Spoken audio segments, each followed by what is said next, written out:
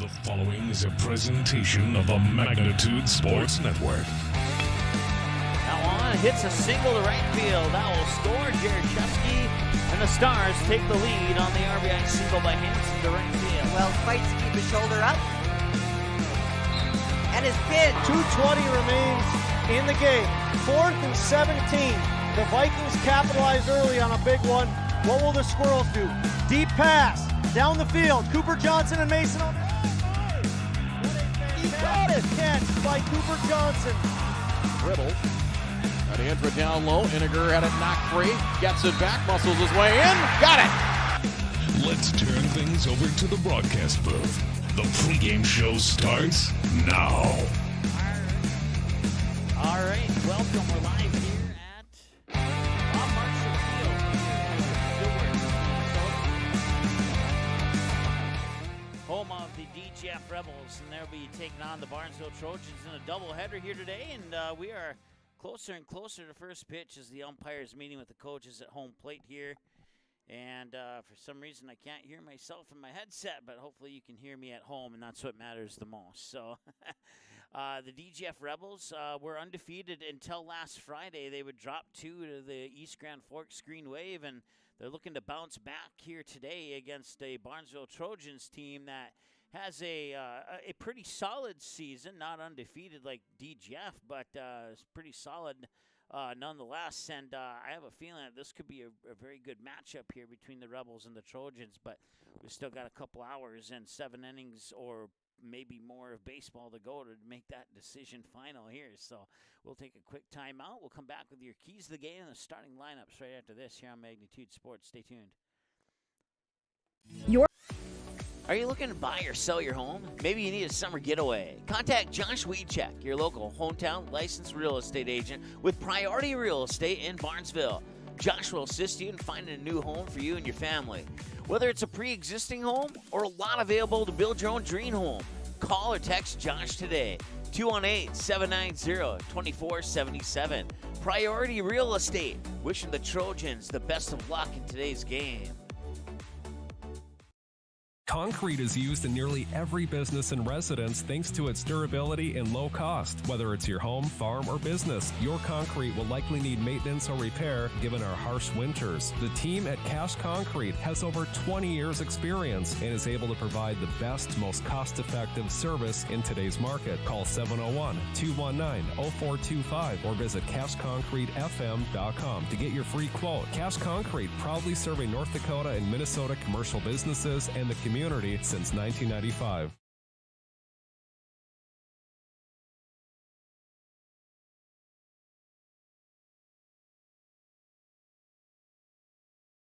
You have options when it comes to purchasing your crop inputs. At Maple River Grain and Agronomy, it's our goal to provide our member owners with the best possible customer service from people that you know and trust who grew up around here and know what it takes to run a successful farming business year-round. The team at Maple River Grain and Agronomy can anticipate our customers' needs. They now serve the DGF and Barnesville communities, as well as Rothsay and Sabin, plus many other locations across North Dakota and Minnesota. Visit mrga.com today to learn more about Maple River Grain and Agronomy. Here's a look at what needs to be done to win this game. These are your keys to the game. All right, keys to the game brought to you by Maple River Grain and Agronomy. And let's go ahead and take a look at the visitors for the Barnesville Trojans. Set the tone for the matchup. Determine and enable pitch strategies and limit your LOBs, a.k.a. left on base numbers. We've seen the Trojans leave a ton amount of runners on base in 1 or 2 run games this season.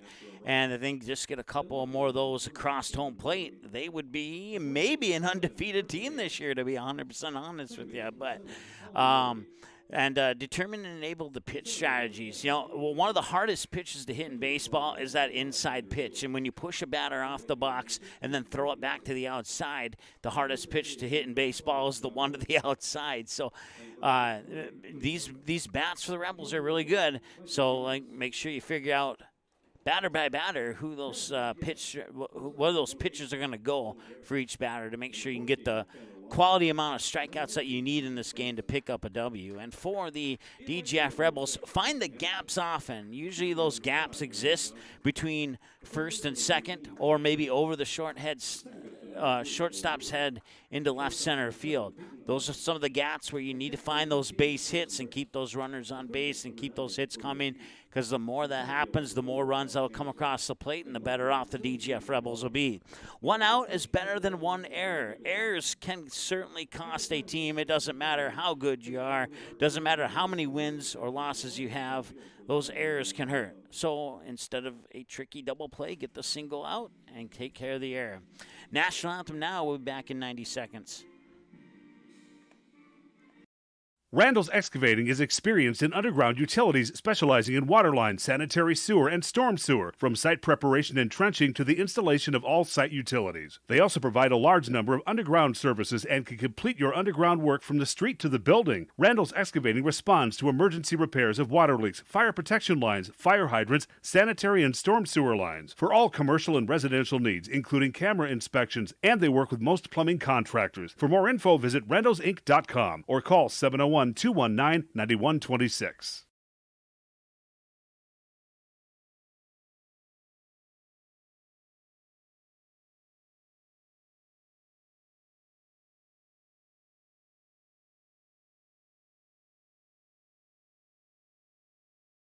Auto Owners protects your home.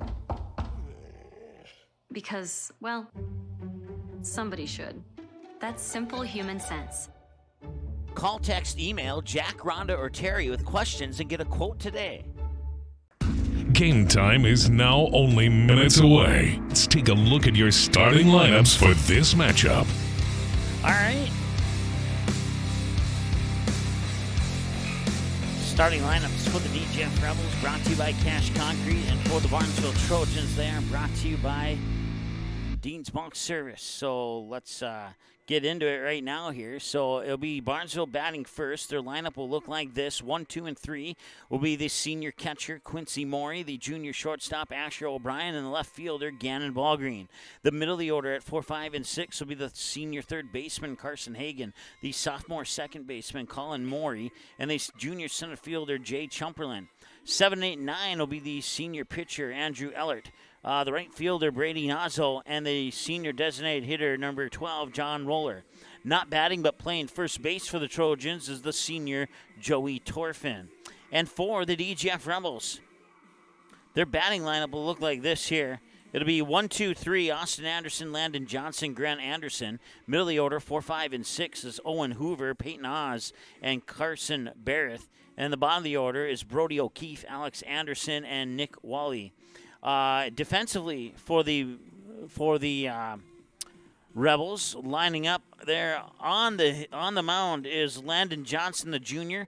He'll be tossing him into the glove of Carson Barrett, the senior, behind the plate. And then around the bases, you got Grant Anderson, the senior, at first base. Owen Hoover, the senior, at second base. Peyton Oz, the junior, at shortstop. Brody O'Keefe, the junior, at third. And then in the outfield, you have the sophomore, Alex Anderson, in straightaway center, with junior Austin Anderson to his right in right field and Nick Wally in left field. And that's how the Rebels will set up defensively here in this matchup between the Rebels and the Barnesville Trojans. All right, well, we'll take a 15-second timeout. We got that first pitch just around the corner. Hang on. Auto Owners protects your home. Because, well, somebody should. That's simple human sense. Call, text, email Jack, Rhonda, or Terry with questions and get a quote today.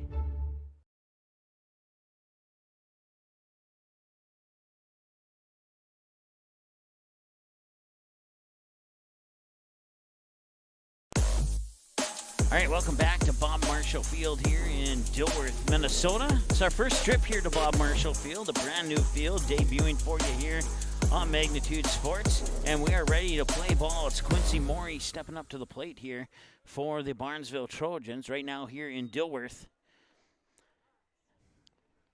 Yeah, it looks like we got to reset our scoreboard here. It's not 1-1. I promise you it's 0-0 right now. But right now we're under a sunny sky and 83 degrees. We should stay in the low to mid-80s throughout the duration of this doubleheader tonight, dropping down to maybe 79. That first pitch is fouled off for strike one, and it comes across at 3:59 p.m. for that strike. And now we'll reset our scoreboard.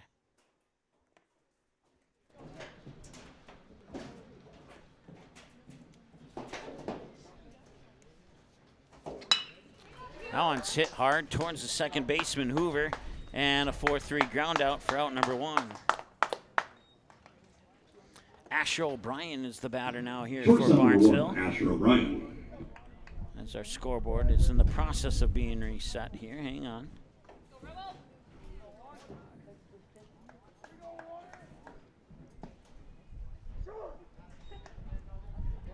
And a strike is called there for 0-1 here to Asher O'Brien.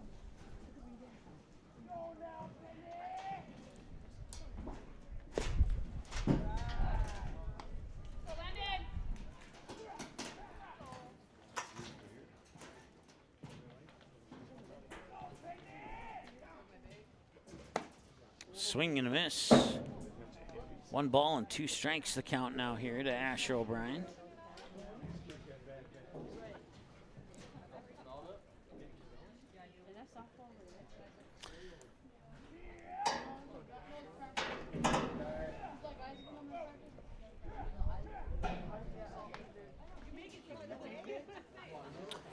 All right, we're ready to go.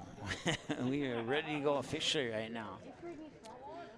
Asher O'Brien, 2 balls and 2 strikes is the count, and now you can make that a full count at 3-2. 2 minutes into the ball game, 8 pitches for Landon Johnson already. Johnson will wind up and deliver, and right down the middle for Tommy's Express Car Wash strikeout. That's the first one of the game for Landon Johnson. Got him looking, and now it's Gannon Ballgreen looking to come up to the plate here and keep this inning going 2 away here for the Barnesville Trojans. Once again, Landon Johnson pitching, Carson Barrett catching, Grant Anderson at first, Owen Hoover at second, Peyton Oz the shortstop, Brody O'Keefe at third.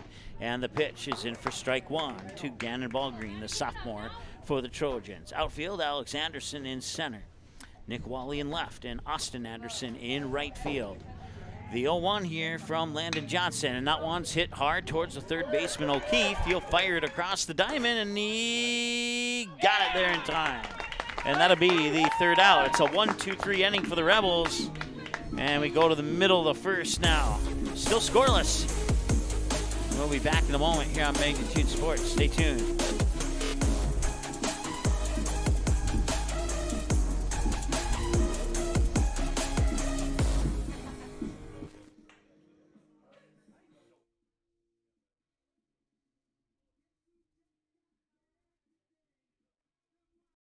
Randall's Excavating is experienced in underground utilities, specializing in water line, sanitary sewer, and storm sewer, from site preparation and trenching to the installation of all site utilities. They also provide a large number of underground services and can complete your underground work from the street to the building. Randall's Excavating responds to emergency repairs of water leaks, fire protection lines, fire hydrants, sanitary and storm sewer lines, for all commercial and residential needs, including camera inspections, and they work with most plumbing contractors. For more info, visit randallsinc.com or call 701-219-9126.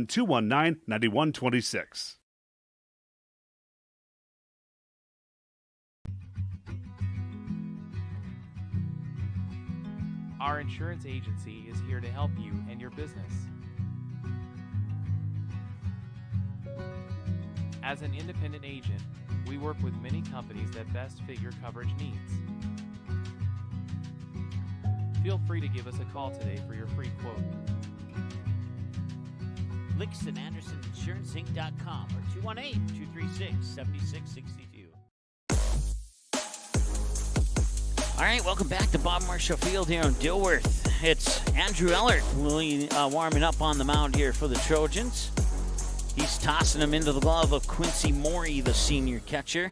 Around the bases, you got the senior Joey Torfin at first, the sophomore Cullen Morey at second, Asher O'Brien, the junior shortstop, and the senior third baseman Carson Hagan. In the outfield, Gannon Ballgreen, sophomore in left, Jay Chumperland Jr. in center, and Brady Nozzle in right. And the first batter here for the Rebels will be Austin Anderson, a junior. Ready up home half the first, right fielder number 6, Austin Anderson. Love the walk-up song. YouTube hates it, so.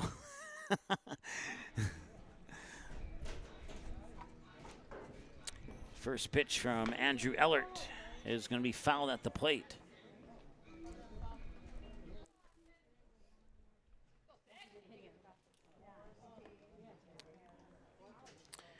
Anderson 1 for 1 this season on Magnitude Sports. Actually, he's 1 for 2, my apologies. He had a fly out to right. And he had a base hit to right. So he's had 2 hits to right here on Magnitude Sports.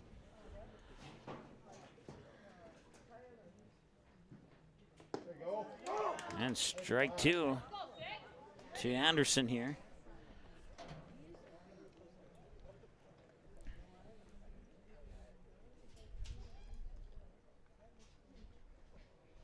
And this one hit hard on a couple bounces right to Torfin at first, and that's out number 1.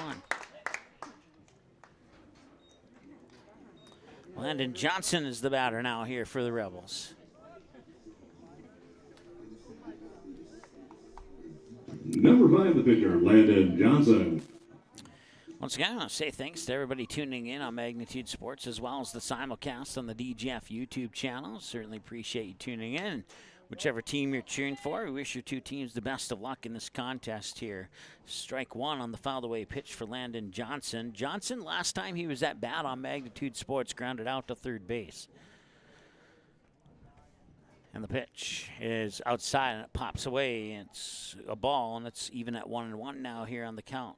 7 minutes into the ball game. Once again, broadcast coverage of this game here between the Rebels and the Trojans, brought to you by Ratzel's Pool Hall, Midwest Bank, Priority Real Estate Agent Josh Wiechek, Santana Concrete, Dean's Bulk Service, along with Maple River Grain and Agronomy. And a nice hit out towards short. Picked up, fired across, and it's a 6-3 ground out. Asher O'Brien was able to run up and snag that one before it snuck into the outfield to deliver out number 2 of the inning, and that will bring up Grant Anderson. Now batting number 18, the first baseman, Grant Anderson. Anderson, 1 for 4 lifetime on Magnitude Sports. Had an infield single on 2 flyouts to center and a ground out to the pitcher. And that pitch will come in for a little bit low for a ball, 1-0. Thought for a moment there he was going to give a delayed strike call, but he did not. 8 pitches now for Ellert. 5 of them have found the strike zone, and that one will just miss the strike zone, 2-0.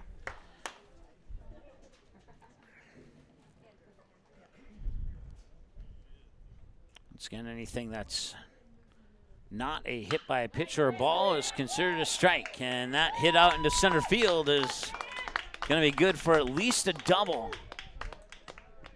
Nice solid hit there by Grant Anderson straight away into center.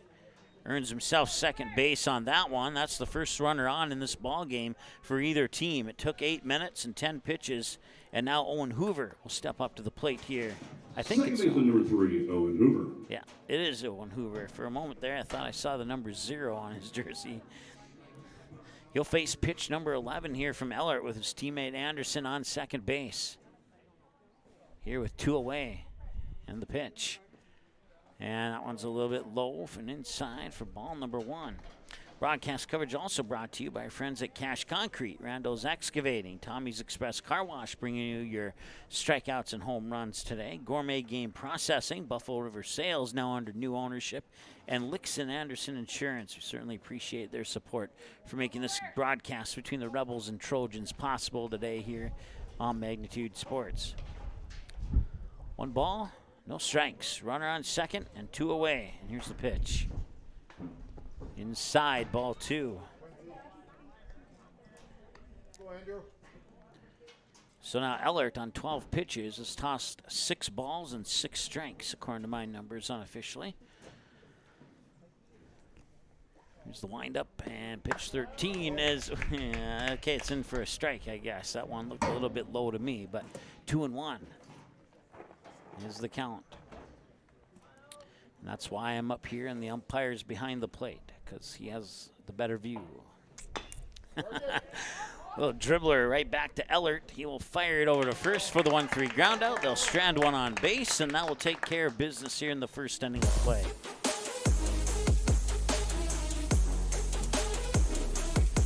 Due up for the Trojans, Carson Hagen, Colin Morey, and Jay Chamberlain. In the middle of the order, batters 4, 5, and 6. Hagen will face pitch 11 from Landon Johnson when we return from the break here on Magnitude Sports. Stay tuned.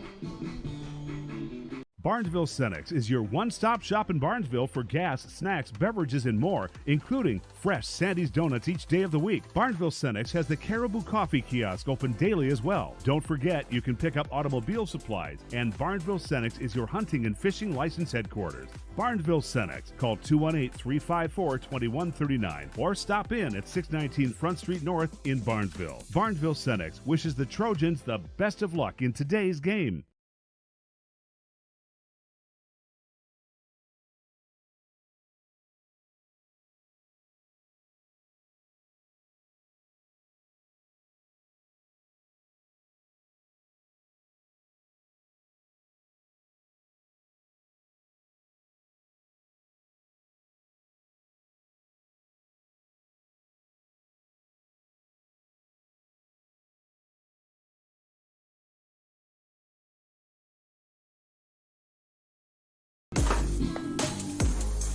All right, welcome back.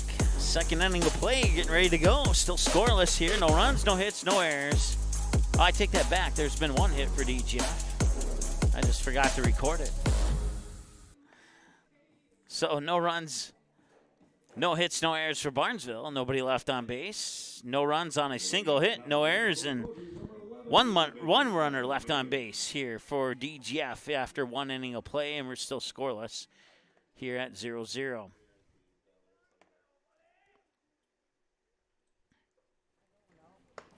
First pitch is a little high for a ball. It's 1-0 here to Carson Hagen. Carson Hagen, when playing on Magnitude Sports, has never once hit a ball to right field. So that right fielder can take a break. That's about 3 seasons worth of spray charts there that I can give you that, base that information upon. 1-1 the count now as he tipped that one foul behind the plate. 12 minutes in and 12 pitches in for Landon Johnson. This is pitch number 13.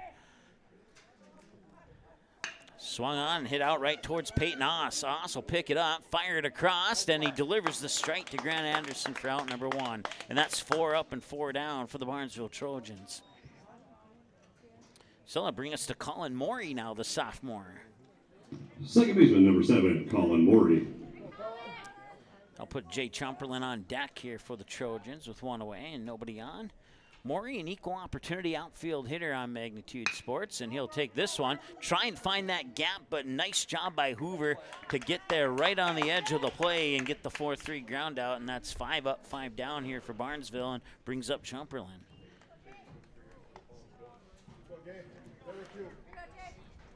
Center fielder, number 10, Jake Chamberlain.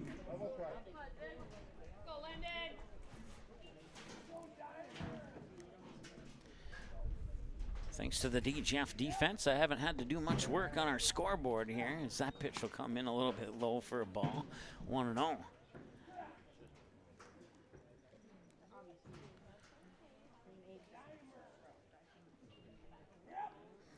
And that one's popped up. That could be an opportunity back here for Barrett.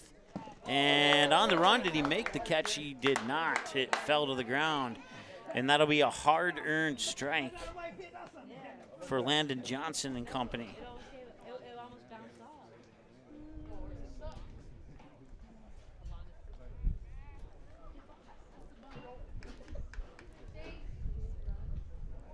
"16 pitches for Johnson. 11 of them have found the strike zone. Here's pitch 17 on the 1-1, and that one will skip through to the backstop for ball 2.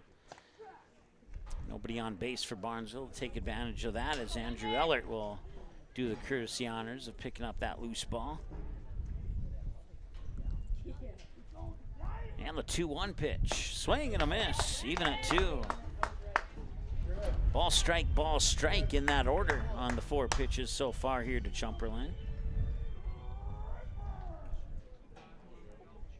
We'll see if Landon Johnson get his second strikeout of the day. Nope, not going to happen. This one headed out towards Hoover. A little bit harder throw for Hoover this time, but he makes it anyway, and it's a 6 up, 6 down, 1, 2, 3 back-to-back innings here for DGF on the Barnesville Trojans. We're 15 minutes in. We're still scoreless, looking for that first run to cross the plate.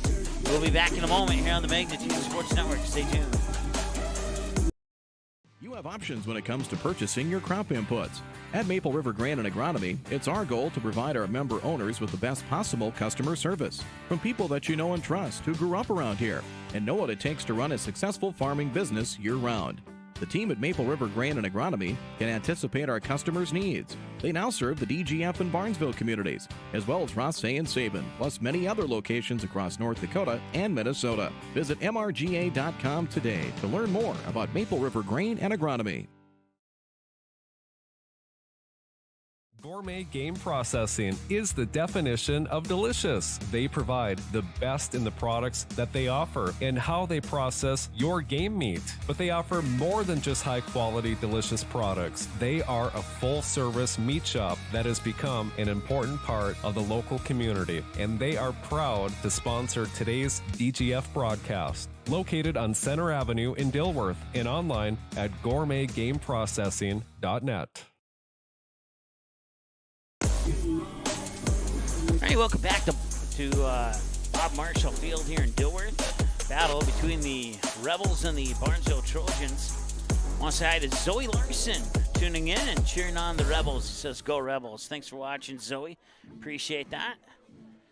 Hope you're enjoying today's broadcast here, and we hope that the only thing that you may not enjoy about the broadcast are those final numbers on the scoreboard here in about an hour and 40 minutes or more from now. It's Peyton Oss, a junior. 1 for 4 when batting on Magnitude Sports. His lone hit to center field. Reached base on an error on 2 occasions. Fouls this one off for strike 1. And also has a fly out to right when he appears on Magnitude Sports. 17 minutes into the game now. Pitch number 15 coming up here for Ellert. On the 0-1 count. And the 0-1 delivery is right in for strike 2. Nice pitch there for Ellert. Morey didn't have to do anything but catch that ball. Didn't even have to frame it up or assist Ellert at all. It was right there. And this one, lofted up. It's over the head of Morey into right center field. That's good for a single. And another base hit. And that'll bring up Carson Barrett.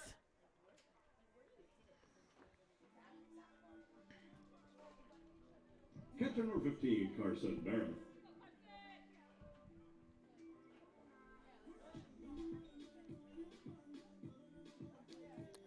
Carson Barrett, a senior this year for the Rebels. He'll step up. He's ready to go here to face pitch 18 from Ellert. Ellert will look over his shoulder at Oss on first and now deliver the pitch, showing bunt, squares up, pulls it back. Pitch comes outside for a ball as Morey looks up at Oss at first and makes sure he stays put.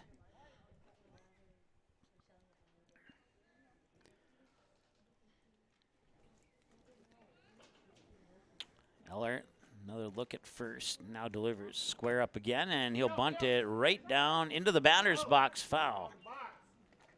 And that'll be a strike. 1-1 the count now here. He tried to drop that bunt right in front of home plate there, and the ball kind of took a backspin, and as a result, it's not only a strike, but it's also an out. As Morey tagged out Barrett. Now batting number 9, third baseman Brody O'Keefe.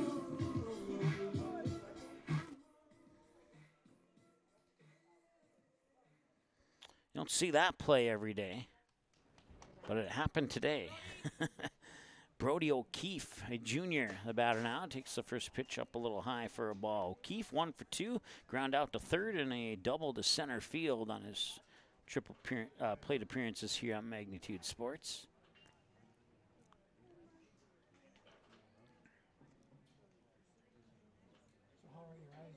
And this one popped up, flared off to the first base side and fouling out of play for a strike. Please return all foul balls to the concession stand. Thank you.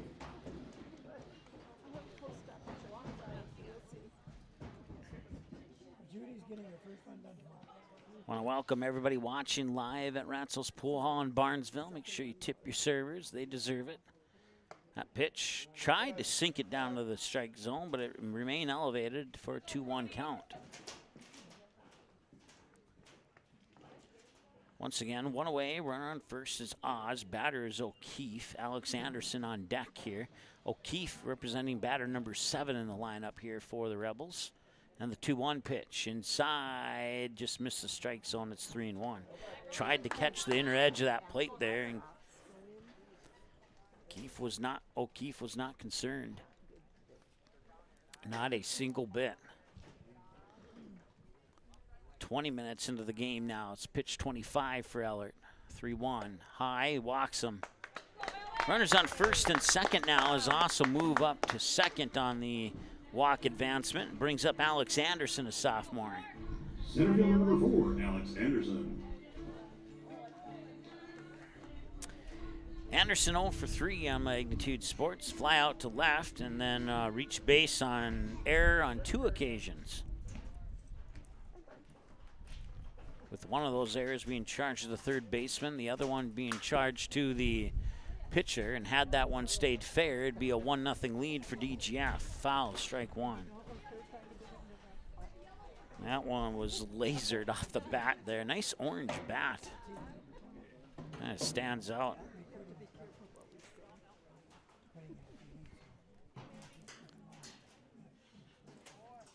Couple glances, and he'll deliver. And now a throw up to third, and it's going to be close, and he's out. Oh, he's safe. Ooh. Okay. Looked like a clean tag to me, but apparently not. So now the runners advance 90 feet. First base is now open. The count's 1-1.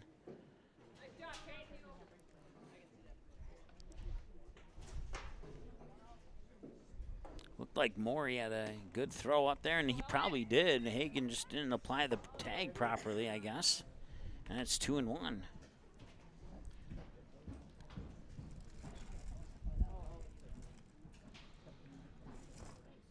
And that one's fouled off for a 2-2 count. So base hit here could break this open for DGF early. Only one out. Ellert could go for a strikeout here to help his team's cause. And that one's going to be popped up, and that is going to be out of play. So remain a 2-2 count here. Fouled away pitch, 2 balls and 2 more fouled away pitches. That's going to earn him pitch number 6 of this at bat here, and it's pitch 31 for Ellert.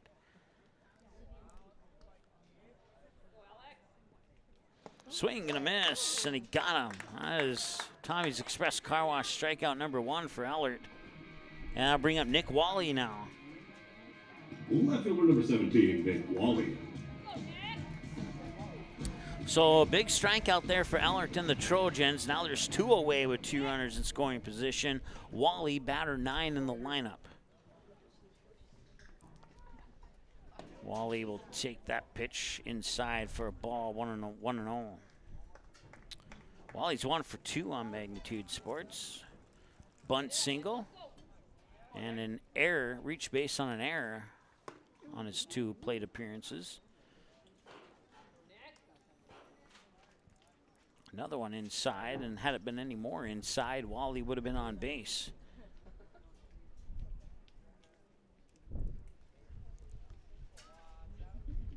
Here's the 2-0. Swung on, hit up high, going deep left field.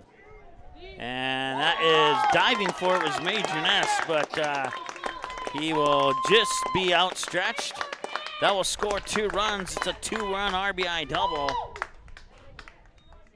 Apparently I put number 3 instead of number 13 out in left field, so my apologies. So Wally with a 2-run double. And that base hit puts DGF on the board. Right fielder number 6, Austin Anderson. So Wally stands alone on second. And we go back to the top of the order. It took 34 pitches for Ellert to get through the first 9 batters for DGF. And that one's popped up, and it will go exit the field, and it'll be strike 1. Anderson 0 for 1 in this game, grounded out on a direct ground out to first when he was up to bat last.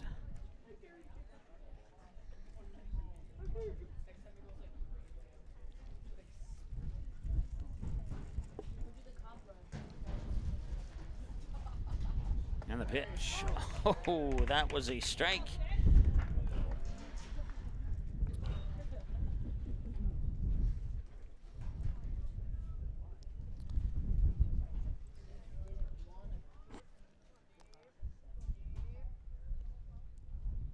And that one's popped up. This one here is a chance for Major Ness to make the catch, and he does. And that is out number 3. They strand 1 on base, but they get 2 across on a pair of hits. And we go now to the top of the 3rd. And due up for Barnesville will be Andrew Ellert, Brady Nozzle, and John Roller, batters 7, 8, and 9. 2-0 DGF with the lead after 2. We're back in a moment here on Magnitude Sports. Stay tuned.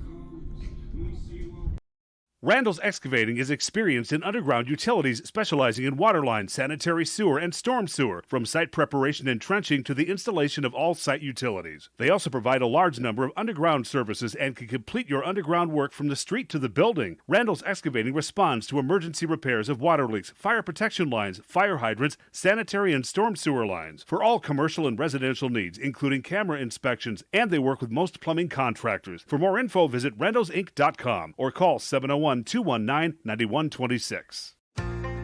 Buffalo River Sales in Glyndon has a rock-solid reputation of providing excellent service, support, and satisfaction. Buffalo River Sales prides themselves on giving customers the best service available, the best parts, and the best accessories, plus a staff that understands all aspects of the business. Check out the line of Hustler mowers and Flow trailers. Buffalo River Sales also offers military discounts. Keep your equipment running right by scheduling your service and repair needs today with Buffalo River Sales, 122 State Street Northeast in Glyndon. Call 218-498-2800.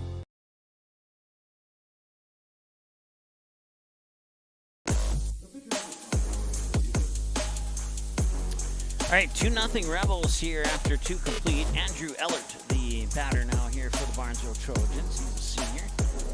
1 for 2 on magnitude. The hit to center, ground out, or a fly out to left, and now a infield hit.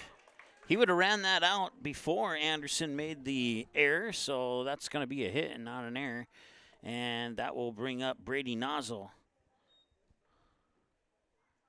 I think. Let's double check. Yep.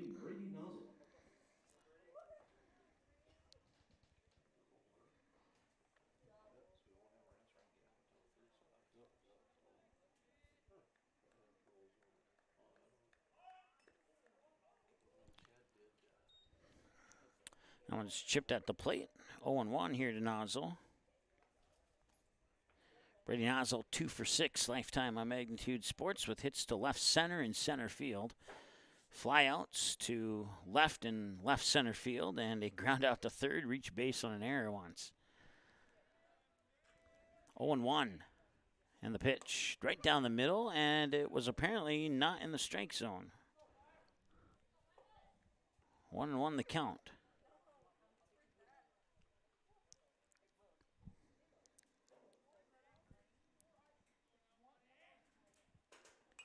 That one's flared off, first base side and out of play, and that'll be strike number 2.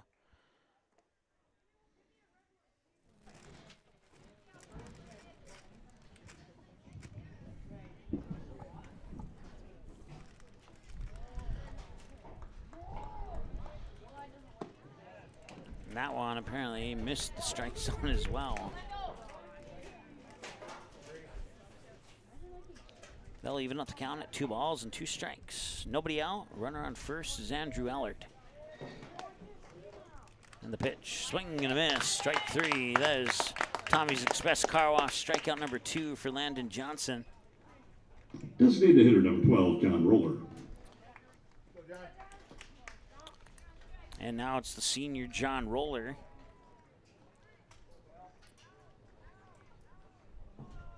Three for 6 on Magnitude Sports. 2 hits to left, 1 to right center, fly out to center, reach base on an error, grounded out to the second baseman.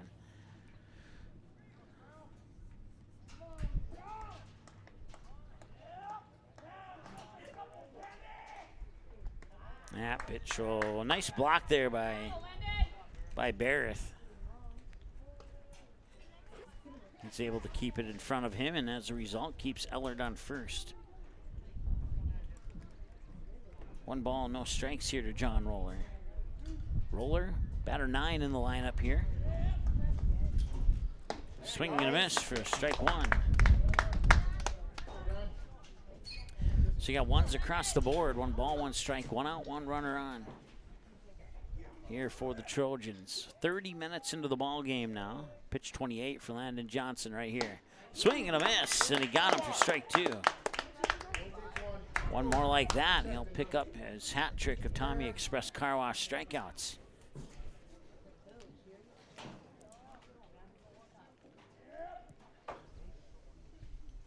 And he'll foul it away, and he'll earn himself 1 more pitch.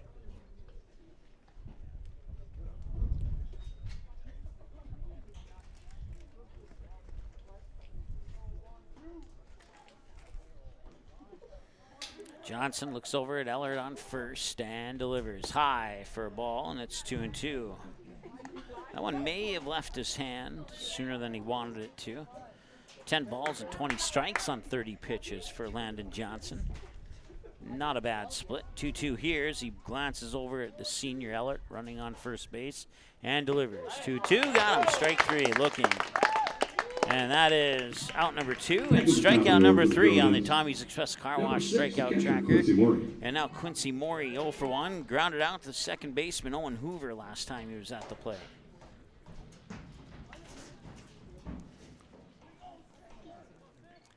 But the Trojans went 7 up and 7 down before they got a runner on base, and now they have 2 away, and that runner's still stuck on first. Nice bunt down the third base line. He might be able to run that one out, and 2 runners are on base. That'll be the first hit of the game, and it comes off a bunt for Barnesville. How about that? Shortstop number 1, Asher O'Brien.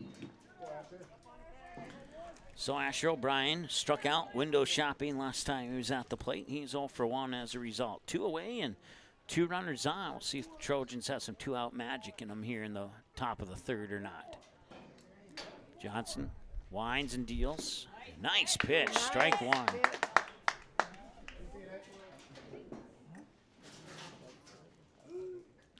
Johnson will set again. He'll get the signal here from Barrett. He'll take a peek back at second. Another glance, and now he'll deliver. That one's a little bit low, popped up, and it hit O'Brien, and now the runners will advance 90 feet from first and second to second and third, and it is 1 ball and 1 strike here to Asher O'Brien as Ellert moves up to third and Morey up to second. And now base hit here could tie the game up with 2 away. Swing and a miss, strike 2. The last thing Barnesville wants to do is strand those 2 runners in scoring position here. We'll see if O'Brien can get some contact and push it out, and maybe over the second baseman is probably the best gap there is right now. And he'll foul it back. He'll earn himself 1 more pitch.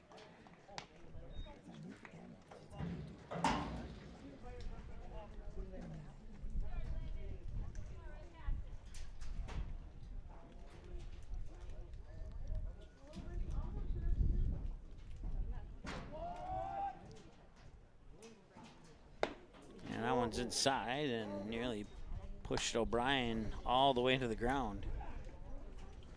But that's, if you can do that and hit the edge of the plate for a strike, that's even better. But that's what he was trying to do there, and he just missed. He'll glance at the runners on second and third. He'll set, wind, and deliver, and it's up high, and we're at a full count at 3-2.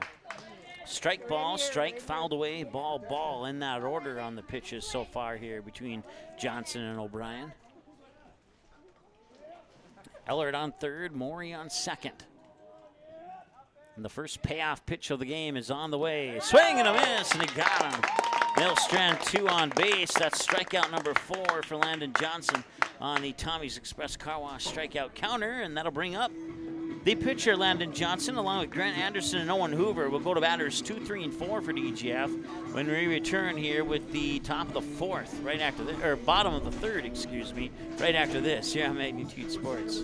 Your family, your friends, our community. At Midwest Bank of Barnesville, these cornerstones of family, friends, and community is the very heart of Midwest Bank. Whether it's help in expanding the family farm, building, remodeling, or purchasing your new home, or supporting our local schools, Midwest Bank is here because you are our family, you are our friends, and this is our community. Midwest Bank, banking your way on South Front Street, Barnesville. Member FDIC and equal housing lender.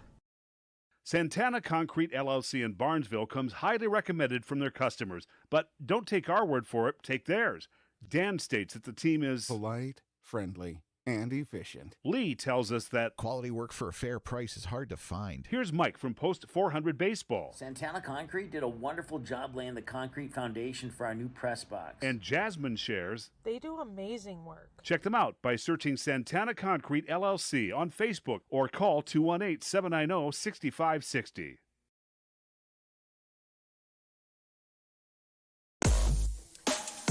All right, welcome back.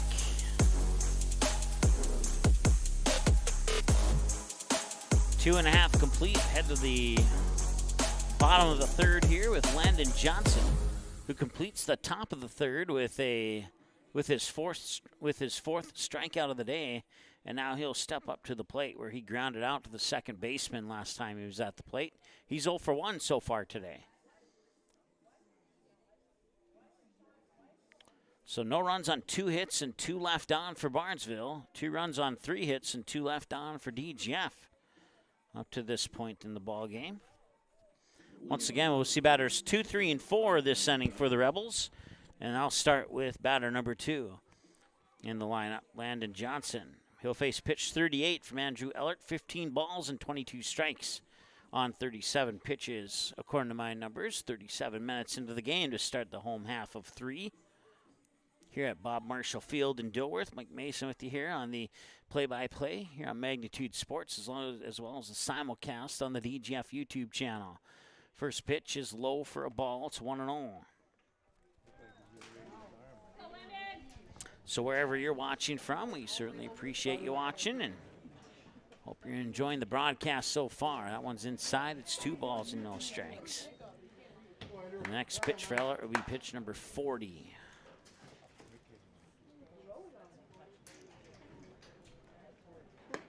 And now Ellert has fallen behind 3-0. Landon Johnson will not be swinging his bat here. It's a chance for Ellert to cash in his free strike coupon. And he'll walk him instead. 4-pitch walk puts Landon Johnson on and brings up Grant Anderson. Anderson hit the no way it was going to be a triple-double to center field. I just got a thumbs up, little inside joke here. Last time he was at the plate, so he's 1 for 1 as a result.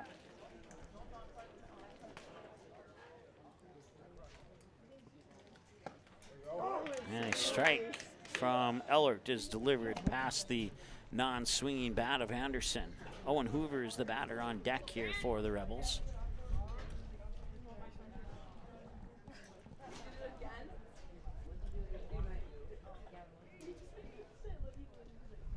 That one's a little bit high, even at 1-1 now. So on the last 6 pitches for Andrew Ellert, 5 of them have been balls and has put 1 runner on base so far. He'll check over. That's Landon Johnson on, I believe it is anyway, and we will deliver this pitch outside for ball 2.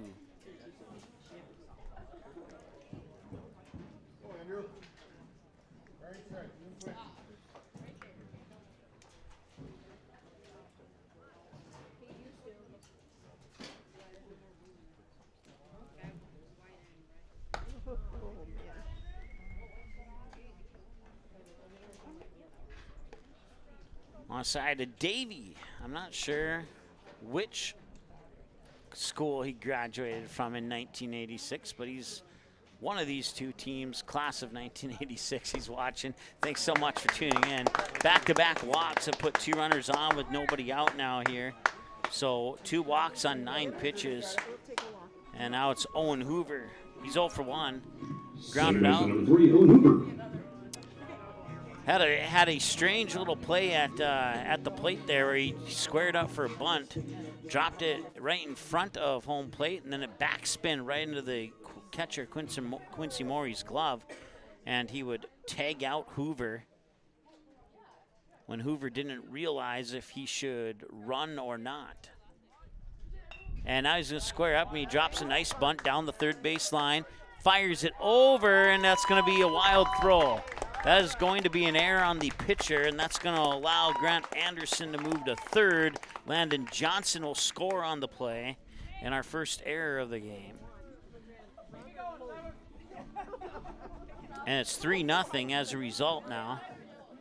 Shortstop number 7, Peyton Oz.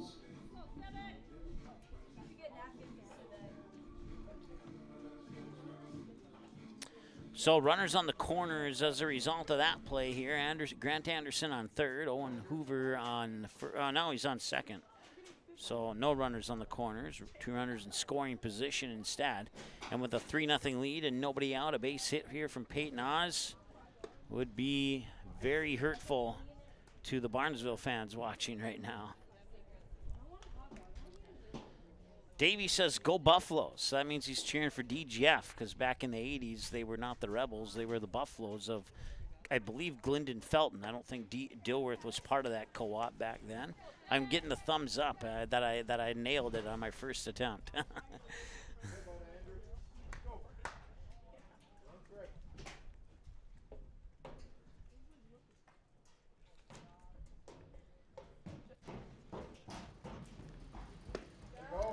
And they'll call that a strike. And it's 2-1 now here to Peyton Oz. So Ellert's had some trouble throwing strikes here on the last 3 batters.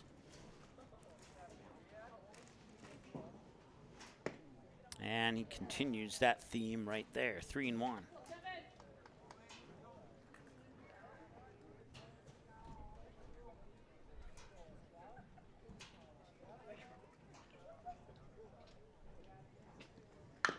Hit hard, third baseline, and foul.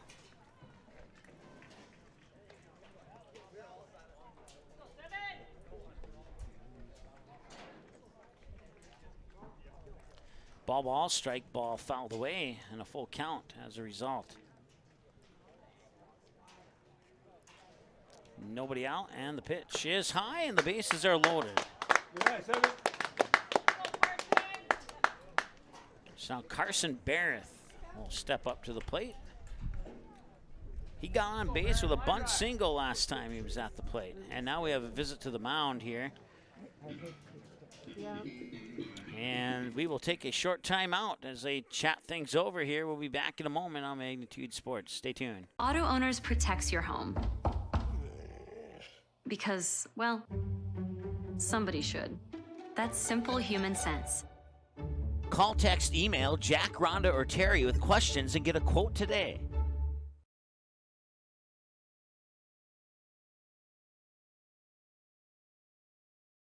Ratzo's Pool Hall. You can find them at 205 Front Street in Barnesville. When you head over to Ratzo's Pool Hall, expect cold beverages, tasty and crispy pizza, as well as a friendly staff. Search for Ratzo's Pool Hall on Facebook. Give the page a like and follow so you can keep up to date with all the daily specials, new menu additions, and dates of special events such as karaoke and musical artists. Don't forget, if the Barnesville Trojans are playing, you can watch the game at Ratzo's Pool Hall. They invite you to stop by after the game. 205 Front Street in Barnesville, Ratzo's Pool Hall. Just a fun little place in a small town.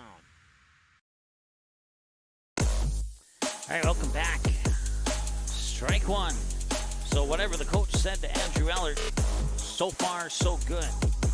But the Trojans are in a jam. Nobody out, bases loaded for Carson Barrett. 0 for 1 with a bunt single last time he was at the plate. And he will just miss to the outside there to even up at a ball and a strike. So Grant Anderson on third, Owen Hoover on second, Peyton Oz on first are the faces on the bases for the DGF Rebels. Andrew Ellert, 55 pitches, 27 strikes, 28 balls. That one's popped up, and it could be a chance here for Torfin. And no, it was Quincy Morey who couldn't make the catch. That will drop foul for strike 2, and everybody will retreat back to their original starting positions. We'll do this over again. 45 minutes into the books now here on this contest.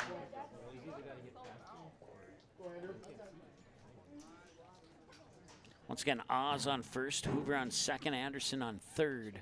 Runners on for the Rebels. Nobody out, And a 1-2 count. And now you can make it a 2-2 count here to Carson Barrett.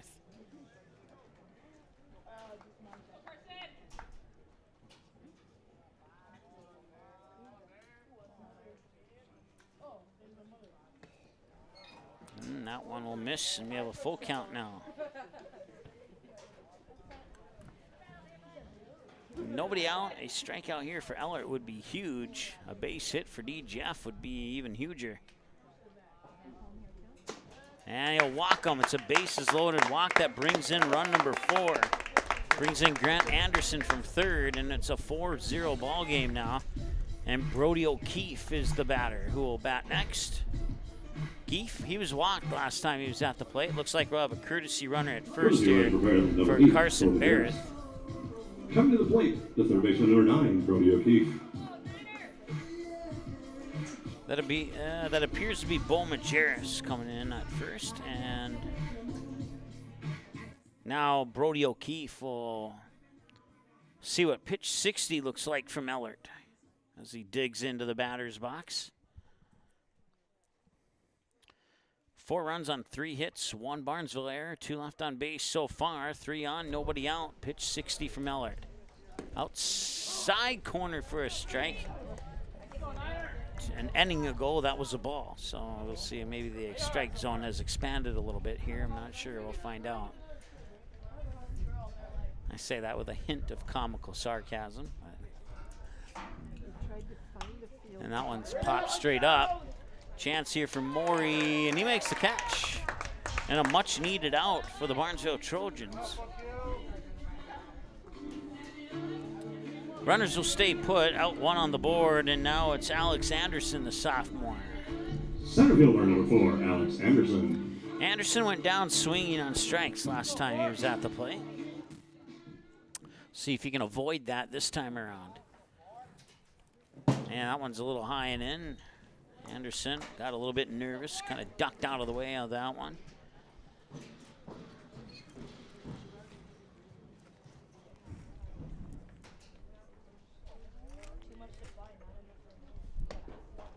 Yeah, that one's high for ball 2. We've had some home runs on Magnitude this year, but we've not had a grand slam just yet.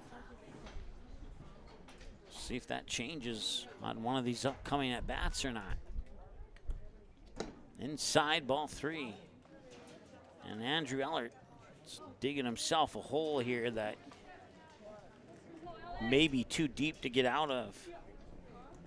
Here in the bottom of the third, if a couple more runs come in via walks, somehow he got a strike there, 3-1. Might see another visit to the mound coming up here.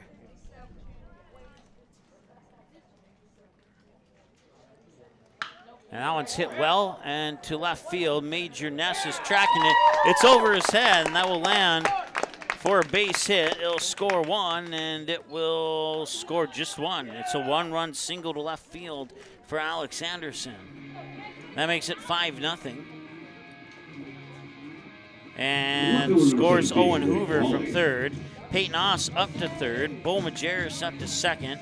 Alex Anderson on first. Now Nick Wally, batter 9 in the lineup, and that visit to the mound's coming sooner than I expected it to. And we'll see if it's just a chat or if it's more than that. At the moment, it's just a chat. He hasn't asked for any baseballs just yet. 49 minutes into the ball game. Broadcast coverage of today's game between the Rebels and the Trojans, brought to you by Cash Concrete, Randall's Excavating, Tommy's Express Car Wash, Barnesville Cenex, Ratzel's Pool Hall, Midwest Bank, Gourmet Game Processing, Buffalo River Sales now under new ownership, Priority Real Estate Agent Josh Wiechek, Santana Concrete, Dean's Bulk Service, Lixon Anderson Insurance, along with Maple River Grain and Agronomy. Maple River Grain and Agronomy now serving both the Dilworth, DGF, and Barnesville communities with their services with multiple other locations across Minnesota and North Dakota. 5-0 ball game here on a base hit RBI single to left field. And a long discussion here on the mound for Ellert and coach and teammates. And it looks like we will have a new pitcher here for Barnesville. We'll take a timeout. We'll tell you who that new pitcher is here in just a moment on Magnitude Sports. Stay tuned. Are you looking to buy or sell your home? Maybe you need a summer getaway. Contact Josh Weedcheck, your local hometown licensed real estate agent with Priority Real Estate in Barnesville. Josh will assist you in finding a new home for you and your family. Whether it's a pre-existing home or a lot available to build your own dream home, call or text Josh today, 218-790-2477. Priority Real Estate, wishing the Trojans the best of luck in today's game. You have options when it comes to purchasing your crop inputs. At Maple River Grain and Agronomy, it's our goal to provide our member owners with the best possible customer service from people that you know and trust who grew up around here and know what it takes to run a successful farming business year-round. The team at Maple River Grain and Agronomy can anticipate our customers' needs. They now serve the DGF and Barnesville communities, as well as Rothsay and Sabin, plus many other locations across North Dakota and Minnesota. Visit mrga.com today to learn more about Maple River Grain and Agronomy.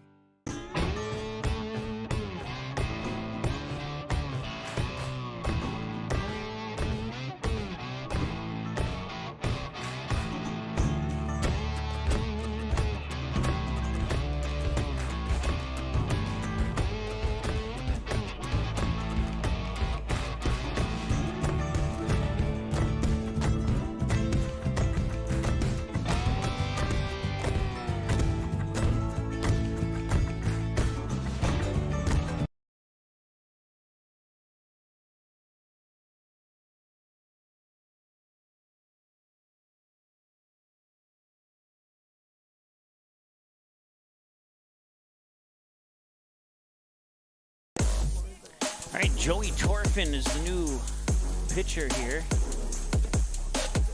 Colin Morey moves over to first base, and that means we have a new second baseman, and that's Andrew Ellert, the former pitcher. Ellert, 66 pitches, 34 balls, and 32 strikes. Gave up 5 runs on 4 hits, stranded 2 runners, had 1 strikeout. He's responsible for all 3 runners on base should they come across and score.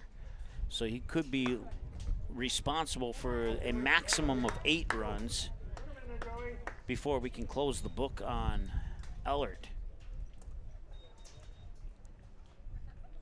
3-0 here to Nick Wally. He doubled the left field. And now it's another bases loaded walk. So now Ellert's given up 6 runs instead of 5. Back to the top of the row lineup, right fielder number 6, Austin Anderson.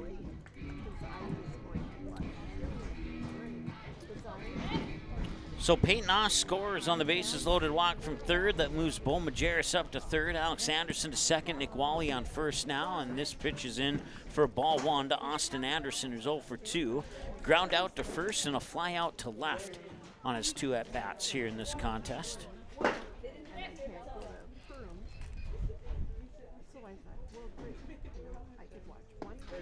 And a strike. 1 ball, 1 strike. We're 53 minutes into the ball game now.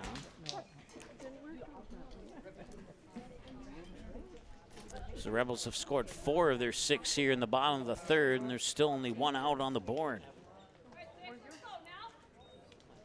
2-1 now here to Austin Anderson. Neither team scored in the first. The Rebels got 2 in the bottom of the second, 4 and threatening for more here in the bottom of the third. 2 hopper right over to second. They throw to second, and the run will score. So Austin Anderson's on with a fielder's choice. As they will get the lead, Bo Majerus scores. Alex Anderson moves to third. Nick Wally's out at second.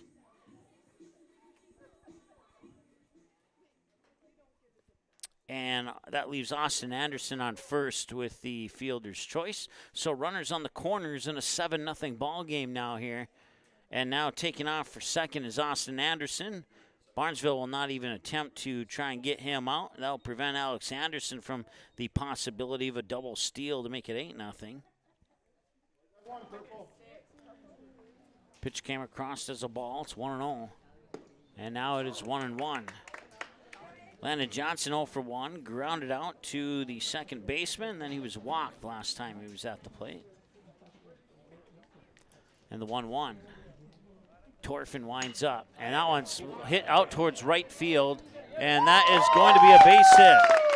That will score Alex Anderson. All coming in across the plate is Austin Anderson. And it's a 2-run RBI double for Landon Johnson to right field. And it's now 9-0 as a result. And the Rebels are cruising here in the first game of this doubleheader.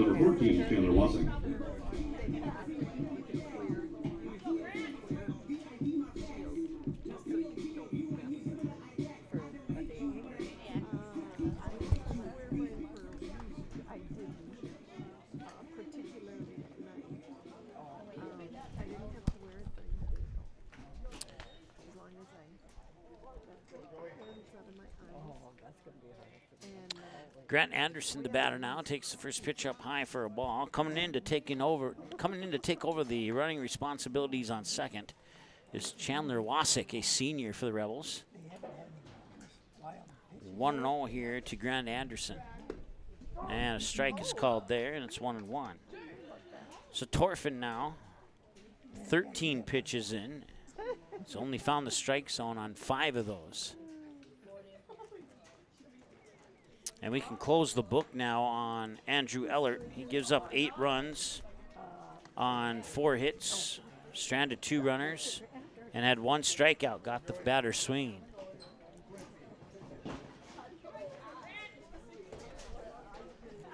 And that one's fouled off to the left side of the broadcast booth.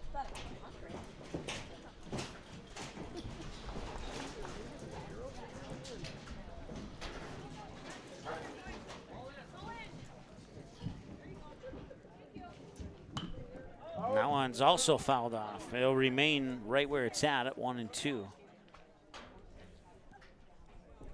8 balls and 7 strikes for Torfin since he came in relief of Ellert on his first 15 pitches. And this pitch is going to be fouled back to the left side of the broadcast booth again. Come on, Grant, straighten it out. And if you're eating a hot dog, you should have it half finished by now here on this at-bat. Nothing's happening. Swing and a miss, and he got him. That's his first strikeout of the day, the second one for the Barnesville Trojans, and that will end an inning that the Barnesville Trojans wish probably never would have happened. The Rebels get 7 across the plate here as they strand 1 after 3 innings of play. They have 9 runs on 5 hits, 1 error, and they've left a total of 3 on base so far. And we go now to the top of the 4th.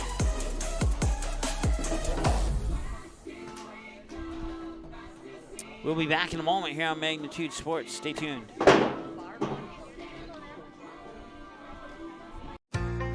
Buffalo River Sales in Glyndon has a rock-solid reputation of providing excellent service, support, and satisfaction. Buffalo River Sales prides themselves on giving customers the best service available, the best parts, and the best accessories, plus a staff that understands all aspects of the business. Check out the line of Hustler mowers and Flow trailers. Buffalo River Sales also offers military discounts. Keep your equipment running right by scheduling your service and repair needs today with Buffalo River Sales, 122 State Street Northeast in Glyndon. Call 218-498-2800.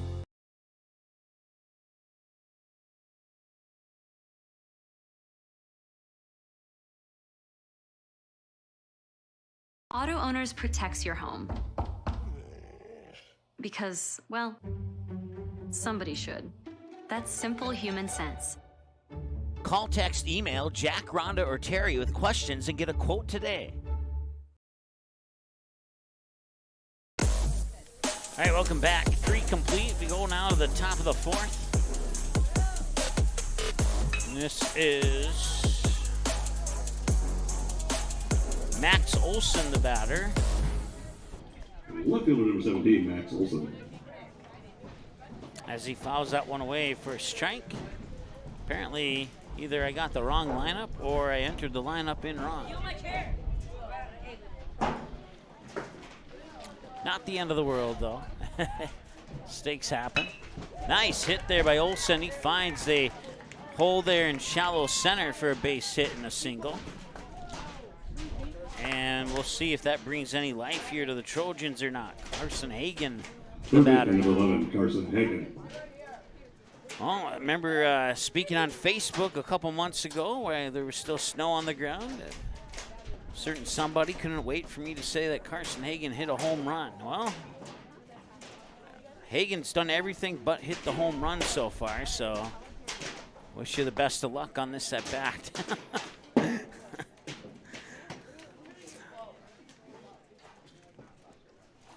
Ball one.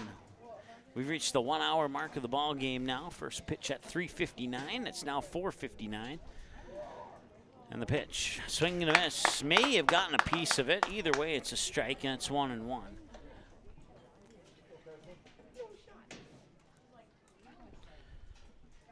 So 1 ball, 1 strike. If you're not sure what the count is, look at Hagen's jersey number. That'll tell you. And the pitch, and this one is lofted up out towards left center. And tracking it down is Alex Anderson, the sophomore, to make the catch for out number 1. So a fly out for Hagen. I know that's not the words you wanted me to say, but that's the words I had to say this time. Colin Morey now 0 for 1, grounded out to the second baseman last time he was at the plate. 1 away and a strike right down the middle of the plate. Nothing more he could do about that one. Nice pitch there by Landon Johnson. We'll see if he can follow it up with a duplicate of that. He'll glance over at Olsen on first. Now he'll try the pickoff, and Olsen slides back in time. First pickoff attempt of the game, at least I think.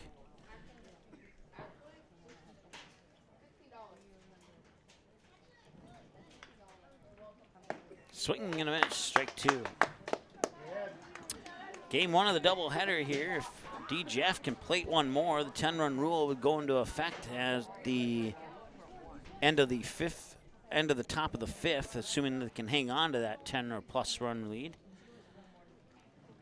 Swing and a miss, and there's another strikeout for Landon Johnson. I believe it's his 5th, if I remember correctly, and it is. And Jay Chumperland now the batter. Center fielder number 10, Jay Chumperland.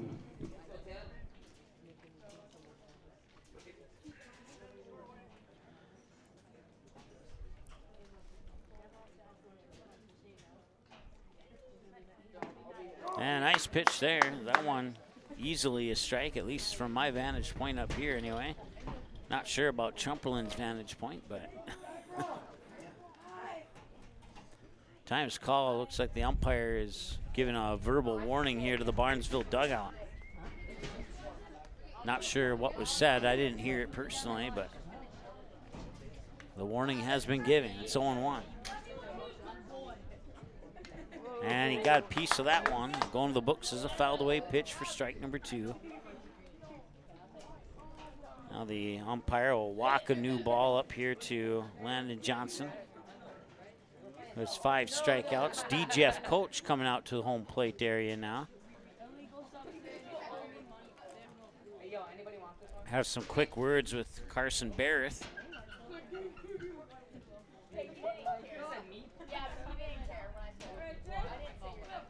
Game 1 of a doubleheader. Don't go anywhere. We will do all the work on our end to bring you game number 2. You just keep it locked in on your phone, TV, computer, laptop, wherever you might be watching from, and we'll do the rest.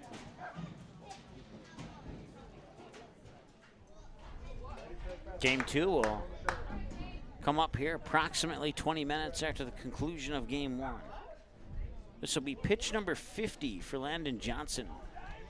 He'll sneak a look over at first base, check up on Olsen, and now he'll deliver pitch 50. That one's fouled away, third base side, and good for an unofficial strike number 2. No balls and 2 strikes. Strike fouled away on 50 pitches for Landon Johnson. 14 balls and 36 strikes. Not a bad split. And here's pitch 51. And this one sneaks by Landon Johnson, but it does not sneak by Owen Hoover. And Hoover makes the play at first to end the top half of the 4th. They strand one on base. And we go now to the 5th, bottom of the 4th. It'll be the middle of the order. Owen Hoover, Peyton Oz, and Carson Barrett. Joey Torfman with pitch 18. When we return after this here on Magnitude. Stay tuned. Are you looking to buy or sell your home? Maybe you need a summer getaway. Contact Josh Weedcheck, your local hometown licensed real estate agent with Priority Real Estate in Barnesville. Josh will assist you in finding a new home for you and your family. Whether it's a pre-existing home or a lot available to build your own dream home, call or text Josh today, 218-790-2477. Priority Real Estate, wishing the Trojans the best of luck in today's game.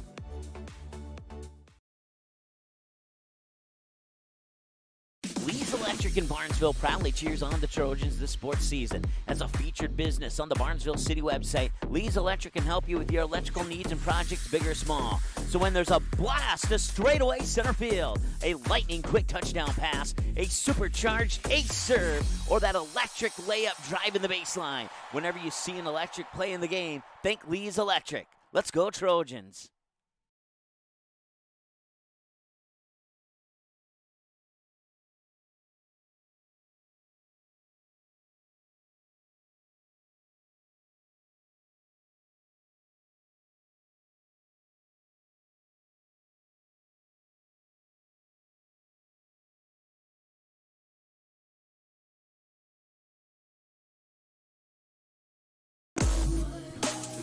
All right, welcome back. 3.5 complete. We move to the home half of the fourth.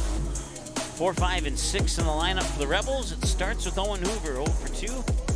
Grounded out on a 1-3 back to the pitcher, and then they reached on the only error of the game, which was also a result of the pitcher. Owen Hoover took a bunt towards the third base side, and Ellert made a bad throw over to first. And that is what resulted in the error. Quick 2 balls and no strike count here to Hoover. And I had to wait a second there. It looked like it was outside to me, and sometimes those low and out ones can cross the corner of the plate just above the knees. Like that one probably did, and it's 3-1.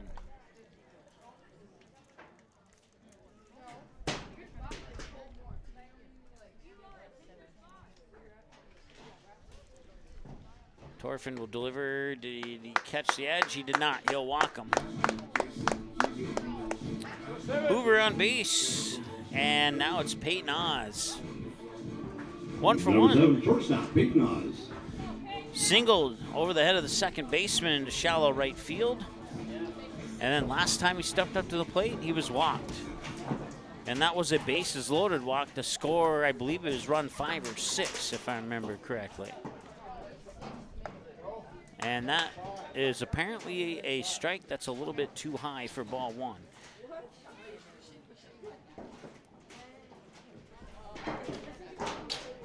And anybody who watches Magnitude Sports on a regular basis knows that when I make those opinions on pitches, that I'm not cheering for one team or the other, because I make them no matter who's at bat.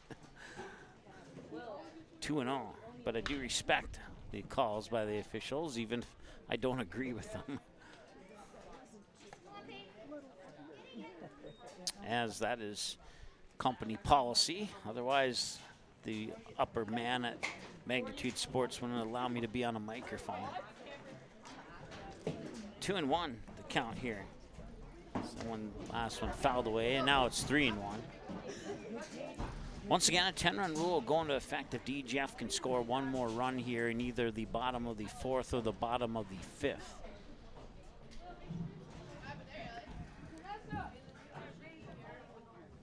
And assuming they can keep Barnesville off the board. There's strike 2. So nobody out, runner on first, and a full count here to Peyton Oz with Carson Barrett, the batter, on deck.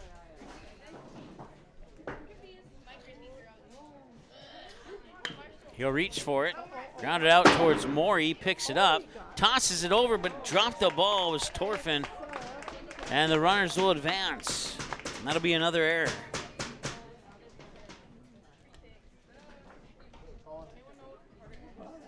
Come on, Barrett.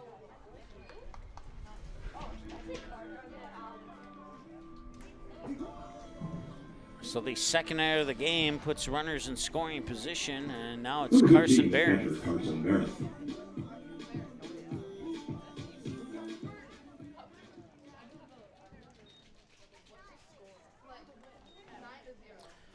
6 runners left on base, 3 for each team up to this point in the contest. I don't know, I think looking back at that play, that's probably one that Morey could have run back to the base himself, but you know, nothing wrong with the play they attempted to make either. Of course, I always say that hindsight is 20/20, so.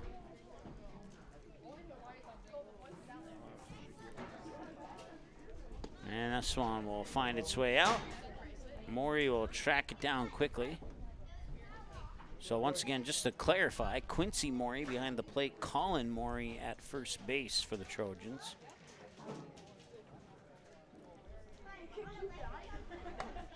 And it's 3-1. So another walk here would load the bases for Brody O'Keefe, who's on deck, and last time he stepped up to the plate, he stepped into a bases loaded situation. And he'll step into another one right here.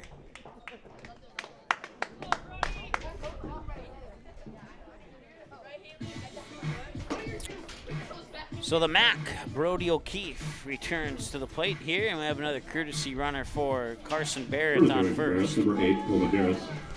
Bowman Jarris. Third baseman, number 9, Brody O'Keefe. Is the runner on? O'Keefe 0 for 1, a walk and a fly out. The fly out was, or actually it was supposed, yeah, no, it was a fly out. I may have marked it down wrong. It may have been a ground out. Either way, it was right in the direction of third base. That one will miss outside, and now we are caught up at 2-0 after I can't figure out what he did last time he was at the plate. 2 balls and no strikes. Nobody out, bases loaded, the exact same scenario that O'Keefe had last time he stepped up to the plate. It's 2-1 now.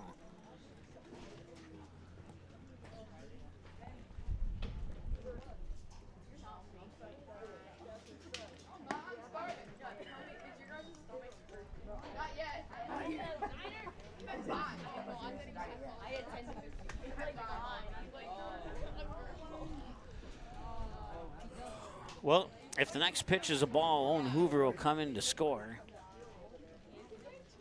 Swing and a miss, strike 2. So Hoover will have to wait a little bit as we have a full count now.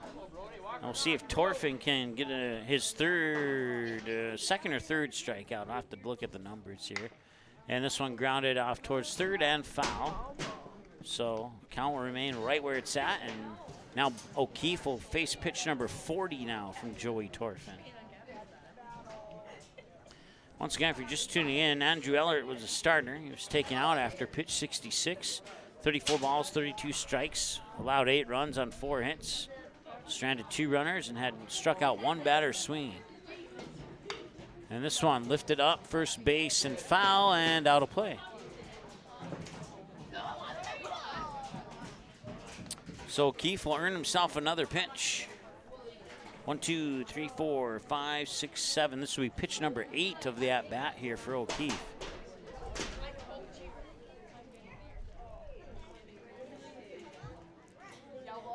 And that one's going to center. That could be an opportunity there, and it is. The catch is made by Chumperland. Tagging on third is Owen Hoover, and it'll be a sacrifice fly for Brody O'Keefe to straightaway center. Hoover will tag. The other runners will stay right where they're at. That opens up third base, makes it a 10-0 game, and Alex Anderson's the batter.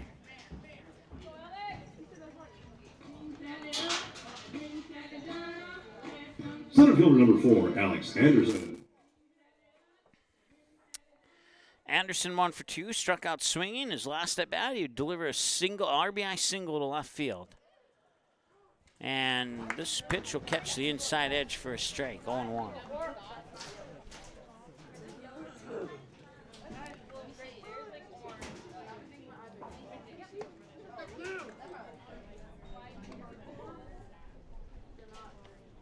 One and 1 the count now.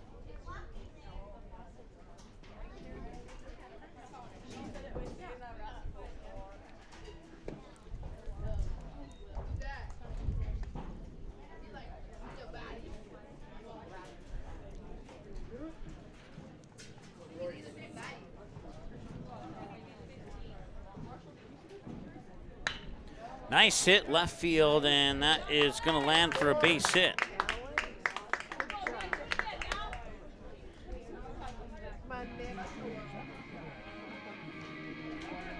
And it's a single, and the bases are loaded once again. Nick Wally now.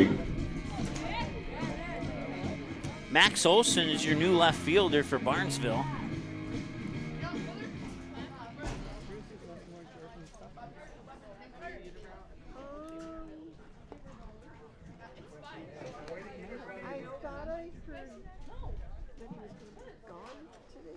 Nick Wally, 1 for 1, double left, and a bases loaded walk to score a run and earn an RBI.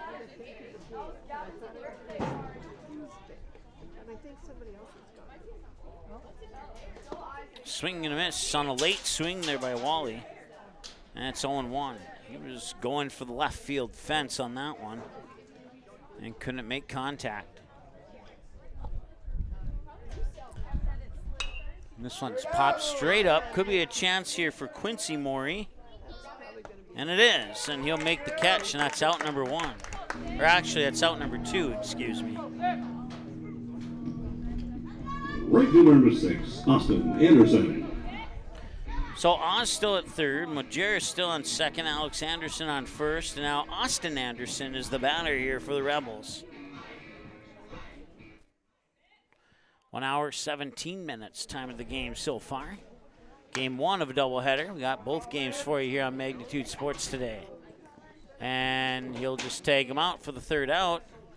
Could have stepped on the base to make that a little bit quicker just in case he somehow avoided the tag.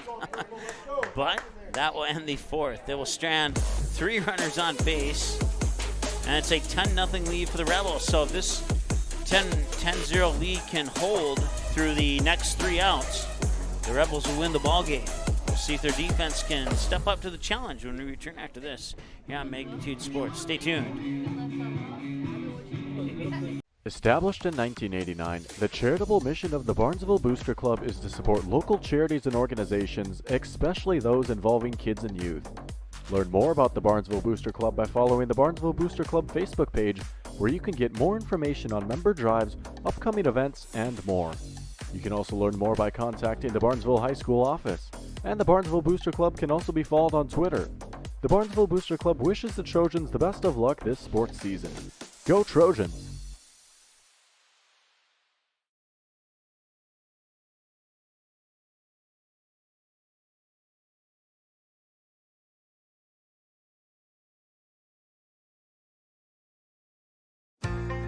Buffalo River Sales in Glendon has a rock-solid reputation of providing excellent service, support, and satisfaction. Buffalo River Sales prides themselves on giving customers the best service available, the best parts, and the best accessories, plus a staff that understands all aspects of the business. Check out the line of Hustler mowers and Flow trailers. Buffalo River Sales also offers military discounts. Keep your equipment running right by scheduling your service and repair needs today with Buffalo River Sales, 122 State Street Northeast in Glendon. Call 218-498-2800.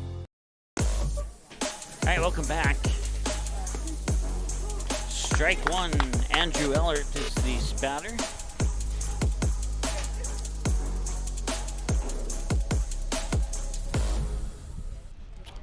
Yeah, Colin Morey could probably learn something from that play to end the 4th inning. Instead of stepping on the bag for the force out at first, he waited to tag him.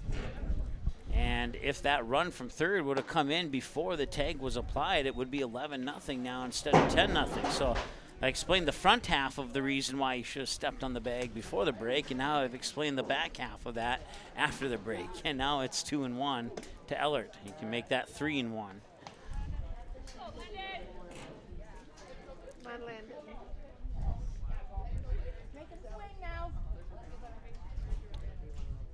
One side of Blake. Thank you so much for tuning in, Blake. Sure he's cheering on the Trojans. As his younger brother is pitching right now for Barnesville. Full count, 3-2. Swing and a miss. And that's strikeout number 6 on the Tommy's Express Car Wash strikeout tracker for Landon Johnson. And now Brady Nozzle is the batter. Number 16, Brady Nozzle. 0 for 1, went down swinging on one of those 6 strikeouts from Landon Johnson last time he was at the plate. And he delivers another strike there. Landon Johnson showing no mercy here in the top half of the 5th.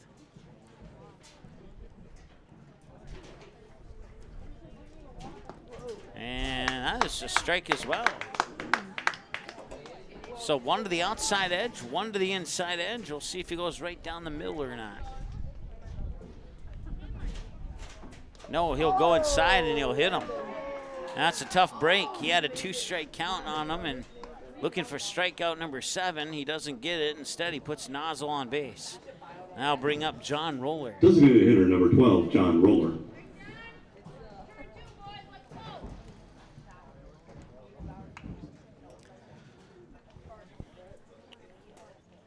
$18 balls and 42 strikes on 60 pitches for Johnson.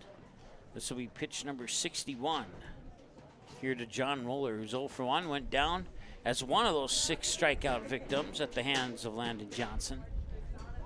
Runner goes. Throw up to second is into shallow center field, and sliding in feet first is Brady Nozzle. He'll get credit for the stolen base. So runner in scoring position now. If Barnesville can get that run in, we will see the bottom of the 5th for sure.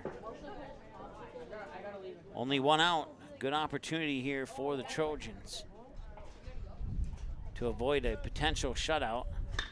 And this one popped up first base side. It's drifting foul, and he will run out of space to chase after it there. Austin Anderson out in right field.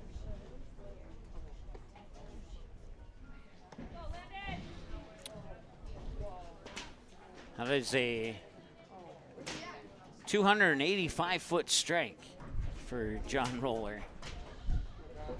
Had he kept that fair, it likely would have been a 2-run homer. Swing and a miss. Strike 2. He may have got a small piece of that one on the swing too. Either way, it's 0-2. Or 1-2, excuse me. 1-2.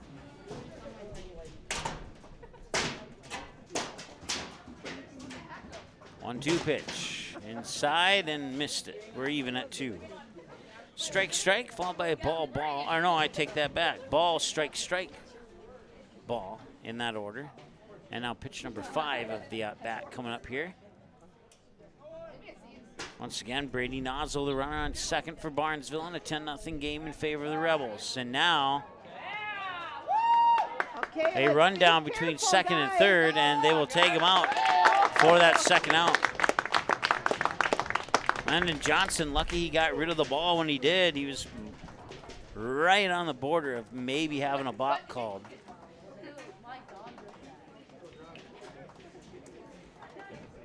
So that takes the runner off base. Nozzle tagged out.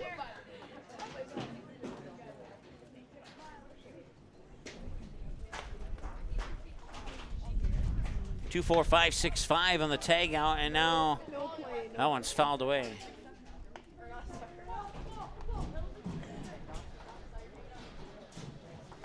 It'll remain 2-2. 2 balls, 2 strikes, 2 outs, and now nobody on base.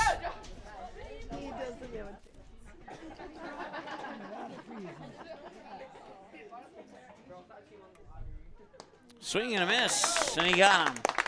And that ends not only the top of the 5th, but it ends the game. 10-0 your final here in favor of the DGF Rebels in Game 1 of this doubleheader.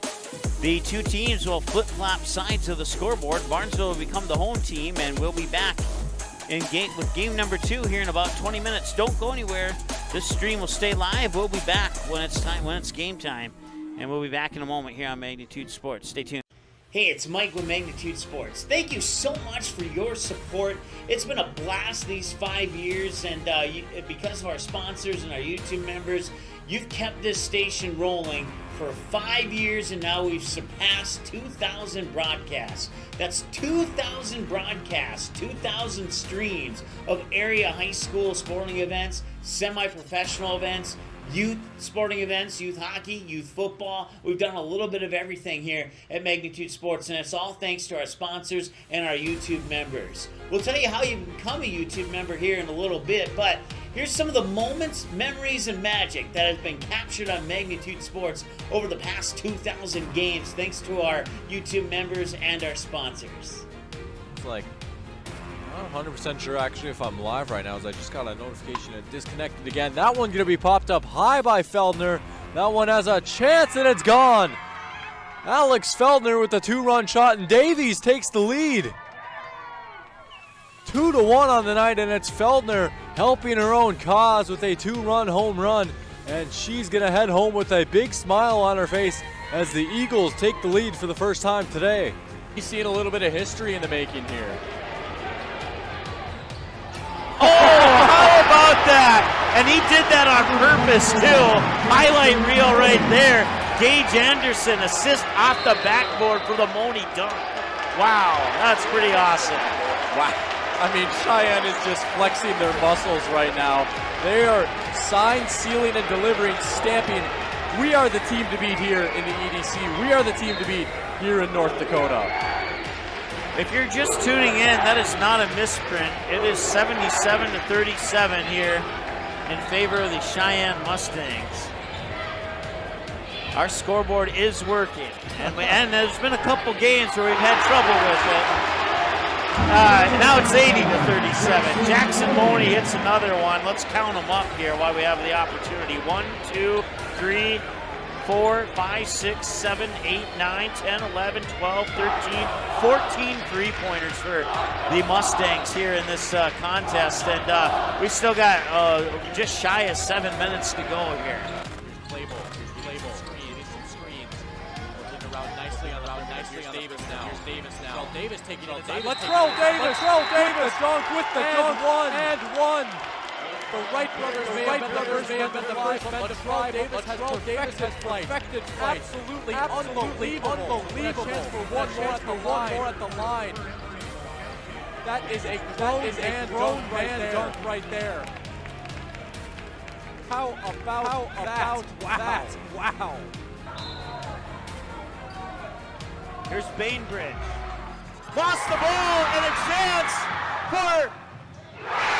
At the buzzer, he scored! Zach Bregman on the layup! Off the turnover! And what a way for Barnesville to walk it off!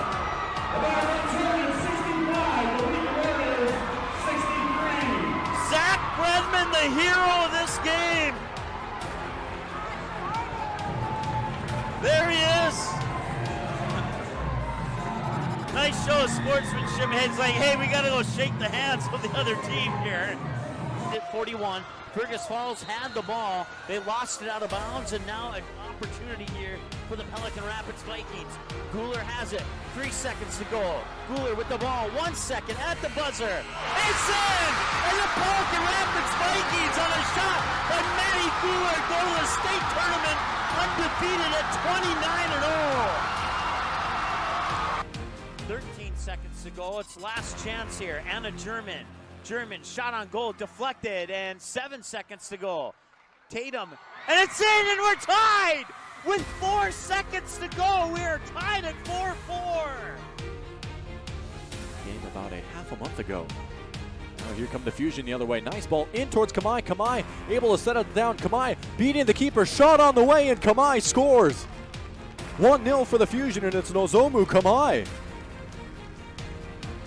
Opening goal coming in the 11th minute of play. And it's 1-0 for the home team. Satter will collect the rebound. Back the other way quickly. Comes Satter and the Eagles. Satter will pick up his dribble. Hammond now near wing. Kicks it baseline for Cole Hage. Hage back out. Satter catch and shoot 3. It rattles in. Satter will try again. And he nails it. Satter thought about the 3. Now he steps back. Puts it up. In and 1. He got it. Cole Hage outside Satter for 3. Got it! Looks over at Satter, now puts the ball on the floor, gives it to Satter. Satter, step back, 5th 3, yes! 5 threes for Ty Satter. He has 15 points, all from behind the arc. Satter for another three. You betcha, he got it. Satter will try again, top of the key. He got it, he's got 7 threes. Satter, three number 8, it's in! Ty Satter. He had 7 in the first half, that's his first of the second half. Page, Satter, free throw, number 9, he got it! Ty Satter. Well, it looked like a free throw, at least he made it look like that. Satter for three number 10, he got it! 10 threes, 30 points from behind the line. He has 32 on the night. 3 for Ty Satter. Well, let's just see how many he can get here. Ty Satter wants the ball. He's gonna maybe tee it up for 11th three. He got it! 11 three-pointers for Ty Satter. It's unbelievable. 35 points for Satter, and it's 75-37. Grayson Hammond, now Van Dam wants to drive in, kicks out, Pitts, now Hammond in the corner. Hammond will drive baseline. Outside Satter. Step back three, number 12. He got it! 7 in the first half and 5 so far here in the second half. Satter will head to the bench. Ty Satter has set a new Davies Eagles single game 3-point record with 12 3-pointer. That's pretty awesome. I will admit, that is pretty awesome. Congratulations, Ty Satter. Count will go to a ball and no strikes on Cole Hage. Hage at first base with some pretty good pop in his bat for a number 2 guy in the lineup. And he'll turn things around and bat from the right side. Hoganson out of the line, delivers 1-0. Curveball blasted to left field and deep. Back after it, Carolyn at the wall, it's gone. Cole Hage with a solo home run on the second pitch he sees, and Post 2 will take a 1-0 lead. We had just mentioned that Hage has some pop in his bat for a number 2 guy, and he got a fastball up belt high and just unloaded upon it. He was looking for that pitch, he got it, and all left fielder Zach Carolyn could do was take a couple of steps, look up, and watch it fly over the wall. 1-0 lead for Fargo Post 2 after their second hitter of the game. Kick coming from midfield here. DuBois, the junior defenseman, will put the right leg on it and send it up right over the head of the goal scorer Kramer. The Packers will try and clear it. Mustangs touch up on it. And a little bit of pushing and shoving there. No call. And now Bukestad will get around the defender. Bukestad with the left foot over the head of Pyle into the back of the net. And it's 2-0 Mustangs. First round EDC tournament game between the Mustangs and the Knights. Coming away with it here is Bukestad. Bukestad over! Pyle had her hands on it and it slipped through. And Bukestad scores her second goal of the game. Toss it in. Right inside the near corner here. Monger touches up on it, gets it to Bukestad with a shot, and it's into the goal! Bukestad sneaks it into the near post, and it's 4-0 Mustangs.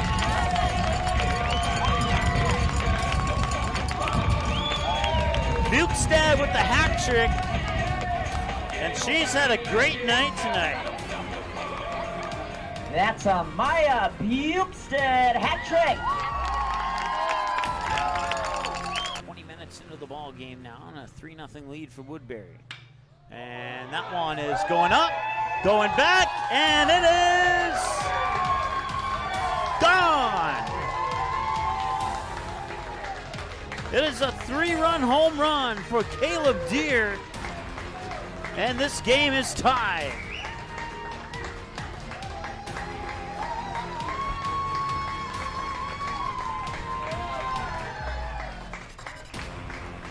Essen sets up, blowing away.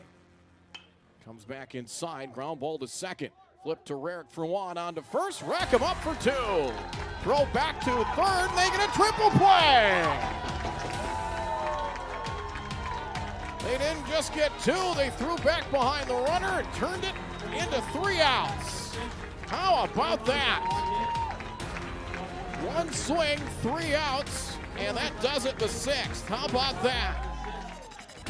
It will go 4, 6, 3, 5 on the triple play. And just like that, 3 outs. On one swing, Hasbargen cleans it up. It goes Hansen to Rarick to Beiswinger and then back to Mock. Everybody in the infield got their turn. They do get a turnover. They have an opportunity to tie the game, and they do. Paige Pearson with the basket underneath to tie it at 63. 17 seconds to go. Outside, Katie Johnson for a 3. Yes, she got it with 5 seconds to go. Katie Johnson hits the 3. 66-63, back the other way. No, it's off the mark. Coleman sent it up, and it just rattled off the left side of the rim. And the Perham Yellow Jackets will hang on. Ryan on first, Grant Matter on second, Oliver Luck on third, and Chayton Sen hits this one deep to left field, all the way back, and it is gone. It is a grand slam for Chayton Sen. Distance of this game once again. And that one's hit well to right field. It might have the distance, and it's going back, and it's a solo home run for Easton Rarick. Gilbert will deliver pitch number 9, and that one's hit high and deep left field, going back, and it is gone. It is a second grand slam for the Stars. And it is now 13-12. As Easton Rarick with 2 home runs in this game, a solo shot on his last at bat, and a grand slam here to pull the Stars within a run. 66 yards for the win in 30 seconds with 1 timeout. Tackle under center.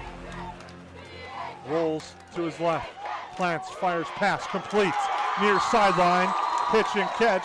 Making the catch there is Josh Peterson. Has the first down to the 49-yard line. That play took up 5 seconds. Receiver left. Hackle and shotgun.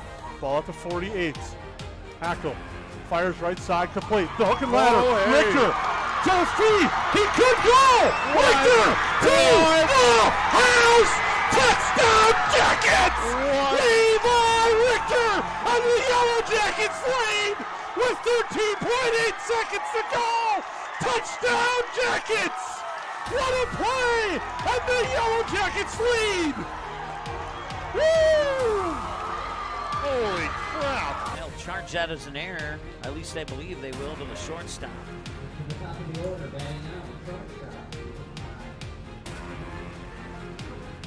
So Burt scores, Clemenson to third, O'Lean to second on that error. Brennan Hammond 1 for 1, single into left field last time he was at the plate. Reset the count here for him. That one hit hard to left field. It's going deep, and it is gone! It is a grand slam for Brennan Hammond, and the West Fargo Patriots have busted this one open.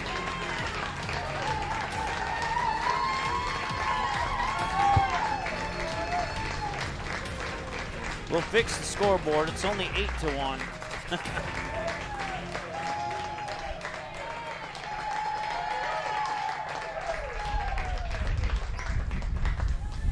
One ball, no strike here to Matt Mollick, who's 0 for 2. A fly out to left, a fly out to right. It was actually Caleb Deere who caught that one, and now he might fly out to center. And he flies out to left. Trey Stocker makes the catch. The West Fargo Patriots are your 2022 Gopher Classic champions. Go to face Griffin Stahl in the double overtime period faceoff. I was really loud. I couldn't hear myself in my headphones there. And we're underway in double overtime. Tiffany Johnson at Healing Touch Chiropractic in West Fargo, and our friend Sean Carlson at Town and Country Credit Union. Shot from the point, ricochet, in, and it's going to go to the Packers. Dalton Bosser. He will score the goal, and he will go and celebrate with the fan section here. It ricocheted on its way to the net and kind of did a loop around Ryan Robinson. And the Packers win it in double overtime, 4-3. And the goal is going to go to Dalton Bosser.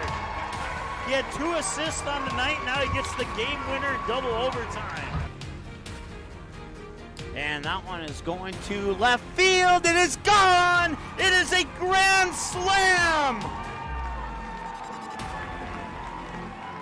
Andy Mott takes it to left, and he will touch them all. That is the only grand slam of the tournament so far, and Andy Mott comes up big here for the Post 400 Stars.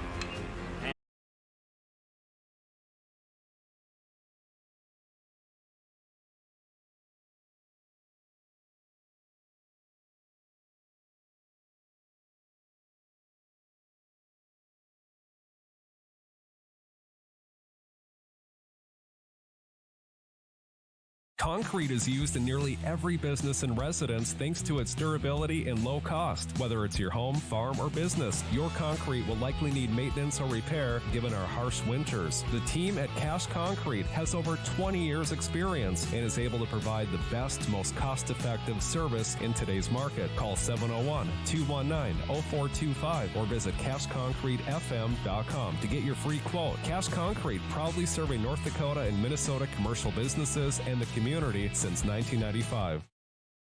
You have options when it comes to purchasing your crop inputs.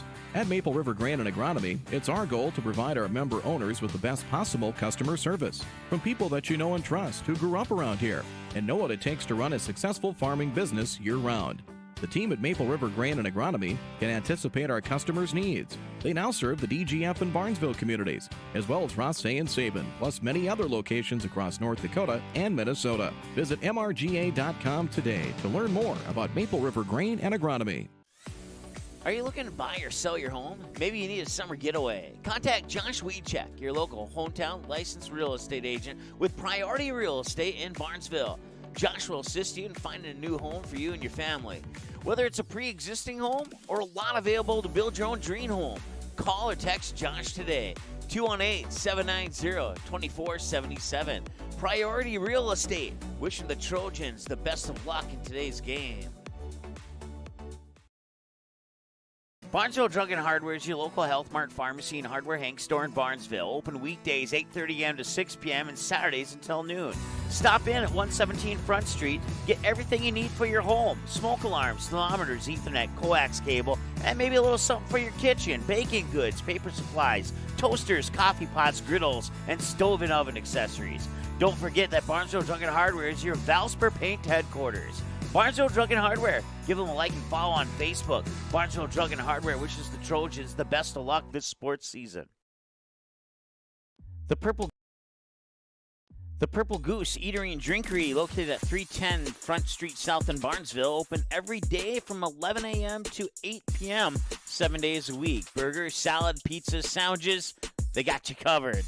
Daily specials on all food and beverage items on the menu as well. They're located, once again, 310 South Front Street, Barnesville, 2 blocks from Barnesville Senior High School. Order online, purplegoose2go.com, or text your order to 218-321-1963.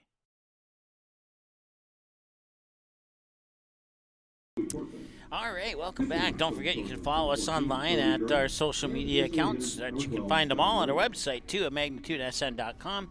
Magnitude SN on YouTube, Twitter, Facebook, and, of course, Magnitude Sports on Instagram. And if you go to magnitudesn.com, click on the schedule button, you can take a look at what's coming up here on Magnitude Sports. So the doubleheader today, and then we have game 1 of 3 of the Fargo Post 400 Blue-White series, with game 1 happening tomorrow at 5 p.m. And then a big day for you on Thursdays. Game 2 of the Blue-White series is on Thursday. We have the doubleheader in Perham featuring the DGF Rebels as they go on the road to take on the Yellow Jackets. And then we'll also have the Holly Nuggets and the Pelican Rapids Vikings live on Magnitude Sports tomorrow. 2 at 4 o'clock, with the third one kicking off at 5 o'clock, and all 3 of them being on the air simultaneously at some point after that. And then Friday, May 19th, we're excited to make the trip out to Evansville, Minnesota, as the Brandon Evansville Chargers will host the Pelican Rapids Vikings. And then it's back to Dakota Fusion Soccer on May 20th, as the Fusion hosts the Minnesota Twin Stars at Jim Gutta Stadium in Moorhead. game 2, the right field number 6, Austin Anderson. Still got to reset our score, so we'll go to the top of the first and do just that. As you can see there, the Rebels won 10-0 in the previous game.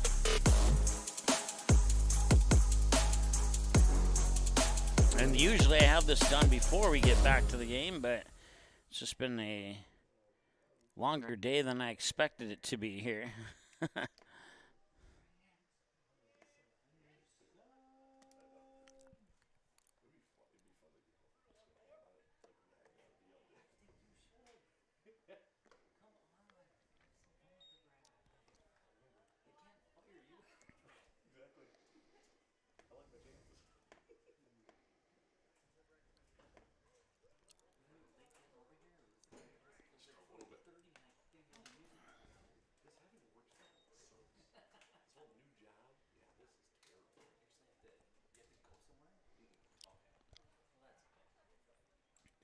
All right, 2-1 the count now here as check that. That is actually Landon Johnson.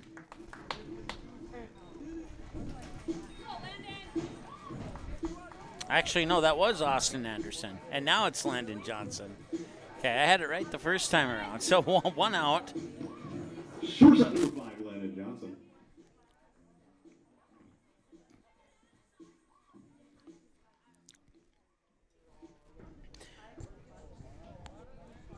All right, so now it's Landon Johnson, and he'll hit this one out towards Hagen. Hagen will fail to pick it up when we have our first error of game 2. So Landon Johnson reaches on an error. And Grant Anderson will step up to the plate now here. Number 18, Grant Anderson.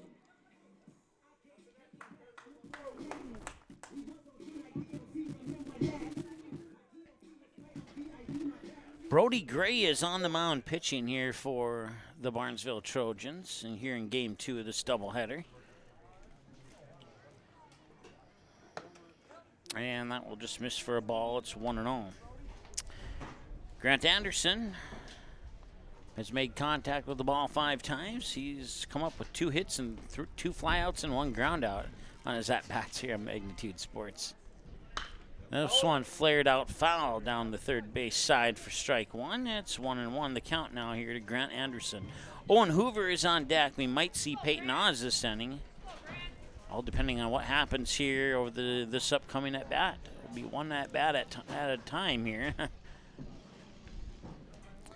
1 ball, 1 strike, 1 out, 1 runner on. That runner is Landon Johnson on first. Swung on and popped up and right over the broadcast booth. Good for strike number 2. Had a hamburger in between games. I have to rank that number 2 right underneath West Fargo's hamburgers, and I know that disappoints some people here, but they are really, really good here at the DGF concession stand. But they're missing that one element.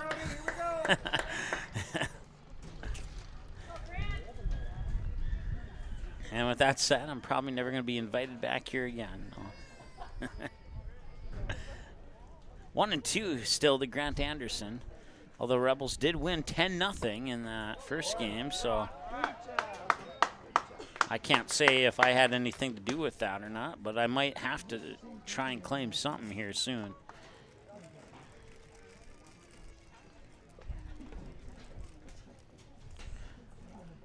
Two balls and 2 strikes.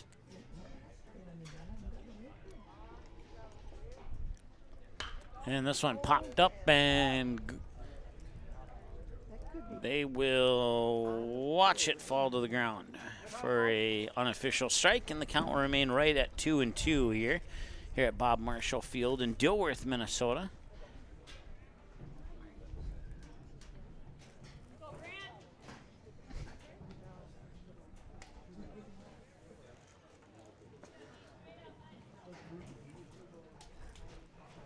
I want to say hi to Jim watching from Denver, North Carolina. Thanks for watching, Jim. Appreciate that. One of our loyal viewers.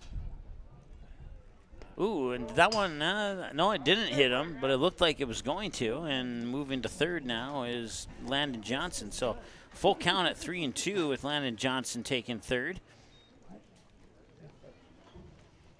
So Brody Gray pitching, Quincy Morey catching. Joey Torfin at first, Colin Morey at second, Asher O'Brien the shortstop, Carson Hagan at third. Max Olson is in left field, Brady Nozzle in right field, and Jay Chumperlin in center field, and Grant Anderson on first base with a walk. So runners on the corners now here for the Rebels. Second baseman number 3, Owen Hoover. And Owen Hoover will step up to the plate now.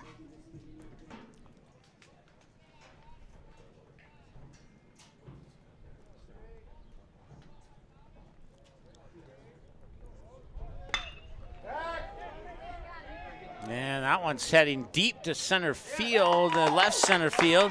It'll drop. It'll at least be a double, and 2 runs will score, and DGF takes a 2-0 lead on that deep hit to left center by Owen Hoover.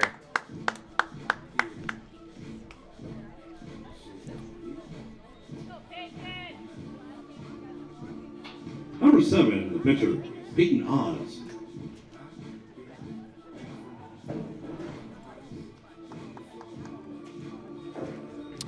Peyton Oz is the batter now. So 1 out, runner on second. And Peyton Oz drills it foul down the third base line.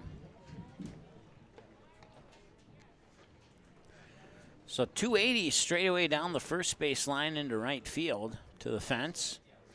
You got about 320 to right center, 340 to straightaway center, 357 to left center, 345 to deep left, and 295 down the third base line is how this field's measurements rank out from right to left field.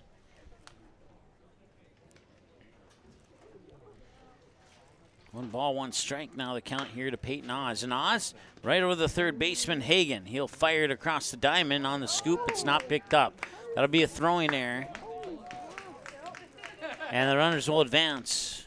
And we're still looking for that first. Well, no, DGF does have that first into the game now, but you would think they'd have more by now. But they don't. It's another error for Barnesville. Hitter number 15, Carson Barrett. Cruiser in for Oz, number 8, Paul Majerus.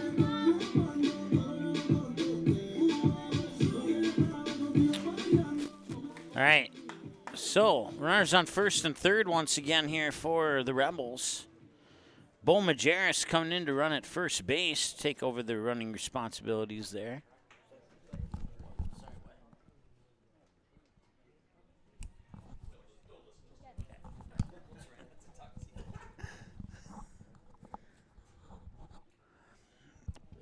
Bo Majerus actually on second base. I think that's what they were trying to tell me.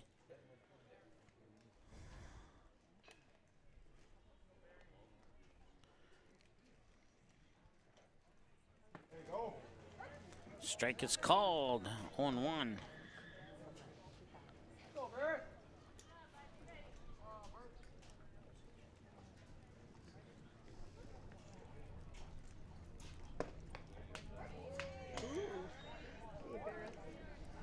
No balls and 2 strikes here.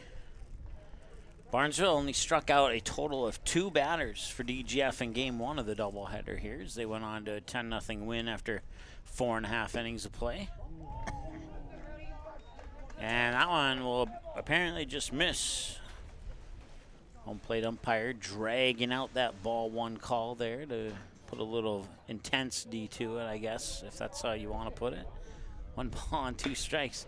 This one a 2-hopper down the third base line. Can he throw it over to first this time with no error? He can.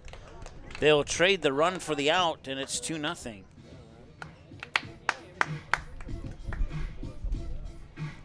And that will leave a runner alone on second. Majerus stays where he's at.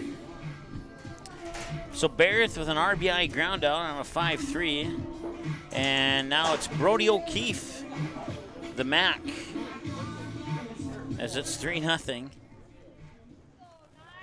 Brody O'Keefe had a decent game in game 1. We'll see if he can keep it going here in game 2. And this one will be hit out towards Hagen at third, and he will fire it across, and it's there for the 3rd out. So they will strand 1 on base, but they get 3 more across the plate. And it's 3-0 here after the top half of the 1st in favor of the Dilworth-Glyndon-Felton Rebels. 3 runs on a hit, 2 errors, and 1 left on base here for the Rebels. And now the Trojans will exchange their gloves for the bats and come out swinging here in just a moment on Magnitude Sports. Buffalo River Sales in Glendon has a rock-solid reputation of providing excellent service, support, and satisfaction. Buffalo River Sales prides themselves on giving customers the best service available, the best parts, and the best accessories, plus a staff that understands all aspects of the business. Check out the line of Hustler mowers and Flow trailers. Buffalo River Sales also offers military discounts. Keep your equipment running right by scheduling your service and repair needs today with Buffalo River Sales, 122 State Street Northeast in Glendon. Call 218-498-2800. Our insurance agency is here to help you and your business. As an independent agent, we work with many companies that best fit your coverage needs. Feel free to give us a call today for your free quote. Lixon Anderson InsuranceInc.com or 218-236-7662.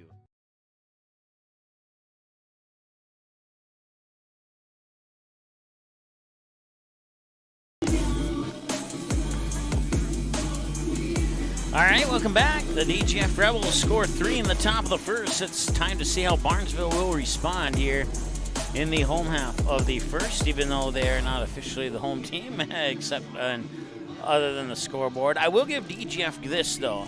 Their nacho cheese Doritos are #1 out of any concession stand in the state. I think I may have just won some hearts back here, so... Burgers #2 and the nacho cheese Doritos #1, and the half and half iced tea Arnold Parmo light lemonades. Part of the $4 meal deal. So that alone there. $6 for a burger, chips, and a drink. That alone pushes them back to #1 now. So.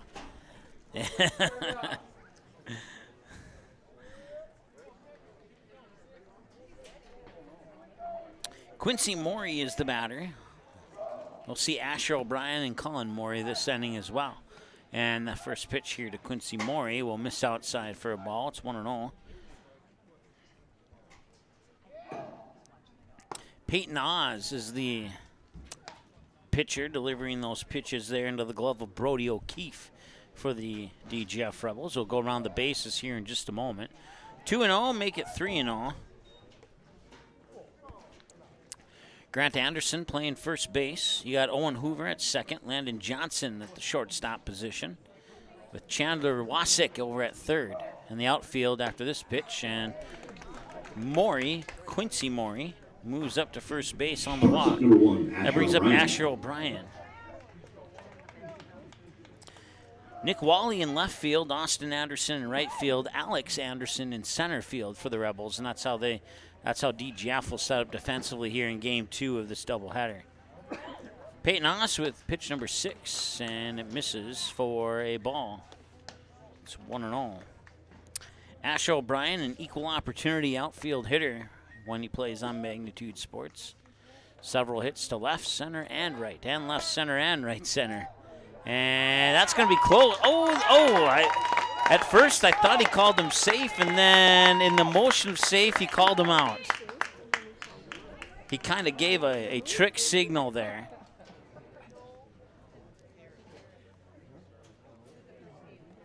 So that takes the runner off base.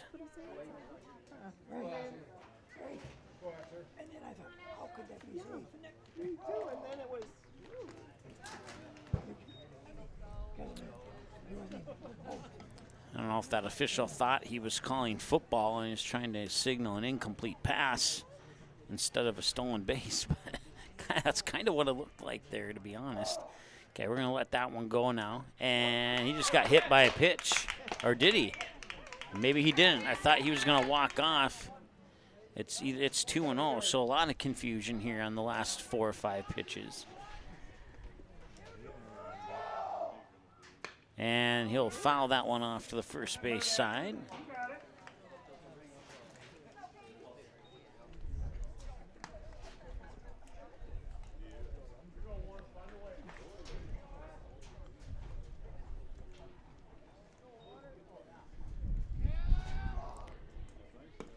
And now he'll walk. Apparently that was a 3-2 count, and I must have missed a couple pitches.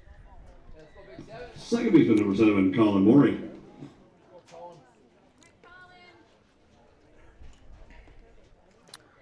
So 1 away, 1 runner on, and now Colin Morey, the batter. When he goes to left field, he flies out. When he goes to any other portion of the outfield, it's a base hit. And now a quick jog up to the mound here for the DGF coach, as he'll have some words with Oss and the rest of his teammates. Once again, broadcast coverage of this game here between the Rebels and the Trojans is brought to you by Barnesville Cenex, Cash Concrete, Ratzel's Pool Hall, Randall's Excavating, Midwest Bank, Tommy's Express Car Wash, Priority Real Estate, Santana Concrete, Buffalo River Sales, now under new ownership, Gourmet Game Processing, Lixon Anderson Insurance, and Maple River Grain and Agronomy. Thank you, each and every one of you, for your support, making this broadcast possible here today on Magnitude Sports. We certainly appreciate that support.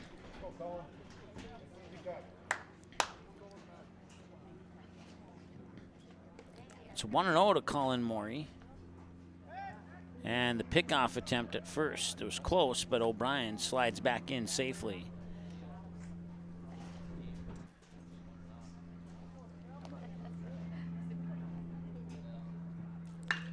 That one's hit well to right field, going back to the fence, and it is off the fence. And he is going to put on the brakes at second. He was about 4 inches on elevation short of having a solo home run, as it hit just below that yellow topping of the outfield fence there, and it'll be good for a double. And it'll put runners on second and third for Carson Hagan.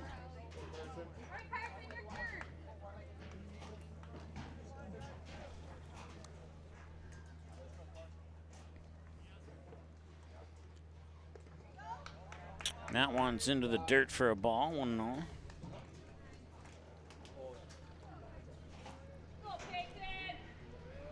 Three 3-0 lead for DGF. Barnesville threatening with 1 out here to trim that deficit quite significantly, after committing 2 errors in the top of the first to assist in that 3-run. And that one is batted down by the third baseman. It was a hard hit ball. We'll see how they charge that one. I'm leaning hit, but depends on how hard it was hit. Could he made that play, or was it too hard of a hit ball? Center fielder number 10, Jay Chamberlain.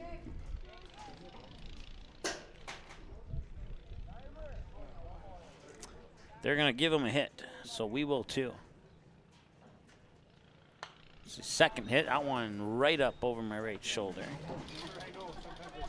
Made a couple calls on the first game, so I decided to let them make a call. 1-0, and I honestly did not know how to charge that one.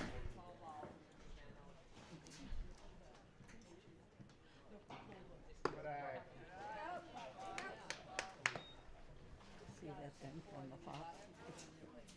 Owen did that last night. Ball came in it. Where? Last night. In the speaker? No, just that one's going to left, and that one is caught by Wally. Out number 2. Runners on first and second for Brady Nozzle. Right fielder number 16, Brady Nozzle.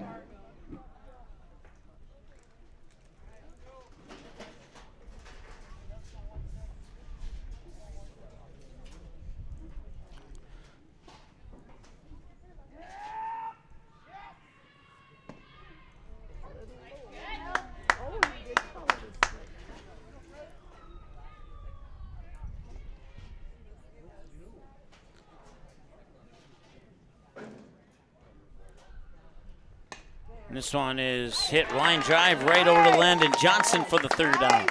They will strand 2 on base, but they do get 1 across to trim the lead down to 3-1.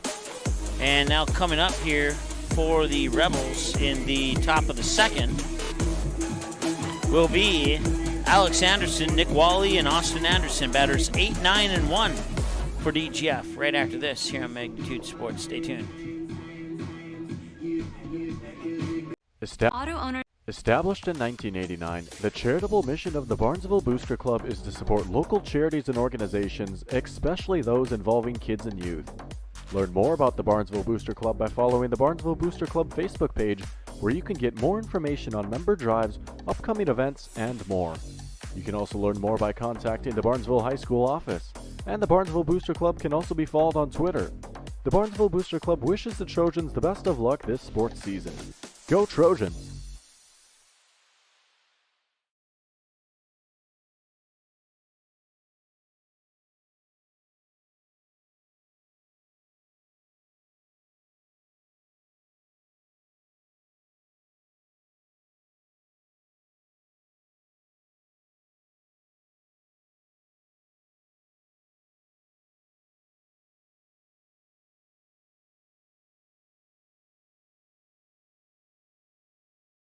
Auto Owners protects your home. Because, well, somebody should.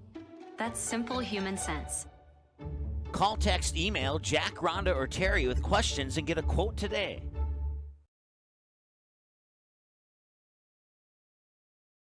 Center fielder number 4, Alex Anderson.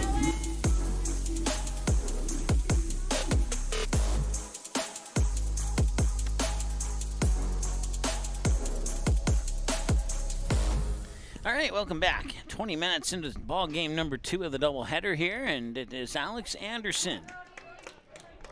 You'll see that pitch escape the strike zone. Oh, no, it will hit the edge of the strike zone. It's 0-1. Alex Anderson likes left field when he's on Magnitude Sports. And he's going to left there, but he drifted it foul. Strike 2. Brody Gray is about to toss pitch number 20 for the Trojans here. 21 minutes into the broadcast. Gray will wind up. And I missed that one. It's a ball, 1-2.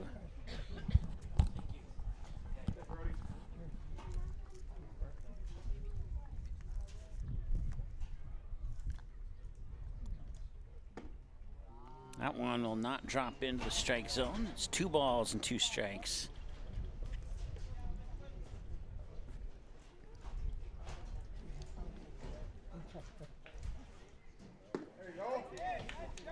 Nice, strikes him out.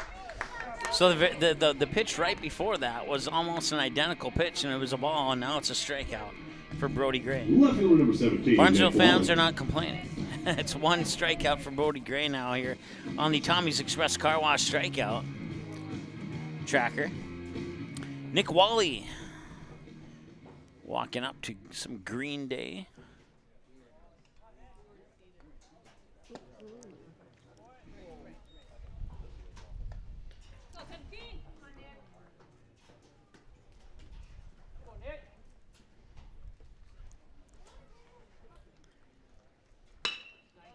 This one hit hard, missed by both the third baseman and the shortstop, and scooped up by Max Olson in left field, and we'll go ahead and make that a hit. Puts a runner on. Number 6, your right fielder, Austin Anderson. So Nick Wally to first, and Austin Anderson, the batter now here. He'll square off against Brody Gray's 25th pitch.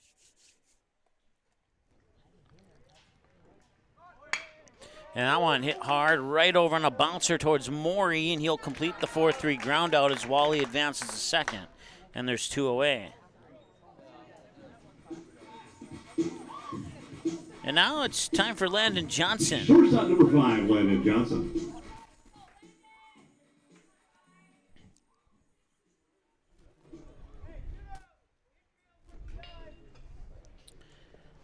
Landon Johnson 0 for 1. Reached on an error earlier in this game. And that will miss for a ball. Really difficult to tell what the strike zone actually is here in both of these games so far. 1-0. And that's a strike. Okay. And it looked like a strike from up here too. 1-1. 3 runs on 2 hits for DGF. 1 run on 2 hits for Barnesville. A couple errors. 3 runners left on base. 1 for the Rebels, 2 for the Trojans. And that pitch was a strike about 4 pitches ago, and now it's a ball. It's 2-1.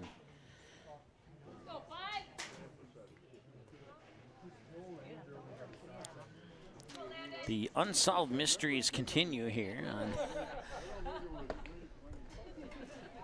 And who knows what that was? 3-1.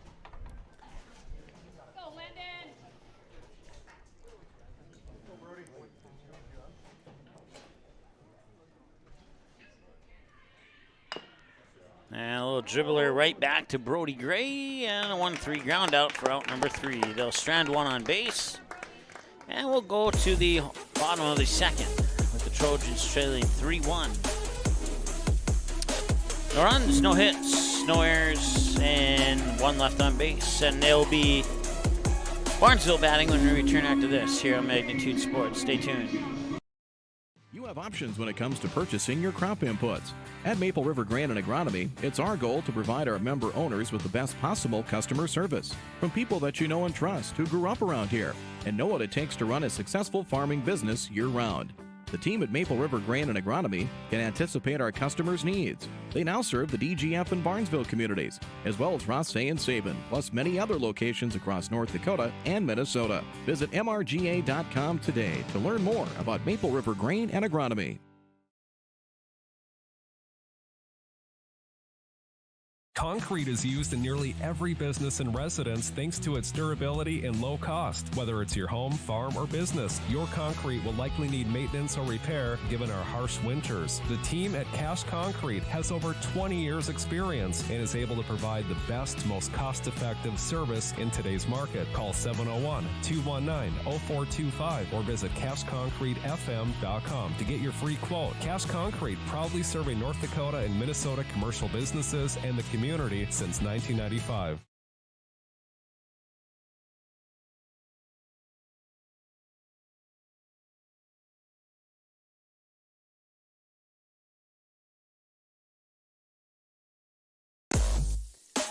All right, it's Max Olson to lead things off here in the bottom of the second. He had a single to center field in game 1 of the doubleheader. Outside of that, he didn't reach base. This one is strike 2. Deep breath. All right.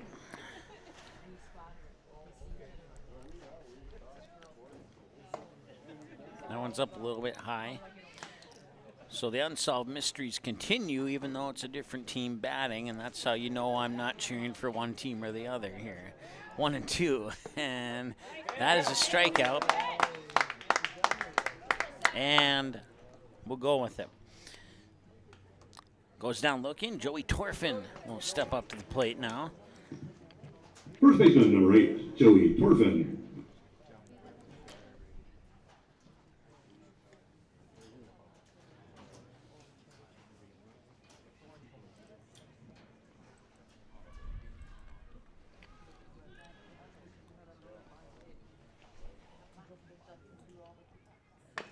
And this one will be a bouncer right back to Oss. He'll pick it up.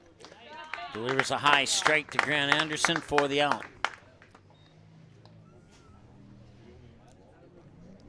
1-3 on the ground out there, and that will bring up John Roller. Designated hitter number 12, John Roller.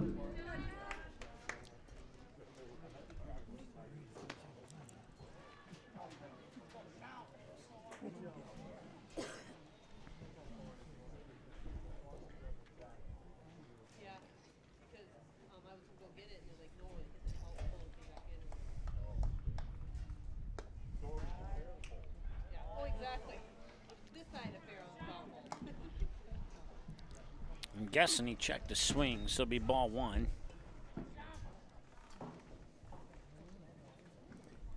That one's low for ball 2.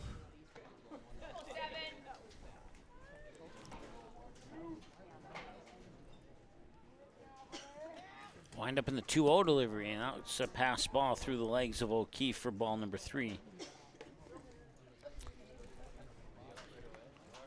So Ase Jr. on the mound has dug himself a 3-0 count. We'll see if he can cash in his free strike coupon here, because Roller will not be swinging. And he does. 3-1.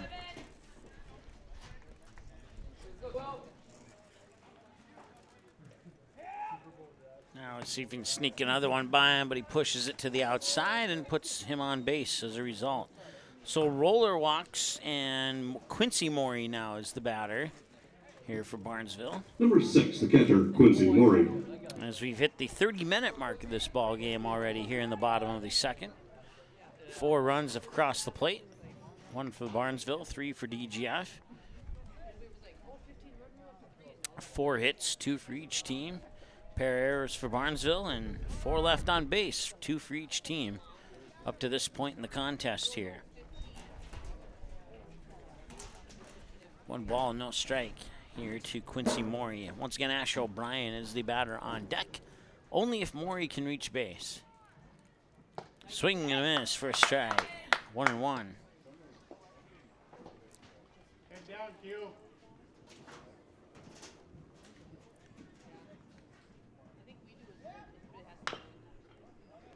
And that one will eventually roll foul. Strike 2.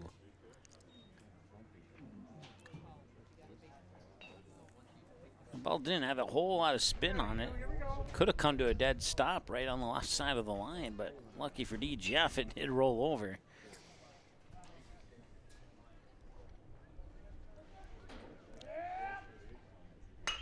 That one is hit well to center field. And making the catch is Alex Anderson. That'll retire Barnesville here in the second and put an end to 2 innings of play. 3-1, Rebels have the lead. And the Trojans strand 1 more on base for a total of 3 in the game. We'll be back in a moment here on Magnitude Sports. Stay tuned. Are you looking to buy or sell your home? Maybe you need a summer getaway. Contact Josh Weedcheck, your local hometown licensed real estate agent with Priority Real Estate in Barnesville. Josh will assist you in finding a new home for you and your family. Whether it's a pre-existing home or a lot available to build your own dream home, call or text Josh today. 218-790-2477. Priority Real Estate. Wishing the Trojans the best of luck in today's game.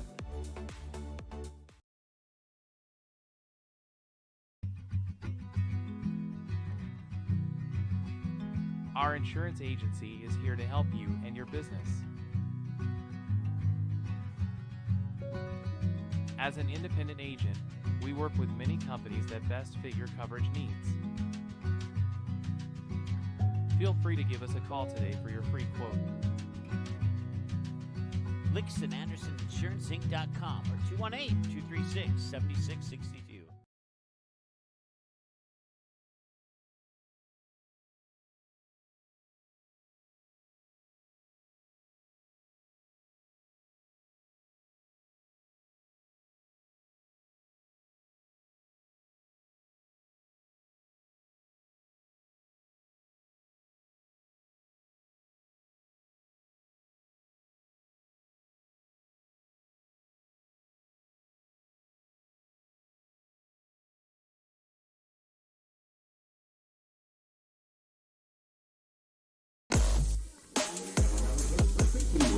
Grant Anderson.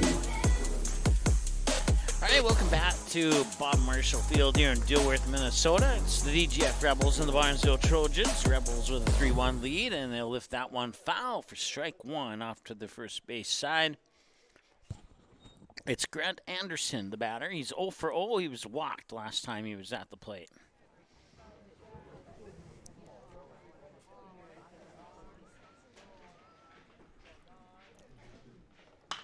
And that one is fouled off to the opposite side.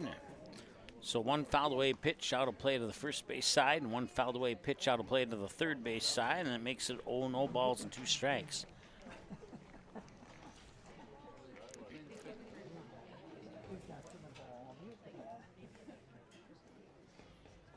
And that one came out of Gray's hand earlier than he wanted it to. Ended up going behind the back of Grant Anderson. Ball 1.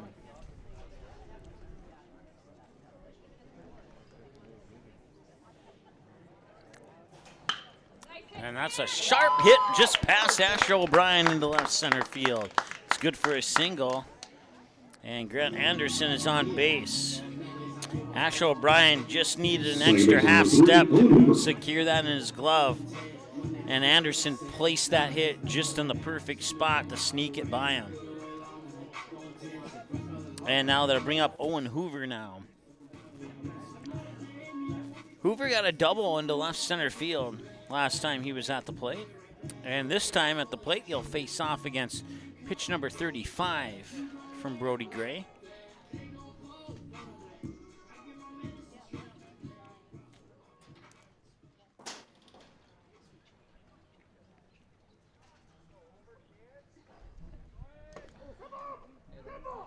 It's a dead ball. And it's going to be hit by a pitch. Owen Hoover. So now 2 runners on base with nobody out. Here in the top of the third, Peyton Oss. Batter 5 in the lineup, steps up to the plate.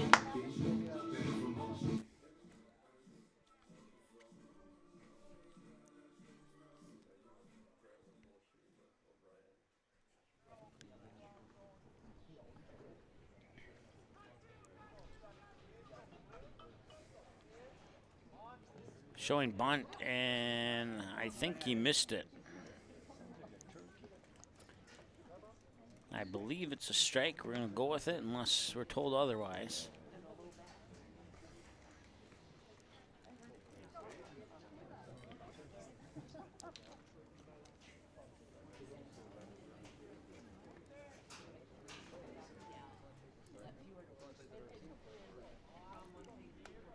The 0-1 pitch, he'll square up, and he'll bunt it foul, and now the throw up to second is not in time, but they do get an out of the play there, as Oss will bunt out.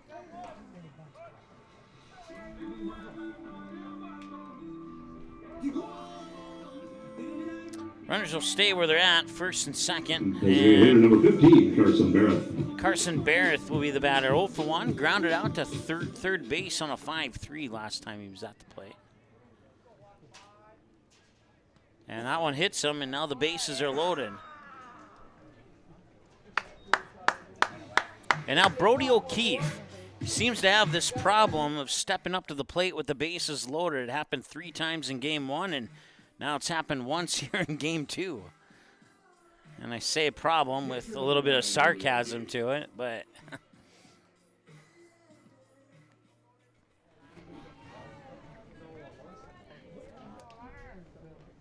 and O'Keefe will down the third base line. They'll throw home for the force out, and that gets the lead runner. So that's out number 2. Bases remain loaded as O'Keefe reaches on a fielder's choice. Center fielder number 4, Alex Anderson. So they'll juggle the people around on the bases. You got Owen Hoover on third, Carson Barrett on second, and Brody O'Keefe on first. The runners on here. And Alex Anderson 0 for 1, struck out swinging last time he was at the plate. Brody O'Keefe will have a courtesy runner. Courtesy running for O'Keefe. And it looks like Ethan Clemenson.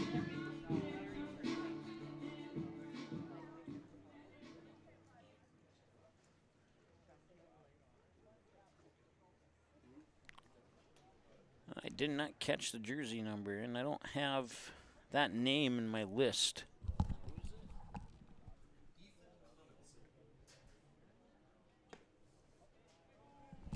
Okay, it's Ethan Clemenson on base, and I don't have his name in my roster here, so I'll have to manually add him and just remember that he must have been brought up since the last DGF game that I called. So It is 2-0.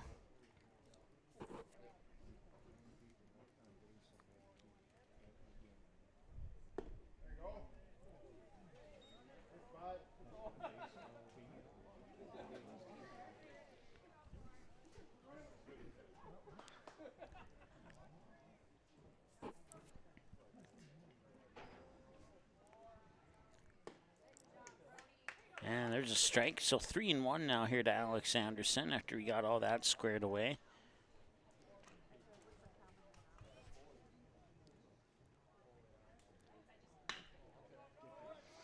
And a hit towards third. He'll go and step on the bag for the third out. Hoover couldn't get to home plate before that happened, and that will end the third, and now strand 3 runners on base. Carson Barrett forced out at third. The other runners left stranded, giving Alex Anderson a fielder's choice. 2.5 done, and the Trojans up next here, trailing 3-1 when we come back after the break. Stay tuned. Ratzo's Pool Hall. You can find them at 205 Front Street in Barnesville. When you head over to Ratzo's Pool Hall, expect cold beverages, tasty and crispy pizza, as well as a friendly staff. Search for Ratzo's Pool Hall on Facebook. Give the page a like and follow so you can keep up to date with all the daily specials, new menu additions, and dates of special events such as karaoke and musical artists. Don't forget, if the Barnesville Trojans are playing, you can watch the game at Ratzo's Pool Hall. They invite you to stop by after the game. 205 Front Street in Barnesville, Ratzo's Pool Hall. Just a fun little place in a small town.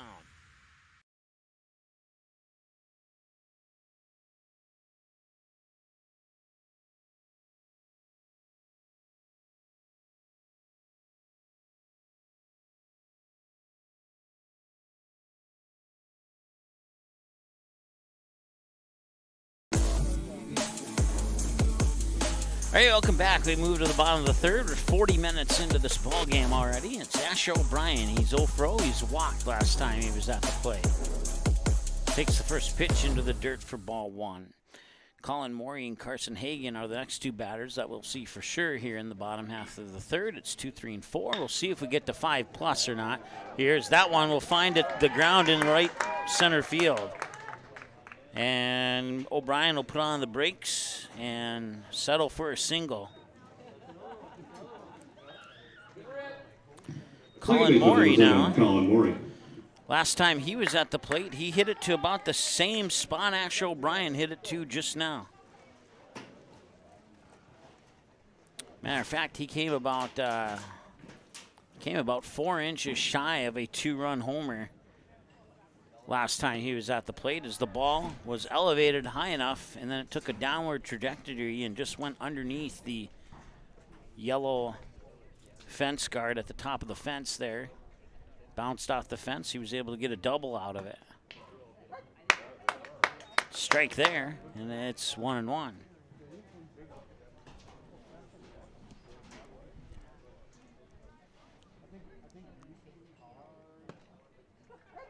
And there's another strike, and it's 1-2. Once again, broadcast coverage brought to you by Barnesville Cenex, Cash Concrete, Randall's Excavating, Ratzo's Pool Hall, Midwest Bank, Lixon Anderson Insurance, Buffalo River Sales now under new ownership as that one's fouled away off the third base side and will remain 1-2. Gourmet Game Processing, Dean's Bulk Service, Santana Concrete, Priority Real Estate Agent Josh Wiechek, Maple River Grain and Agronomy, and Randall's Excavating, among others, here as we're under a sunny sky and 80 degrees here in Bob Marshall Field in Dilworth. 2-2 the count now here to Colin Morey with Carson Hagen on deck. And that pitch is a little bit low for ball 3, and we have a full count. I believe it might be the first full count of the game, actually. Only had about 4 or 5 of them in the first game of the doubleheader. Pickoff attempt there on O'Brien is no good. Payoff pitch. Fouled it at the plate. He'll earn himself another one. It'll be pitch number 7 of the at-bat here for Colin Morey. And pitch number 7 will be pitch 40 for Peyton Oz. Payoff pitch number 2 coming up here for Oz. He'll lean in, get the signal here from O'Keefe, step up, and now he'll try and pick off O'Brien on first. And O'Brien's back safely.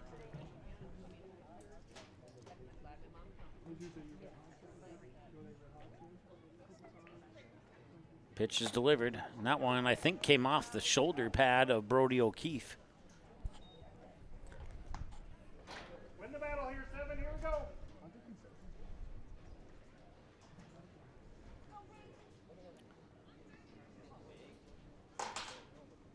Coming up Thursday here on Magnitude Sports, we'll see the DGF Rebels again, this time on the road at Kruger Field in Perham as they take on the Yellow Jackets. Should be a good matchup. We'll have it live for you here on Magnitude Sports, so encourage you to tune into that one. Another pickoff attempt on O'Brien, unsuccessful. After today, we'll have one more game for the Barnesville baseball team. It'll be on May 23rd. It'll be a home game for the Trojans and a single game against the Otter Tail Central Bulldogs. Morey walks, and that puts 2 runners on base here for Barnesville, and they are down 2. Carson Hagan steps up to the plate. Third baseman number 11, Carson Hagan. So an opportunity here with nobody out. You got to think if coach is going to have Hagan square up for a bunt possibly. We will see.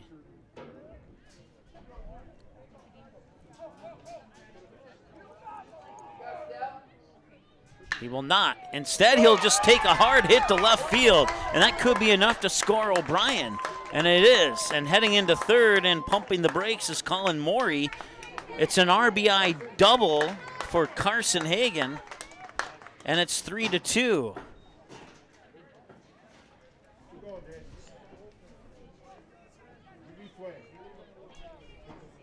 Center fielder number 10, Jay Chamberlain. So now it's a run game with 2 runners in scoring position and nobody out. And Jay Chamberlain 0 for 1 with a ground out. Last time he was at the plate. So Colin Morey, the runner on third. Carson Hagan, the runner on second.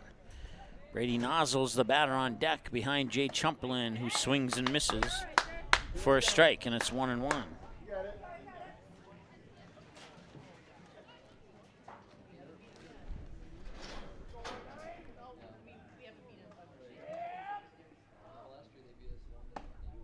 And that one is in for strike 2.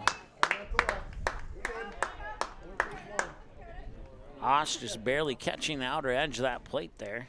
Seeing if Chamberlain would go after it and chase, and he didn't.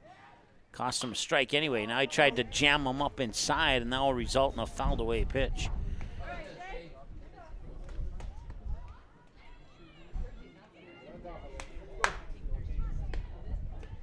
Nobody out.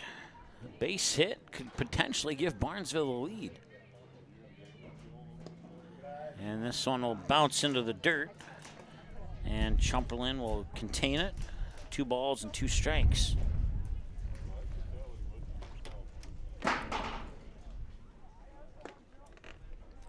Three in the top of the first for DGF, and a line drive, and now back to second. They got the double play. That's 3 out. That's 2 outs according to my numbers. A couple people wondering if it was 3 outs or not, but I have 2 outs, so scoreboard in the outfield has 2 outs. And Brady Nozzle has his 0-0 count. Right fielder number 16, Brady Nozzle. So Chamberlain line drives to the shortstop, and then they get the runner out at second.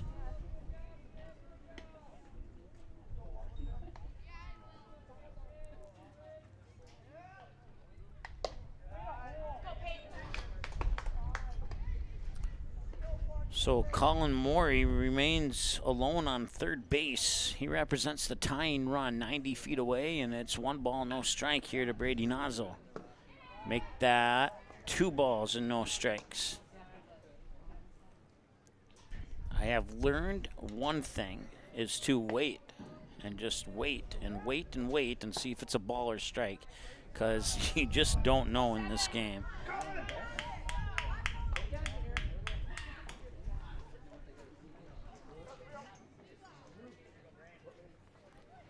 .30.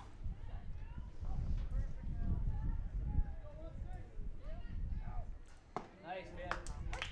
And the free strike will be delivered there to Nozzle. Max Olson is the batter on deck with 2 away if Nozzle can reach base. And outside, and he does reach base on a walk.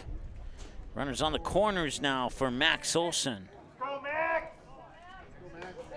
Max 0 for 1, struck out looking last time he was at the plate. 49 minutes into the ball game here, as Brody O'Keefe will step up in front of home plate and give some signals to his teammates, communicating whatever message he was communicating.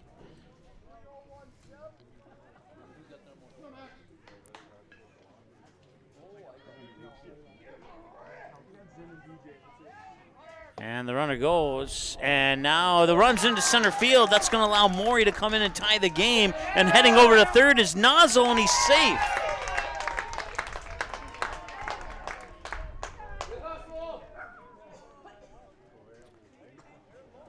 So you can charge an error on that play, and then that brings in Morey from home. Charge that error to the catcher for the bad throw up to second. And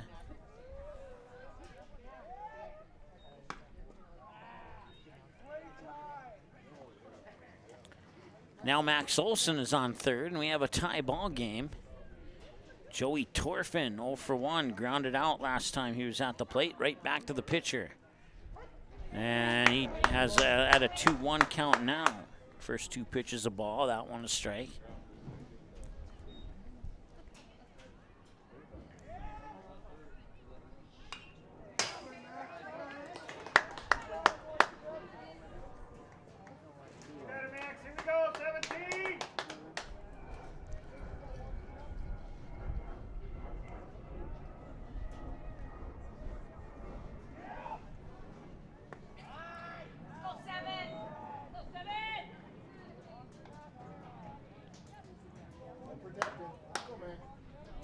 I'm sorry, this is actually, hang on a bit, I'm a batter ahead of myself here.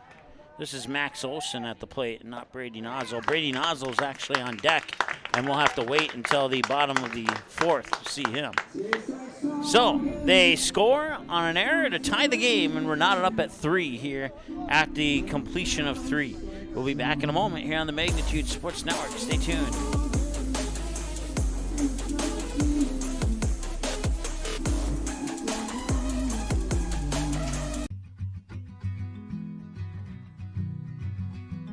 Our insurance agency is here to help you and your business. As an independent agent, we work with many companies that best fit your coverage needs. Feel free to give us a call today for your free quote. LixonAndersonInsuranceInc.com or 218-236-7662.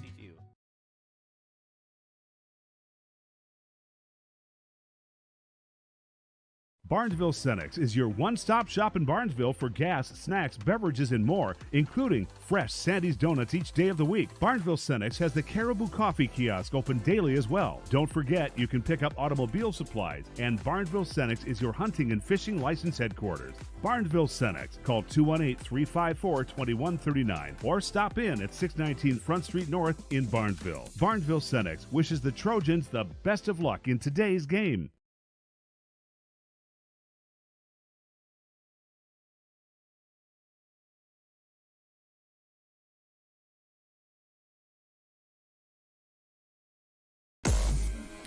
All right, welcome back. 3 complete, knotted up at 3-3. Fielder number 17, Nick Wally.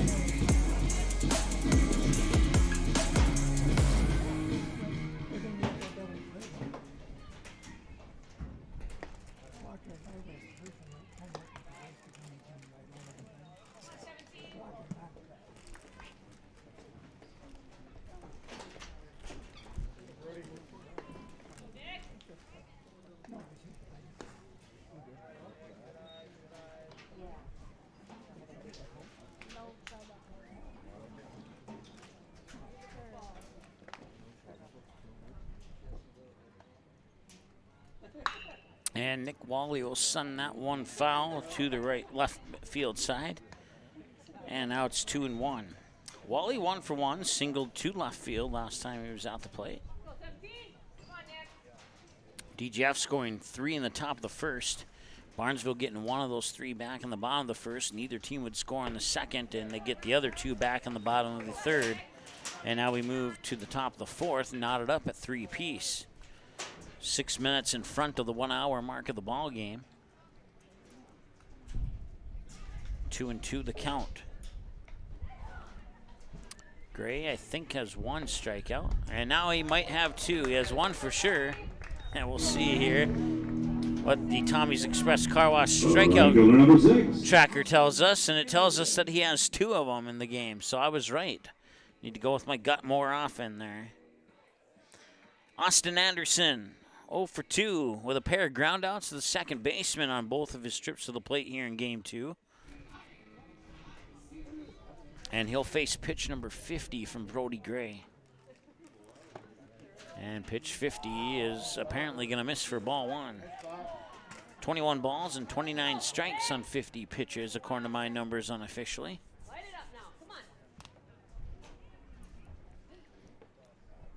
And the 1-0 pitch is going to miss on the edge for ball 2.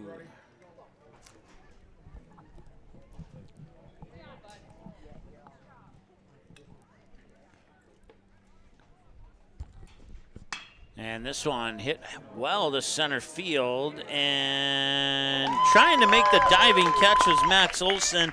A for effort, but he couldn't quite get there. He needed an extra step and a half to complete that amazing play attempt.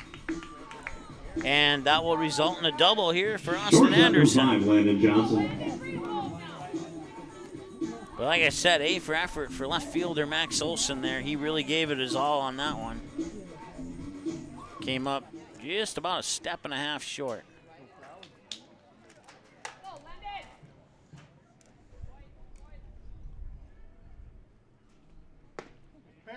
And a strike is called there. Landon Johnson 0 for 2, reached on an error, grounded out to the pitcher last time he was at the plate.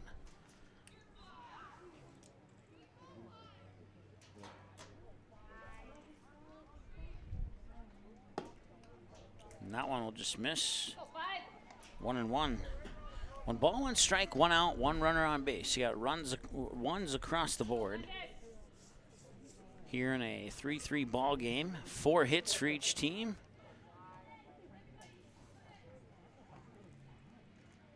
One error difference between the teams. 1 runner left on base difference between the teams. Like I said, up until that last pitch, it was ones across the board. It's now 2-1. So that 1 ball, 1 pitch difference between balls and strikes. So you still got ones across the board if you really want to dig deep into it, which I don't. And that one will miss for 3-1.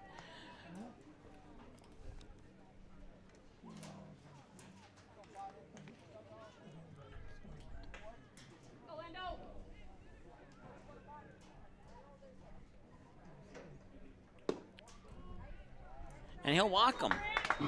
It's a 5-pitch walk to Landon Johnson, and that brings up Grant Anderson. He's 1 for 1 in this game.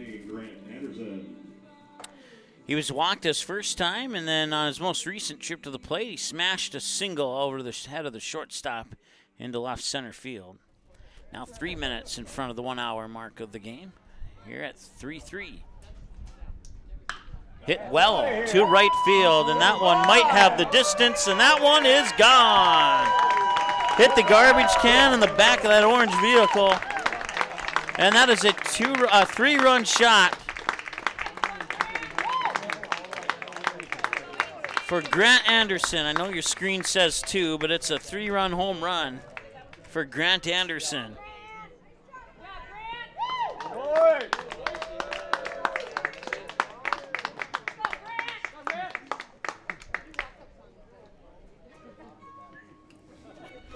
So that breaks the 3-run, the second baseman number 3, 3-3 tie. And all of a sudden, with 1 swing of the bat, the Rebels have doubled up the Trojans at 6-3. I bet whoever lives in that gray house will never park there again. All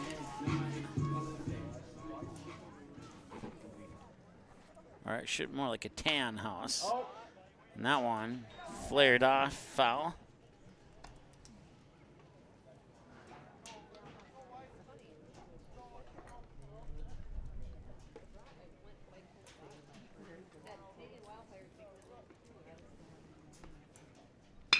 And this one hit well right up the middle. Takes a couple hops into medium center field where Chumperin will scoop it up, and it's good for a single. And the hits keep coming here for DGF. Pitcher number 7, Peyton Oz. And now Peyton Oz, 0 for 2. Reached on an error and was thrown out on a bunt attempt last time he was at the plate. Actually, it wasn't thrown out. He bunted it, and then it was popped up, and Quincy Morey, the catcher, caught it. That's what happened.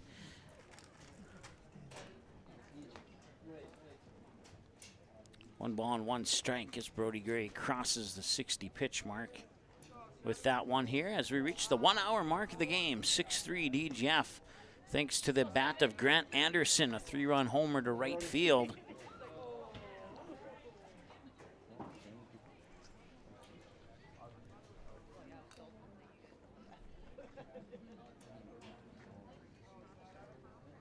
And this one finds the gap between first and second. And now 2 runners are on base, and the Rebels have something cooking here. Carson Barrett will try and keep this going here with nobody, or 1 out, excuse me, here in the top of the 4th. Designated hitter number 15, Carson Barrett. He grounded out to third the first time he stepped up to the plate. And then on the most recent trip to the plate, he would end up advancing to first via hit by a pitch.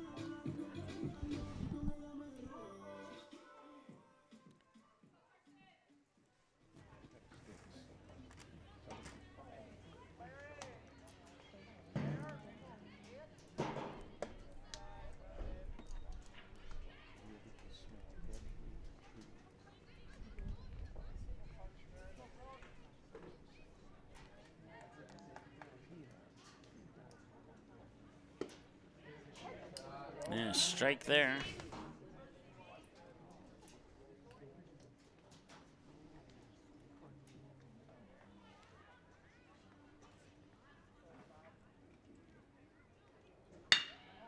And a hard hit ball right over towards O'Brien. To second, now over to first. And they got it. A 6-4-3 double play. And that will take care of business here in the top of the 4th as Barrett grounds out into the 6-4-3, but not before a 3-run shot to right field. Accounts for all 3 runs in the top of the 4th, thanks to the bat of Grant Anderson. We'll be back in a moment here on the Magnitude Sports Network. Stay tuned. Santana Concrete LLC in Barnesville comes highly recommended from their customers. But don't take our word for it, take theirs. Dan states that the team is polite, friendly, and efficient. Lee tells us that quality work for a fair price is hard to find. Here's Mike from Post 400 Baseball. Santana Concrete did a wonderful job laying the concrete foundation for our new press box. And Jasmine shares they do amazing work. Check them out by searching Santana Concrete LLC on Facebook or call 218-790-6560.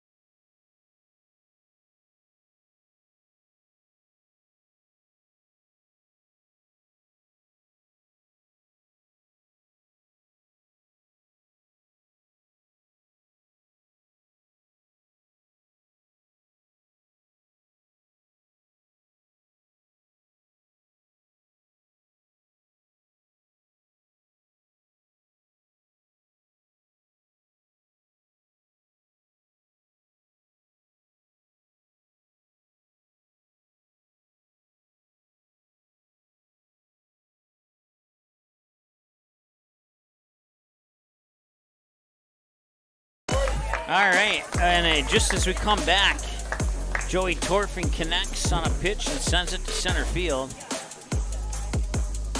Designated hitter number 12, John Roller.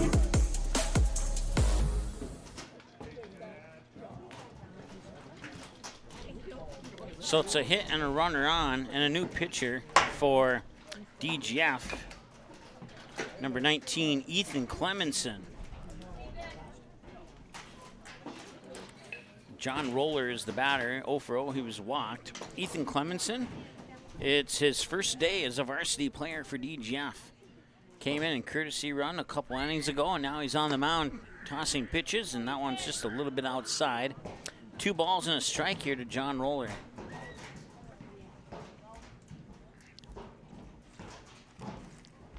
So we'll see how he does here in his varsity debut. And that one will miss again, and it's 3-1. So threw a ball to Torfin, then Torfin on the second pitch smacked it out into center field for the single. He's on first base. And now a balk is called before the pitch.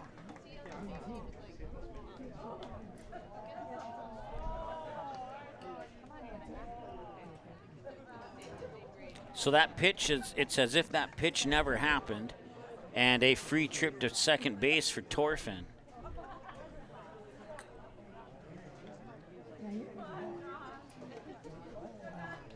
So it remains 3-1 with nobody out.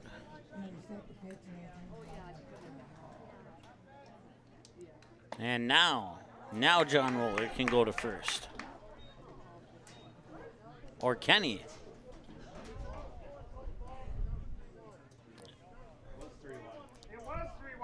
Yeah, well, I don't know. I had 3-1. Well, we'll see if the umpires agree or disagree, but I had 3-1 on my books.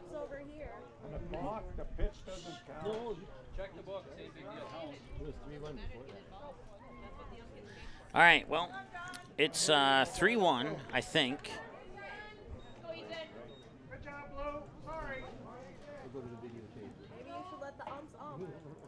You got it up. You're doing fine. Thank you.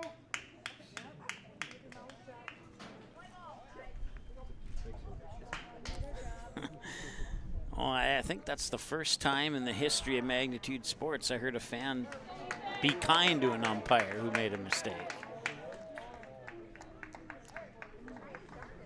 And in my humble opinion, he did make a mistake, but we're all human.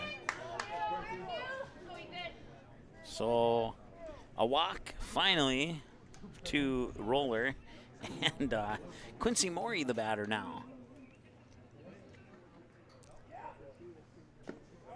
And that pitch is low for a ball to Quincy Morey. 0 for 1. Walked, and then he would fly out to center field on his most recent trip to the plate.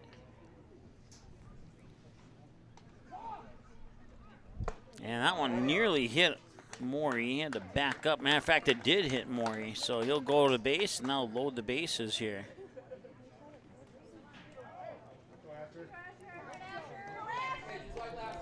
So Clemenson's seen a little bit of everything on his varsity debut. He's walked the guy, he's given up a hit, he's committed a balk, and he's hit a batter by a it's probably a varsity debut he'd like to have over again.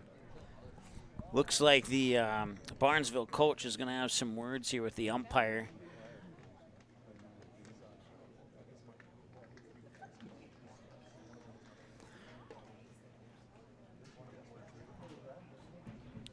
So Asher O'Brien is tentatively the batter at bat here.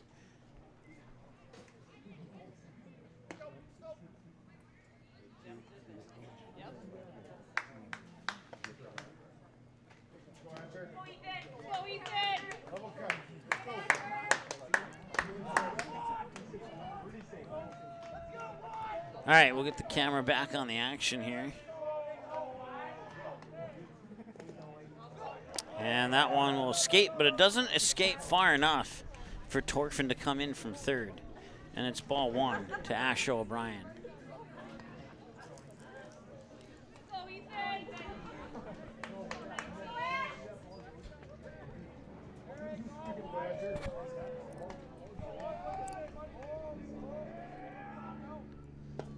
And that one is inside for ball 2. So Clemenson, we'll see if the first 10 pitches will be enough to get him back into a groove here, if that's what you want to call it.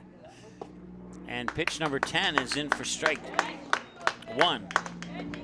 So on 10 pitches, 2 strikes and 8 balls, giving up a balk and hit a batter and walked 2, I believe. Walked 1 for sure, maybe 2. Swing and a miss, and he gets strike 2. And we'll see if Clemenson can get his first varsity strikeout here on pitch number 12. Nobody out, bases loaded, 2 balls, 2 strikes. And that one's fouled away. Bounces into a basketball court over on the concrete. So O'Brien's going to make Clemenson work for the potential strikeout. And that's outside, and that will be 3 balls and no strike, 3 balls and 1 strike, and a run will score. That'll open up first base.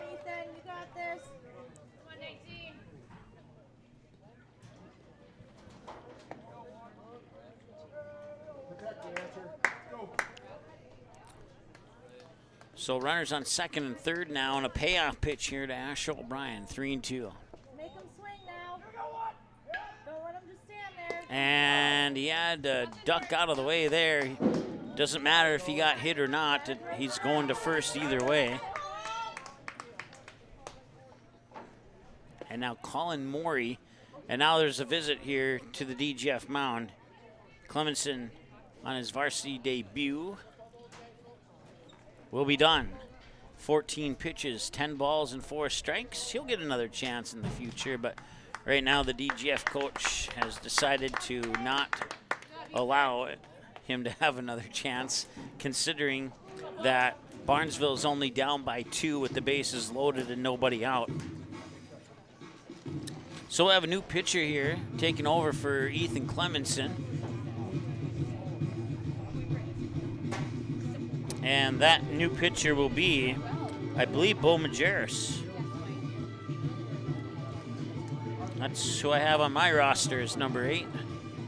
So Bo Majerus will be the new pitcher. He'll get some warm-up tosses here. And his first batter will be Colin Morey. We'll turn down that microphone there.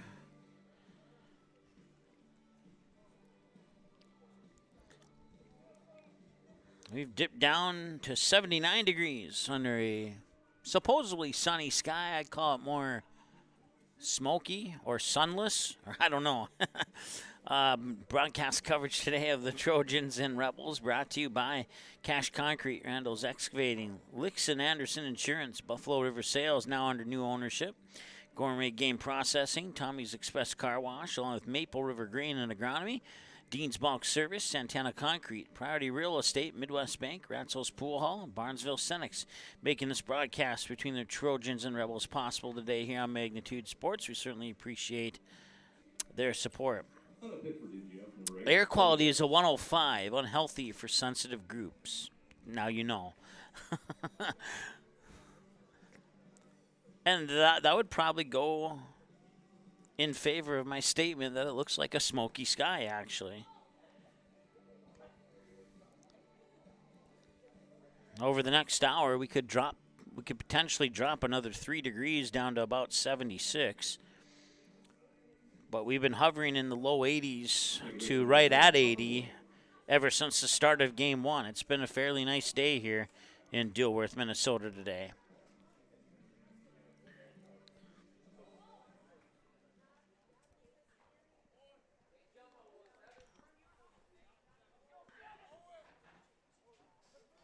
All right, the bases are loaded here for Bo Majerus. Ethan Clemenson will be responsible for all 3 runners on base should they come in and score. So Majerus will be responsible for Colin Morey, who's batting now, and anybody after him.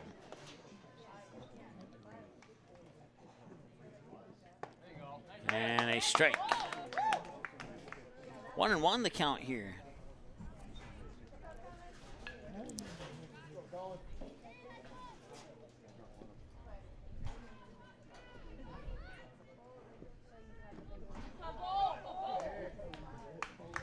Two and one. So that one goes into the dirt.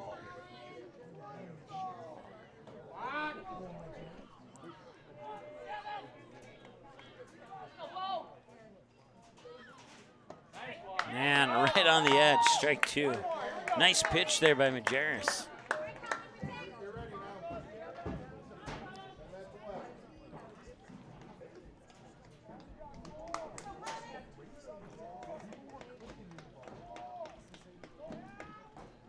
Swing and a miss, and he got him, and Bo Majerus records his first Tommy's Express Car Wash strikeout. It's the second of the game for DGF. And Carson Hagan now. Number 11, Carson Hagan. In game two, he's had some success. He's 2 for 2 with a single and a double. The single was a hard hit ball to third, batted down by the glove of the third baseman, Wasik. And then the double was a deep shot into left field. And this one fouled off to the right side of the batter's box for strike one.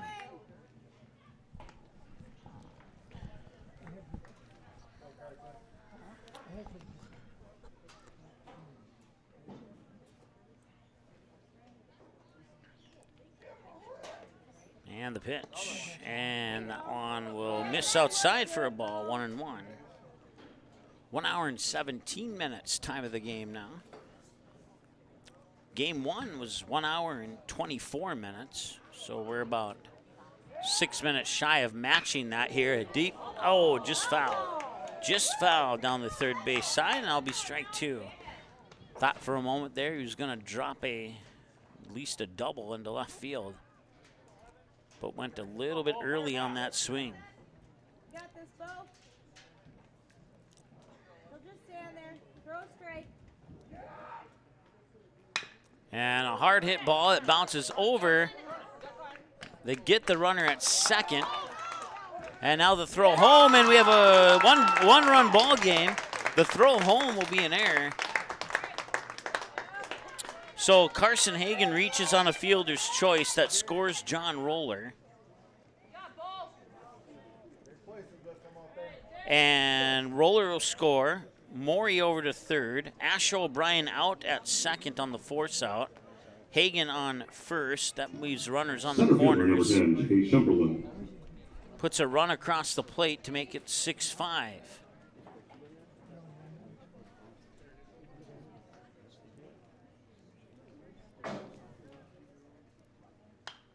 And that one's fouled up. It's Jay Chumperland, the batter. 0-1. So now the tying run is 90 feet away. Standing on third, it's Quincy Morey. Actually, no, he's not standing on third. It is first and second. Actually, it is just second. Not sure how I screwed that one up. Unless 2 runs came across and scored, but...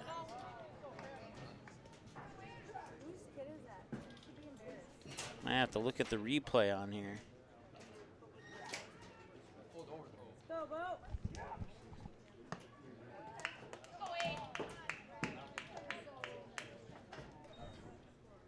That's what I thought. All right. So it is indeed knotted up at 6. And there's a runner on second. That's Carson Hagan. Yep. And that one fouled off, and it's 0-2.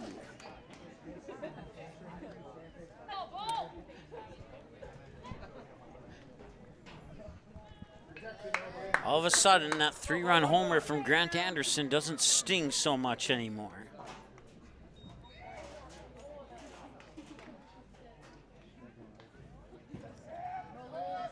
Swing and a miss, and a throw up to third, and the ball goes into left field.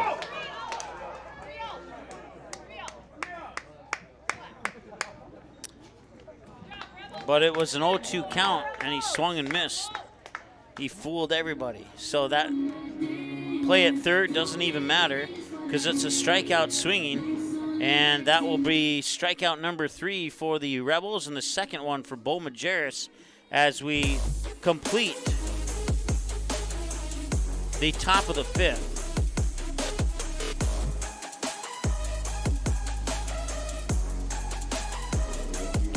It'll be, or we complete 4, excuse me, and we go to the top of the 5th. It'll be Brody O'Keefe along with Alex Anderson, Nick Wally, the bottom of the order. 7, 8, and 9 when we return after this. 6 runs in the inning, 3 off the bat of Grant Anderson. The Trojans respond and get all 3 of those back, and we're still knotted up at 6 apiece here after 4 complete. We're back in a moment here on Magnitude Sports. Stay tuned. Santana Concrete LLC in Barnesville comes highly recommended from their customers. But don't take our word for it, take theirs. Dan states that the team is polite, friendly, and efficient. Lee tells us that quality work for a fair price is hard to find. Here's Mike from Post 400 Baseball. Santana Concrete did a wonderful job laying the concrete foundation for our new press box. And Jasmine shares They do amazing work. Check them out by searching Santana Concrete LLC on Facebook or call 218-790-6560.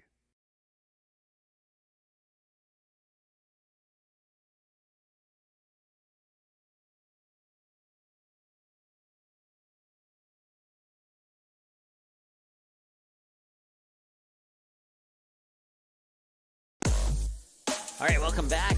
All knotted up at 6 each.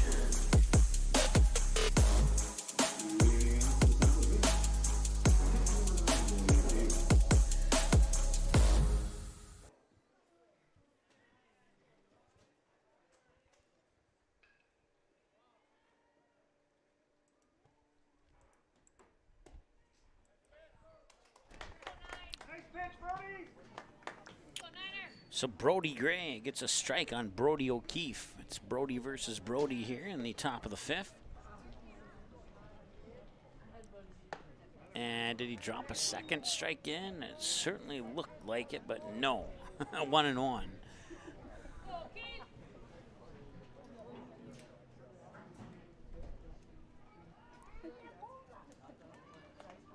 Now in a minute.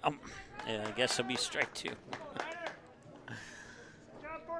I should have listened to my own advice back a couple innings ago when I said I just had to wait for the call to be made. But 1-2, and that one's fouled, and it'll remain 1-2. That much I know for sure.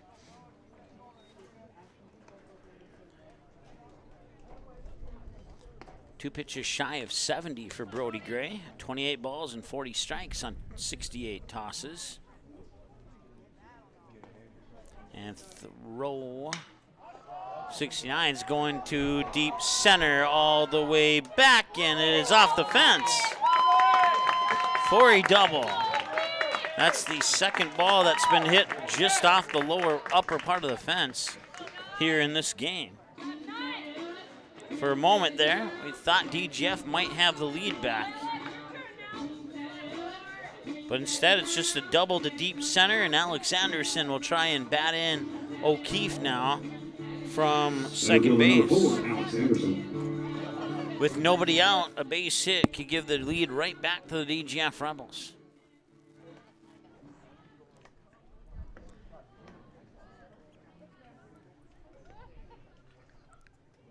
Squaring up to show bunt, and he'll pull the bunt back, and it's ball 1. DGF Rebels were undefeated until their last doubleheader against East Grand Forks. They would drop both of them. They came back, bounced back in convincing fashion with a 10-0 win in 5 innings in Game 1. And now they are battling here in a 6-6 tie with Barnesville in Game 2.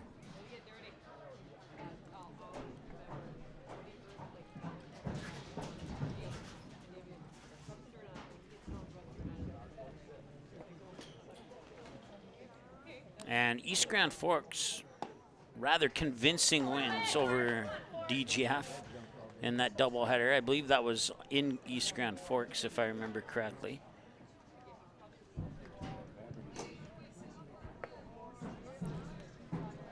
One and one, the count.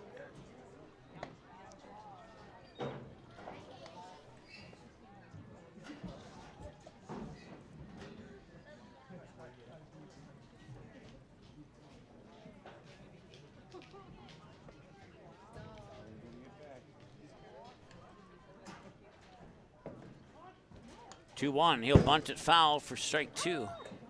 And that'll take care of the bunts. If he bunts it foul on a 2-strike count, that would be an out.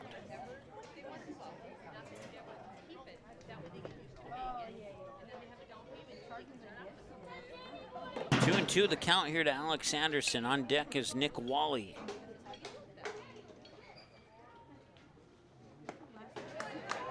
And he strikes him out for out number 1. Strikeout number 3 for the Trojans on the Tommy's Express Car Wash strikeout counter. Number 17, Nick Wally. And now Nick Wally will step up to the plate here for the Rebels. He'll face pitch 74. DGF 12-2, 18-8 loss and a 21-3 loss to East Grand Forks, and that is very uncharacteristic of DGF baseball, to be 100% honest with you. Usually they are the one piling up 10, 12, 14 runs, and the most runs they'd ever given up is this one is right in front of the dugout, and the catch is made for out number 2. Right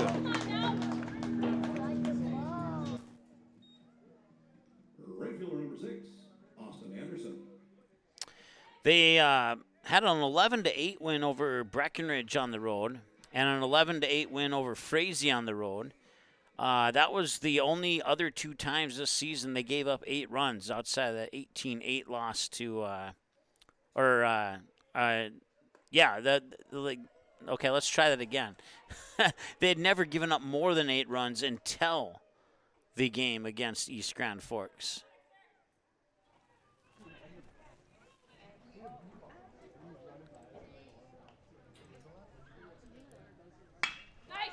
And that one will, a nice diving stop there by Colin Morey, and he got the ground out completed. Excellent play for the 3rd out.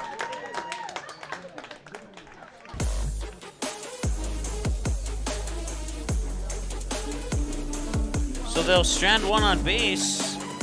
A lot of DGF fans thought that was going to be a hit into right center field, and to be honest, so did I. But Colin Morey said, not a chance. And that will do it for 4.5. We'll be back with the bottom of the 5th right after this here on Magnitude Sports. Stay tuned. Gourmet Game Processing is the definition of delicious. They provide the best in the products that they offer and how they process your game meat. But they offer more than just high-quality, delicious products. They are a full-service meat shop that has become an important part of the local community, and they are proud to sponsor today's DGF broadcast. Located on Center Avenue in Dilworth and online at gourmetgameprocessing.net. You have options when it comes to purchasing your crop inputs. At Maple River Grain and Agronomy, it's our goal to provide our member owners with the best possible customer service from people that you know and trust who grew up around here and know what it takes to run a successful farming business year-round. The team at Maple River Grain and Agronomy can anticipate our customers' needs. They now serve the DGF and Barnesville communities, as well as Rothsay and Sabin, plus many other locations across North Dakota and Minnesota. Visit mrga.com today to learn more about Maple River Grain and Agronomy.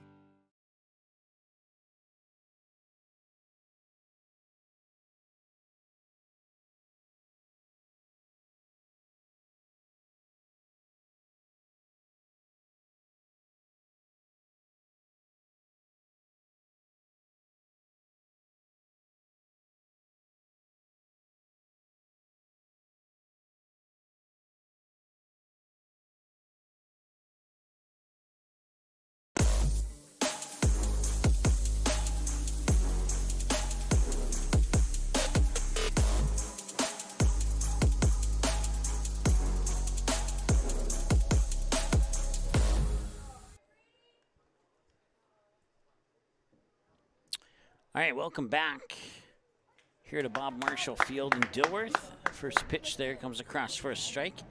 I think it's Brady Nozzle, the batter. He's 0 for 2, grounded out to the 3rd baseman, and he struck out looking. Swings and a miss for strike 2 here.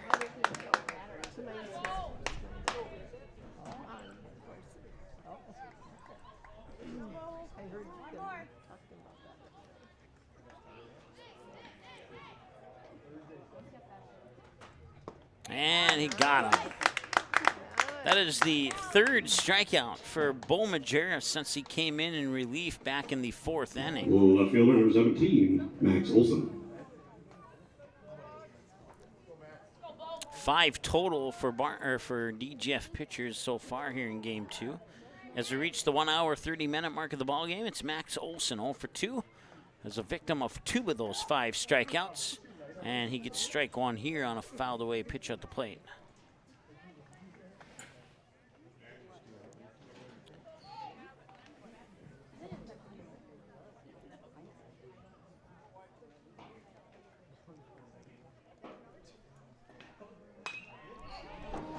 It's popped up and it soars out of play over the Barnesville dugout. Strike 2 now.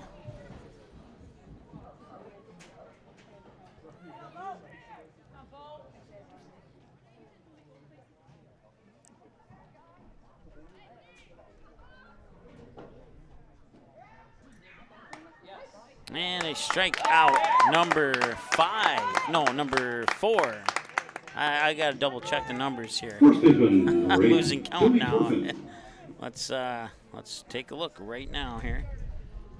Find out.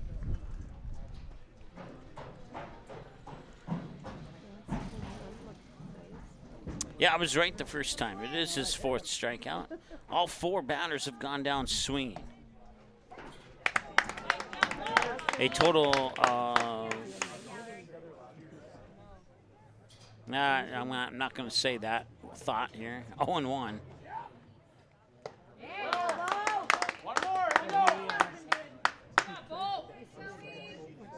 0-2. Joey Torfin 1 for 2, grounded out and singled to center field.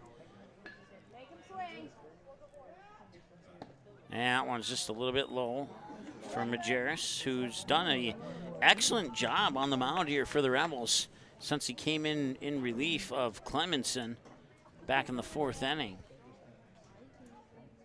Oh, and he got him. Swing and a miss. It was a late swing, and that's strikeout number 5 for Bo Majerus.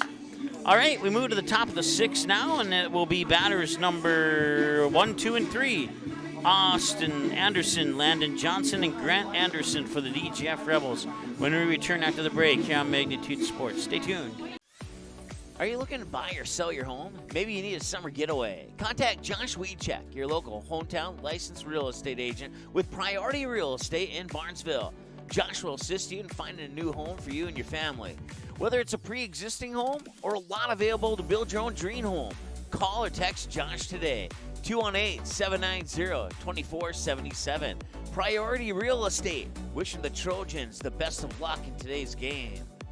Newell set it up near side. Lexi Ballgreen picked, and it's a kill for Ballgreen. That pulls the Barnesville Trojans within a point. They get the serve back. Inquest works out of the shotgun again. He's looking deep, and he's got a man with a little bit of room. It bounces off the back of the neck of a Barnesville Trojan, and it's intercepted. Gannon Ballgreen will get the deflected pass. Intercepted on the deflection by number 6, Gannon Ballgreen.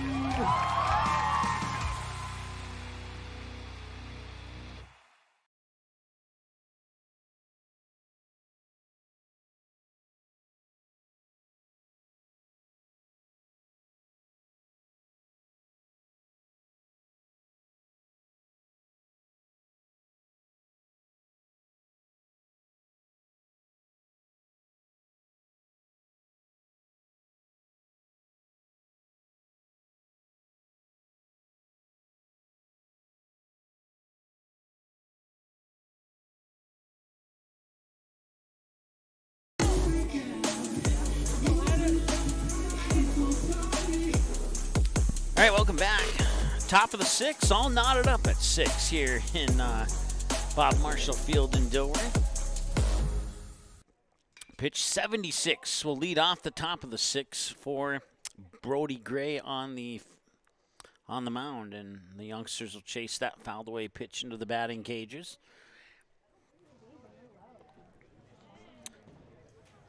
Austin Anderson 1 for 3, a pair of ground outs to second, and a double to left field.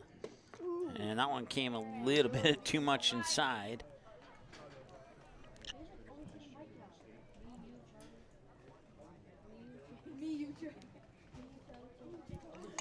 1-1. That one is fouled off. I thought it went out of the park, but it didn't. It stayed in the park, but it's still foul nonetheless. And it's a 2-strike count now here to Austin Anderson.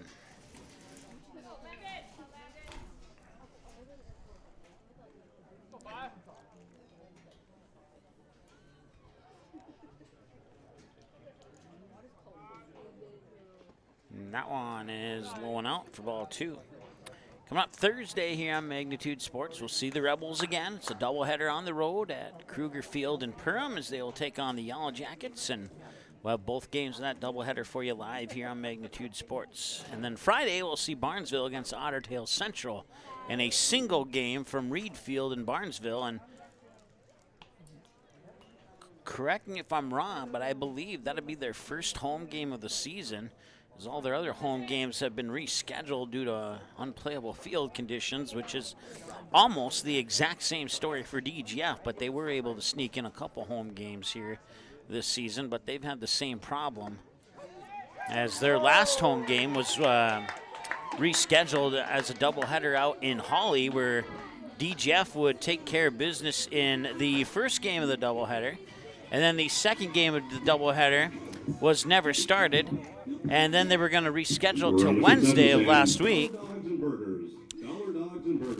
And then the rainstorm hit Hawley, an overnight thunderstorm rolled through, and now game 2 of that doubleheader versus Hawley has been rescheduled to May 25th right here at Bob Marshall Field. It's part of a triangular between Dilworth-Glyndon-Felton, Hawley, and Ada Borup, Norman County West.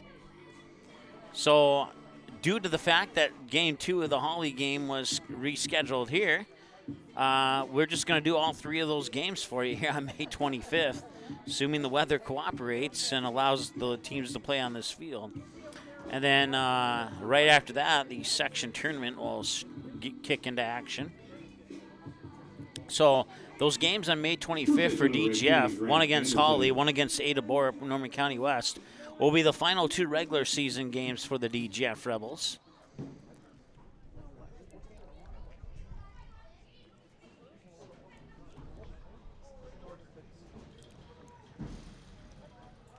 Short delay in the action here.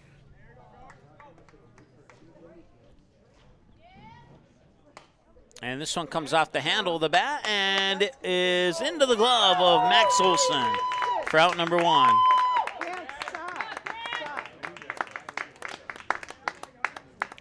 I bring up Landon Johnson now. 1 hour and 37 minutes into the game. Now the next segment, number 3, Owen Hoover. And actually, they're going to make a swap here. Stepping into the number 2 spot is Owen Hoover. Either that or I screwed up. Yeah, no, I screwed up somewhere. Hang on. We're going to do something a little different here.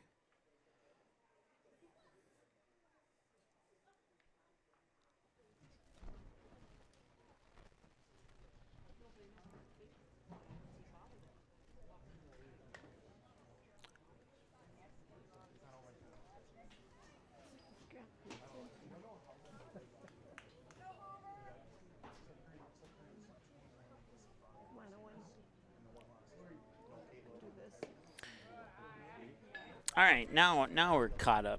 Once again, Owen Hoover, and it's 1 ball, no strike here. 2 for 2. A double to left center, hit by a pitch, and a single to center in this second game of the doubleheader.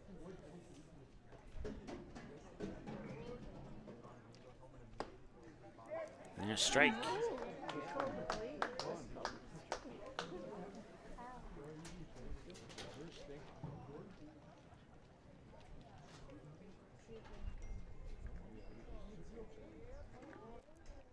Here's the windup, and it is outside for ball 2, and that is pitch 83 with pitch 84 on the horizon here for Brody Gray. You don't frequently see pitchers go into the 90s, but occasionally you do, and this might be one of those occasions. And that one's hit up high, left field. Max Olson calling everybody off, and he makes the catch for out number 2. So Max Olson responsible for both outs in this inning so far. And now it's Peyton Oss who will step up to the plate here. And number 7, Peyton Oz.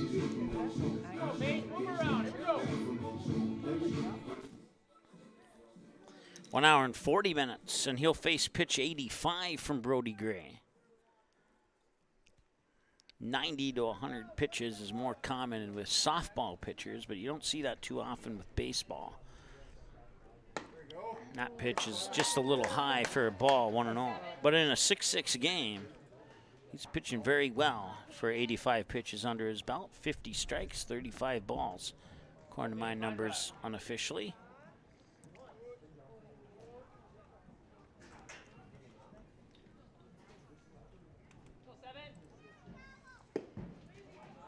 That one will apparently just miss, and it's 2-0. Or, yeah, I think it's 2-0.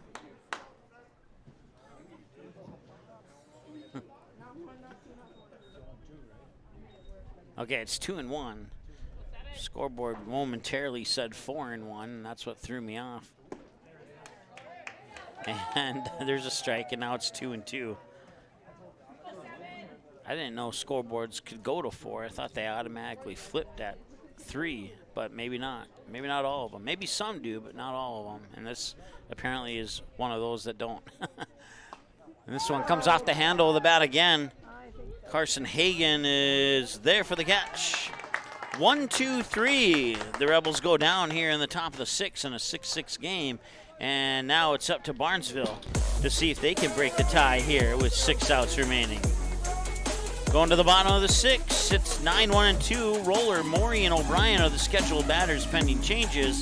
6-6 after 5.5 here on Magnitude Sports. Stay tuned. I'm assuming your favorite Timberwolves player is Anthony Edwards and Dan. Barnesville Drug and Hardware is your local Health Mart pharmacy and hardware Hank store in Barnesville. Open weekdays 8:30 a.m. to 6 p.m. and Saturdays until noon. Stop in at 117 Front Street to select your next grill or smoker.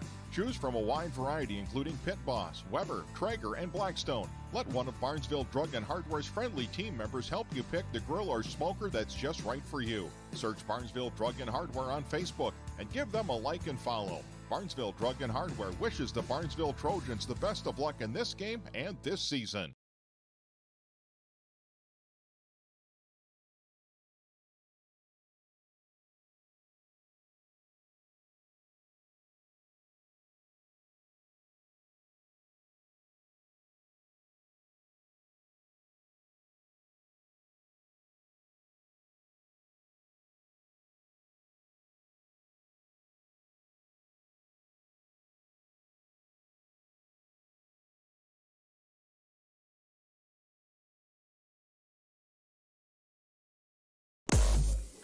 All right, 6-6 is our score.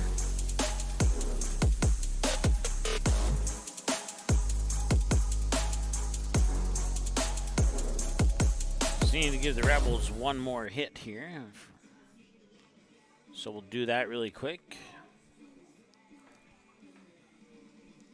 See if all the other numbers are right.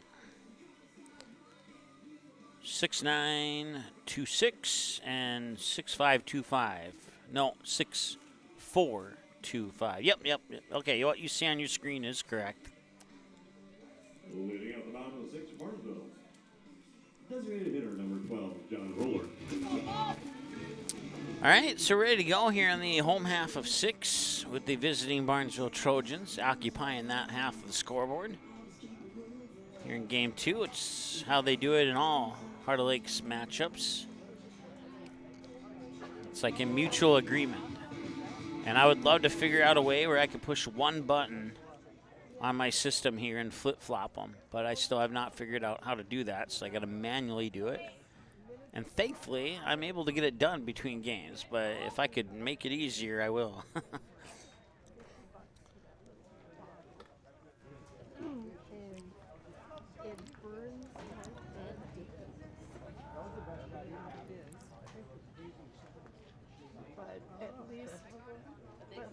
everything was in one. And that one's going to center field, and it looks like Anderson's there, and he is. Out number one here on the first pitch of the bottom of the sixth, or second pitch Quincy Morey. of the bottom of the sixth. And now Quincy Morey, number 6, steps up to the plate here in a 6-6 game in the bottom of the sixth. He's 0 for 1 with a walk, fly out to center. He was hit by a pitch last time he was at the plate.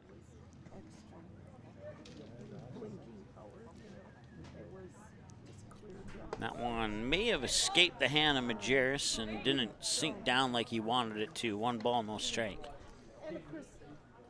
But Majerus coming in the bottom of the 4th in relief for Ethan Clemenson, who was taken out after just 11 pitches, has done a fabulous job. And he jammed up Morey to the inside, up, in, and high, and Morey climbed the ladder and paid the price, 1-1.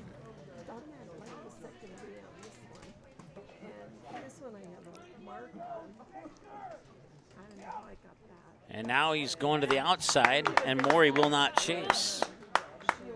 And it's 1-2 as he takes a strike on the edge anyway, and that's what we talk about with the inside-outside pitching. That's how to strategize with each batter.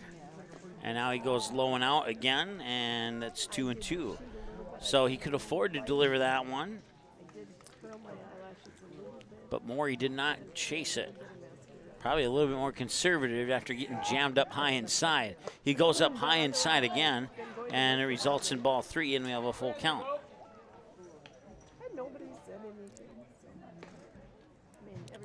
1 hour, 47 minutes, time of the game. Game 1 ended in 1 hour and 24, so we're about 22 beyond that. And he finds the gap into right field.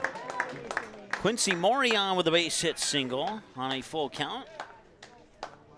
And that brings up Asher O'Brien. So Morey back to the top of the order with Asher O'Brien. No, I take that back. O'Brien's number 2. I got mixed up with his jersey number, which is number 1. So apologies on that one. O'Brien's 1 for 1. He walked, then he singled to right field, then he walked again. And this will be his first plate appearance facing Bo Majerus. He'll face pitch number 30 from Majerus.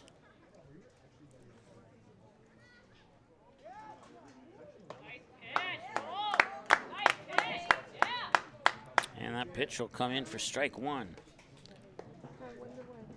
So Majerus will lean in and set. He'll agree to the signal. Now take a glare over at first and deliver.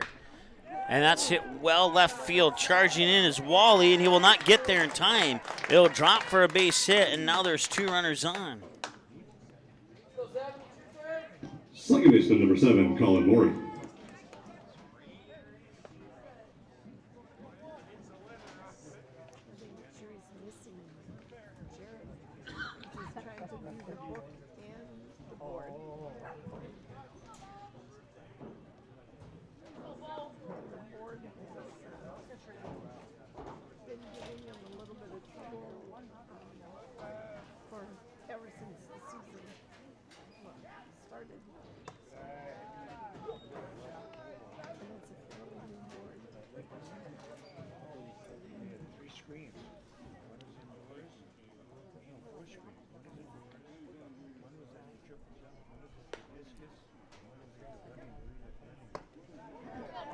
And it's 2-0 now here to Morey.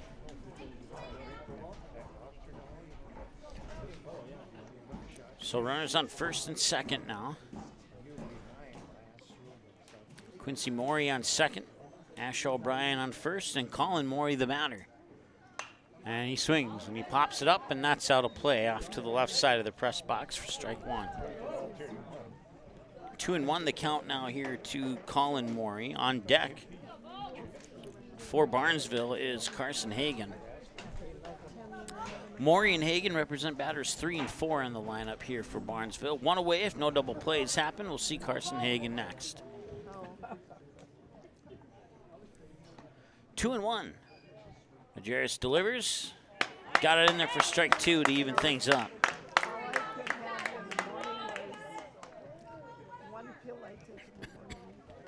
And this next pitch is a big one. It's the difference between bases loaded or 2 outs. There was nobody on second, and a good job by Majerus to not throw that ball into center field as a result.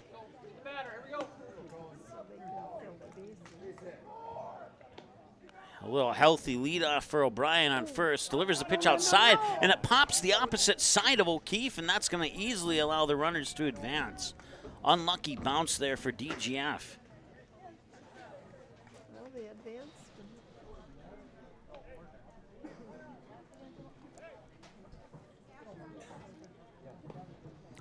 Full count now, and now this is an even bigger pitch.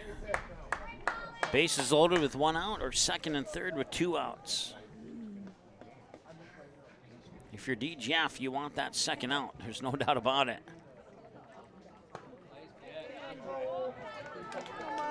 And he walks him, and that is bases loaded. And coach is going to come out. Yes, he is. You see him peek out of the corner of your screen. He's going to have a chat with Majerus and company here. I don't think Majerus is going to come off. I think he's fine. I think it's just going to be a little pep talk here from, oh, maybe I was wrong. I was wrong. I'm sorry. I was wrong. I did not think that he was going to pull him, but he made the tough decision to do just that. So Majerus now done 36 pitches, 26 strikeouts, 10 balls. I'm sorry, let's try that again. 36 pitches, 26 strikes, 10 balls, 5 strikeouts, all 5 of them swinging. He's responsible for Morey and O'Brien on second and third should they come in and score here in a 6-6 game. And we'll have a new pitcher now here for the Rebels. And it's going to be Grant Anderson. He'll come in from first base to take over for the Rebels. So he'll get some warm-up tosses here, and we'll see. Looks like if he would move his arm, that'd be great.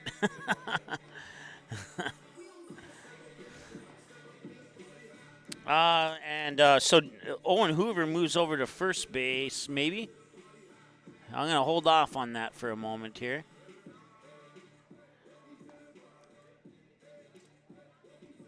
No, Owen Hoover is going to stay at second, and coming in will be Brody O'Keefe at first. That means we'll have a new catcher. And it looks like maybe 15. Carson, I'm not 100% sure on that, but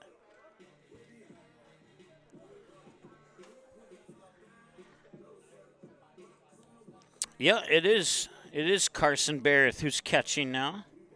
So that means we'll have also no, we won't have anybody new. I think that covers everything. All right, so Grant Anderson now pitching, Carson Barrett now catching, Brody O'Keefe over at first, Owen Hoover at second, Landon Johnson at shortstop, and Chandler Wasik remains at third. Outfield, I believe, remains the same. Looking out there, 17, 4, and 6. Yes, so your outfield remains the same. So Grant Anderson will toss his first pitch here. Now pitching Grant Anderson. Now catching Carson Barrett. Moving first base, Brody O'Keefe.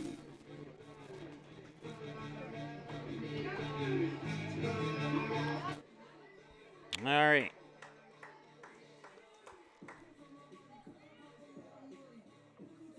Coming to the plate, third baseman number 11, Carson Hagan.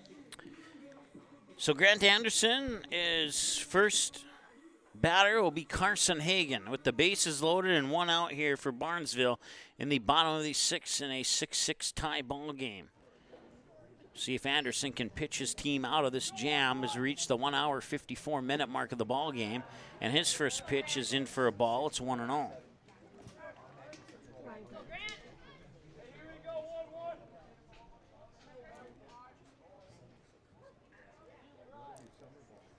And that one's outside, and it's 2-0.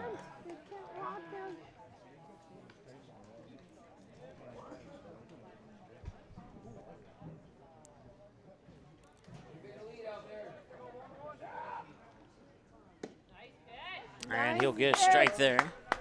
Keep the spot, Grant. Go, Grant. Nope.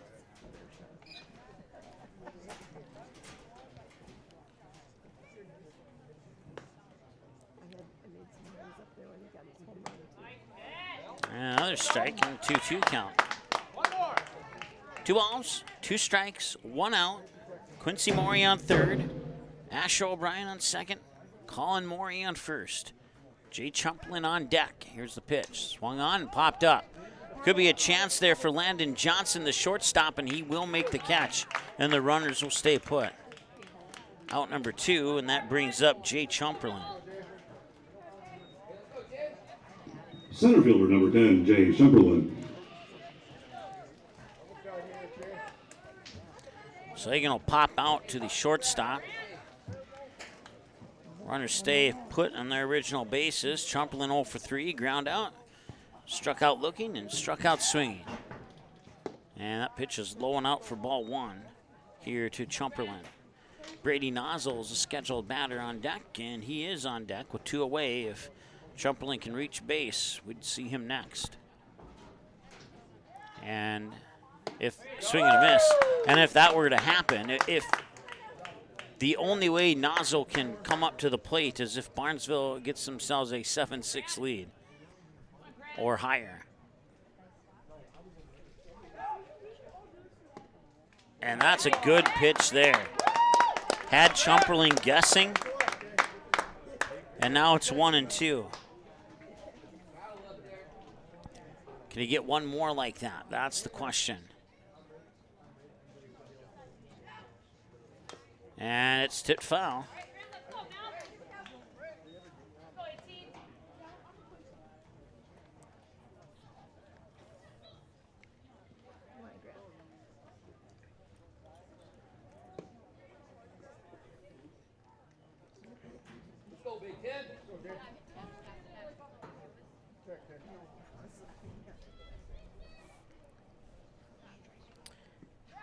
And it'll hit him, and Barnesville will get the lead via a hit by a pitch. That'll bring in Quincy Morey from third, and Chumperlin reaches base on a hit by a pitch, and now Brady Nozzle is the batter.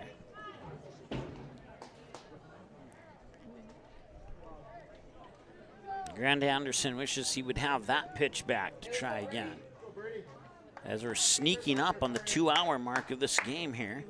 But it's been a fun 2 hours here. And at the 1 hour, 57-minute mark, it's been a little bit more fun for Barnesville fans. But not by much. Anybody who knows anything about baseball knows that this lead is not a safe lead. Strike 1.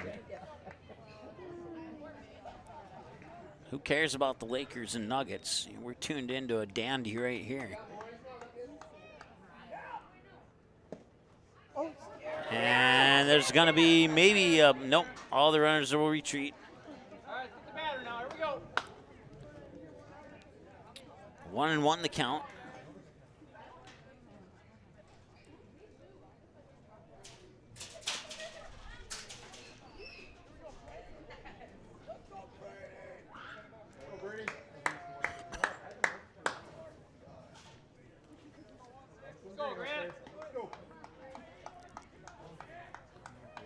Bases loaded for Barnesville. They're up 7-6 now here with 2 away and a 1-1 count. Fouled off, it's 1-2. So now Grant Anderson needs to sneak a pitch by the bat of Nozzle Same thing. to end this inning and strand those runners on base and stay within 1. No. Tried to curve it over the outside edge, but just missed. But he did have a pitch to work with to try and hit that edge. So he can actually try that one more time if he wishes. And he will try it one more time, and he'll miss again. And it's 3-2. Strike ball, fouled away, ball. Full count and a big pitch here. A strike to end it, or a ball to make it 8-6. And on the edge, he strikes him out.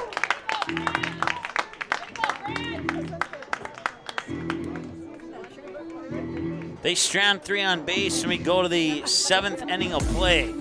with the Trojans up by 1. The Rebels need at least 1 to force the bottom of the 7th. We'll see if they can do it when we return after this here on Magnitude Sports. Stay tuned.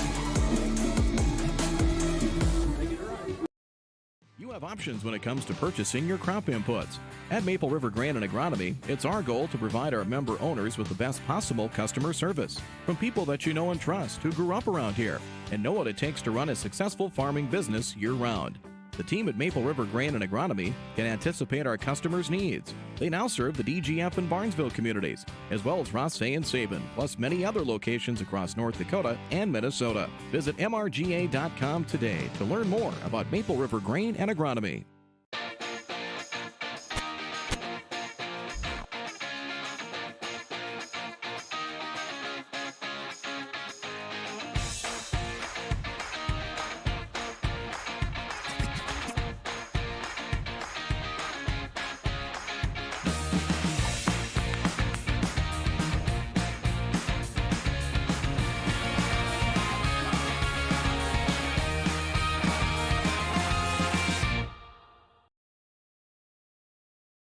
Dean's Bulk Service C-Stores in Barnesville and Sabin are your stops for high-quality Arco gas and diesel fuels, plus a car wash in Barnesville. Don't forget to pick up your favorite snacks and beverages as well.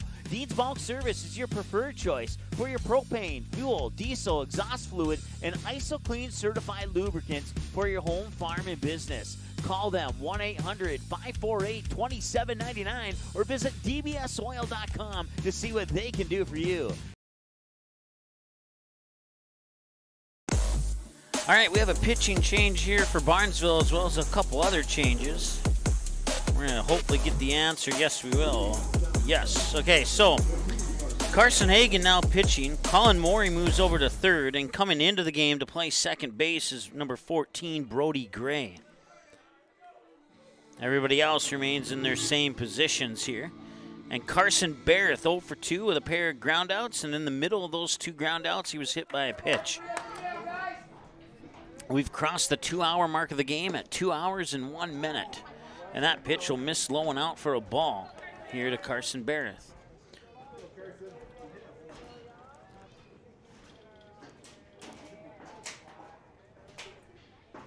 There we go.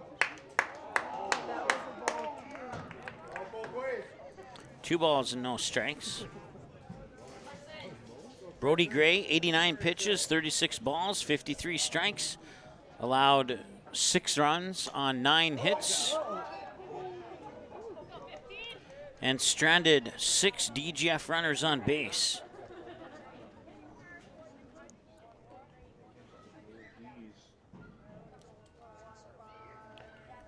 Two hours and 2 minutes now, time of the game. And that one is right down towards Joey Torfin at first. He'll step on the bag and not risk what happened in game 1 by giving it to the pitcher.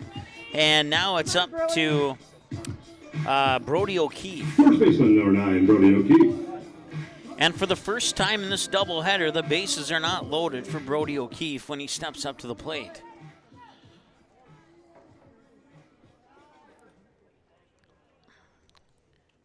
He's 1 for 3, ground out, reached on a fielder's choice. He doubled on a deep shot to right center last time he was at the plate.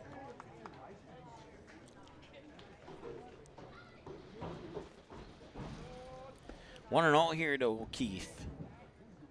And did he check his swing? I think it may have. I think he wanted to check his swing, but I think the pitch came off his bat anyway. So that results in a fouled away pitch, and it's 1-1. 1 ball, 1 strike. 1-1. And this one's hit up center field. No, that's too easy. And Jay Chumplin makes the easy catch for out number 2. And now the Barnesville Trojans are 1 out away from handing the Rebels their 3rd loss of the season. Center fielder number 4, Alex Anderson. And it will be Alex Anderson who will try and keep this thing going here for the Rebels. 1 swing of the bat could force the bottom of the 7th. They need 1 run. That pitch is inside for a strike, 0-1. Alex Anderson, 0 for 3. Struck out swinging, reached on a fielder's choice, and he grounded out to second base. And on that ground out to second base, it was almost a base hit, but Brody, or the then second baseman, had to make a diving catch to keep that from going into the outfield and complete the 4-3 ground out. It was a really nice play.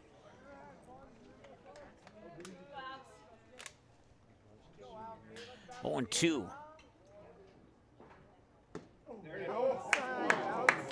And that one's low for a ball. It's 1 ball and 2 strikes.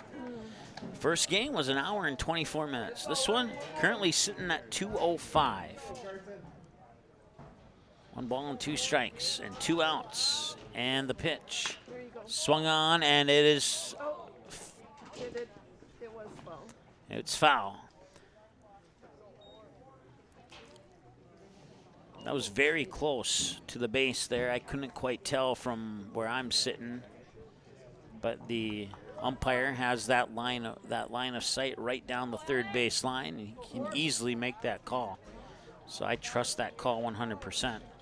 From my vantage point, it looked like it may have been fair, but vantage points are everything on plays like that. This one popped up, way up, and this is a chance for Asher O'Brien, and he makes the catch, and D-Jeff will fall to the Barnesville Trojans 7-6 here, your final score in Game 2. Great ball game between these two clubs, and the Barnesville Trojans hang on to win it. There you see your line score.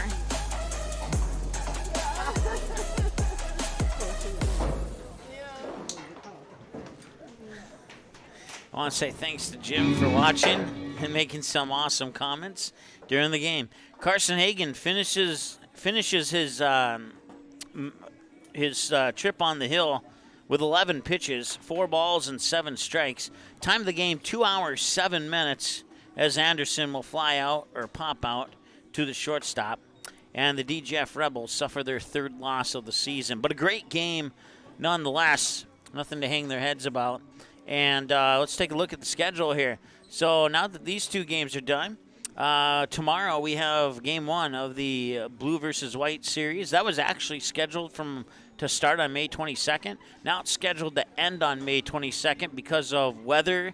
It delayed and rescheduled a new fence being built at the field. So now the games have been pushed up so they can get that fence in. So there, now you know the story behind that. And then Thursday, we'll see the DGF Rebels again. They'll see if they can bounce back after this 1-1 split with Barnesville and pick up a sweep over the Perham Yellow Jackets. First pitch from Kruger Field in Perham is at 4 o'clock. And then Chris will be on the air with the Holly Nuggets and Pelican Rapids Vikings, also with a doubleheader at 4 o'clock. And then Game 2 of the Blue-White series, we'll have Grant and Luke taking care of that one for us on Thursday. We thank those two for stepping up to the plate, as originally that game was not supposed to be played on Thursday, and now we have 5 games for you coming up here on Thursday on Magnitude Sports. And then a little bit easier day on Friday, just 1 single game, no doubleheader, just 1 single game, as we'll travel to Evansville for the Brandon Evansville Chargers taking on the Pelican Rapids Vikings. And then back to Moorhead, Jim Gotta Stadium, is Dakota Fusion. Take on the Minnesota Twin Stars in an NPSL soccer matchup. The Fusion went to a 1-1 draw with Med City last Saturday on Magnitude Sports. If you missed that game, you can catch it on demand at any time. And then we'll see Sunday. We'll wrap up the week and start the next week with a doubleheader between the Post 400 Astros and Lisbon here on Magnitude Sports. And then you can dig deeper into that schedule by going to our website at magnitudesn.com. You can follow us on our social media pages at Twitter, YouTube, Facebook, and Instagram. Once again, your final score in Game 1, the DGF Rebels 10-0 in 5 innings over the Trojans, and the Trojans get one back in Game 2, holding on to a 7-6 win here in the top of the 7th. Thanks so much for tuning in. We hope you have a great night, and we'll talk to you again tomorrow here on Magnitude Sports. The preceding broadcast was an exclusive presentation of the Magnitude Sports Network. Subscribe, click the bell, and visit magnitudesn.com for a schedule of our upcoming broadcasts.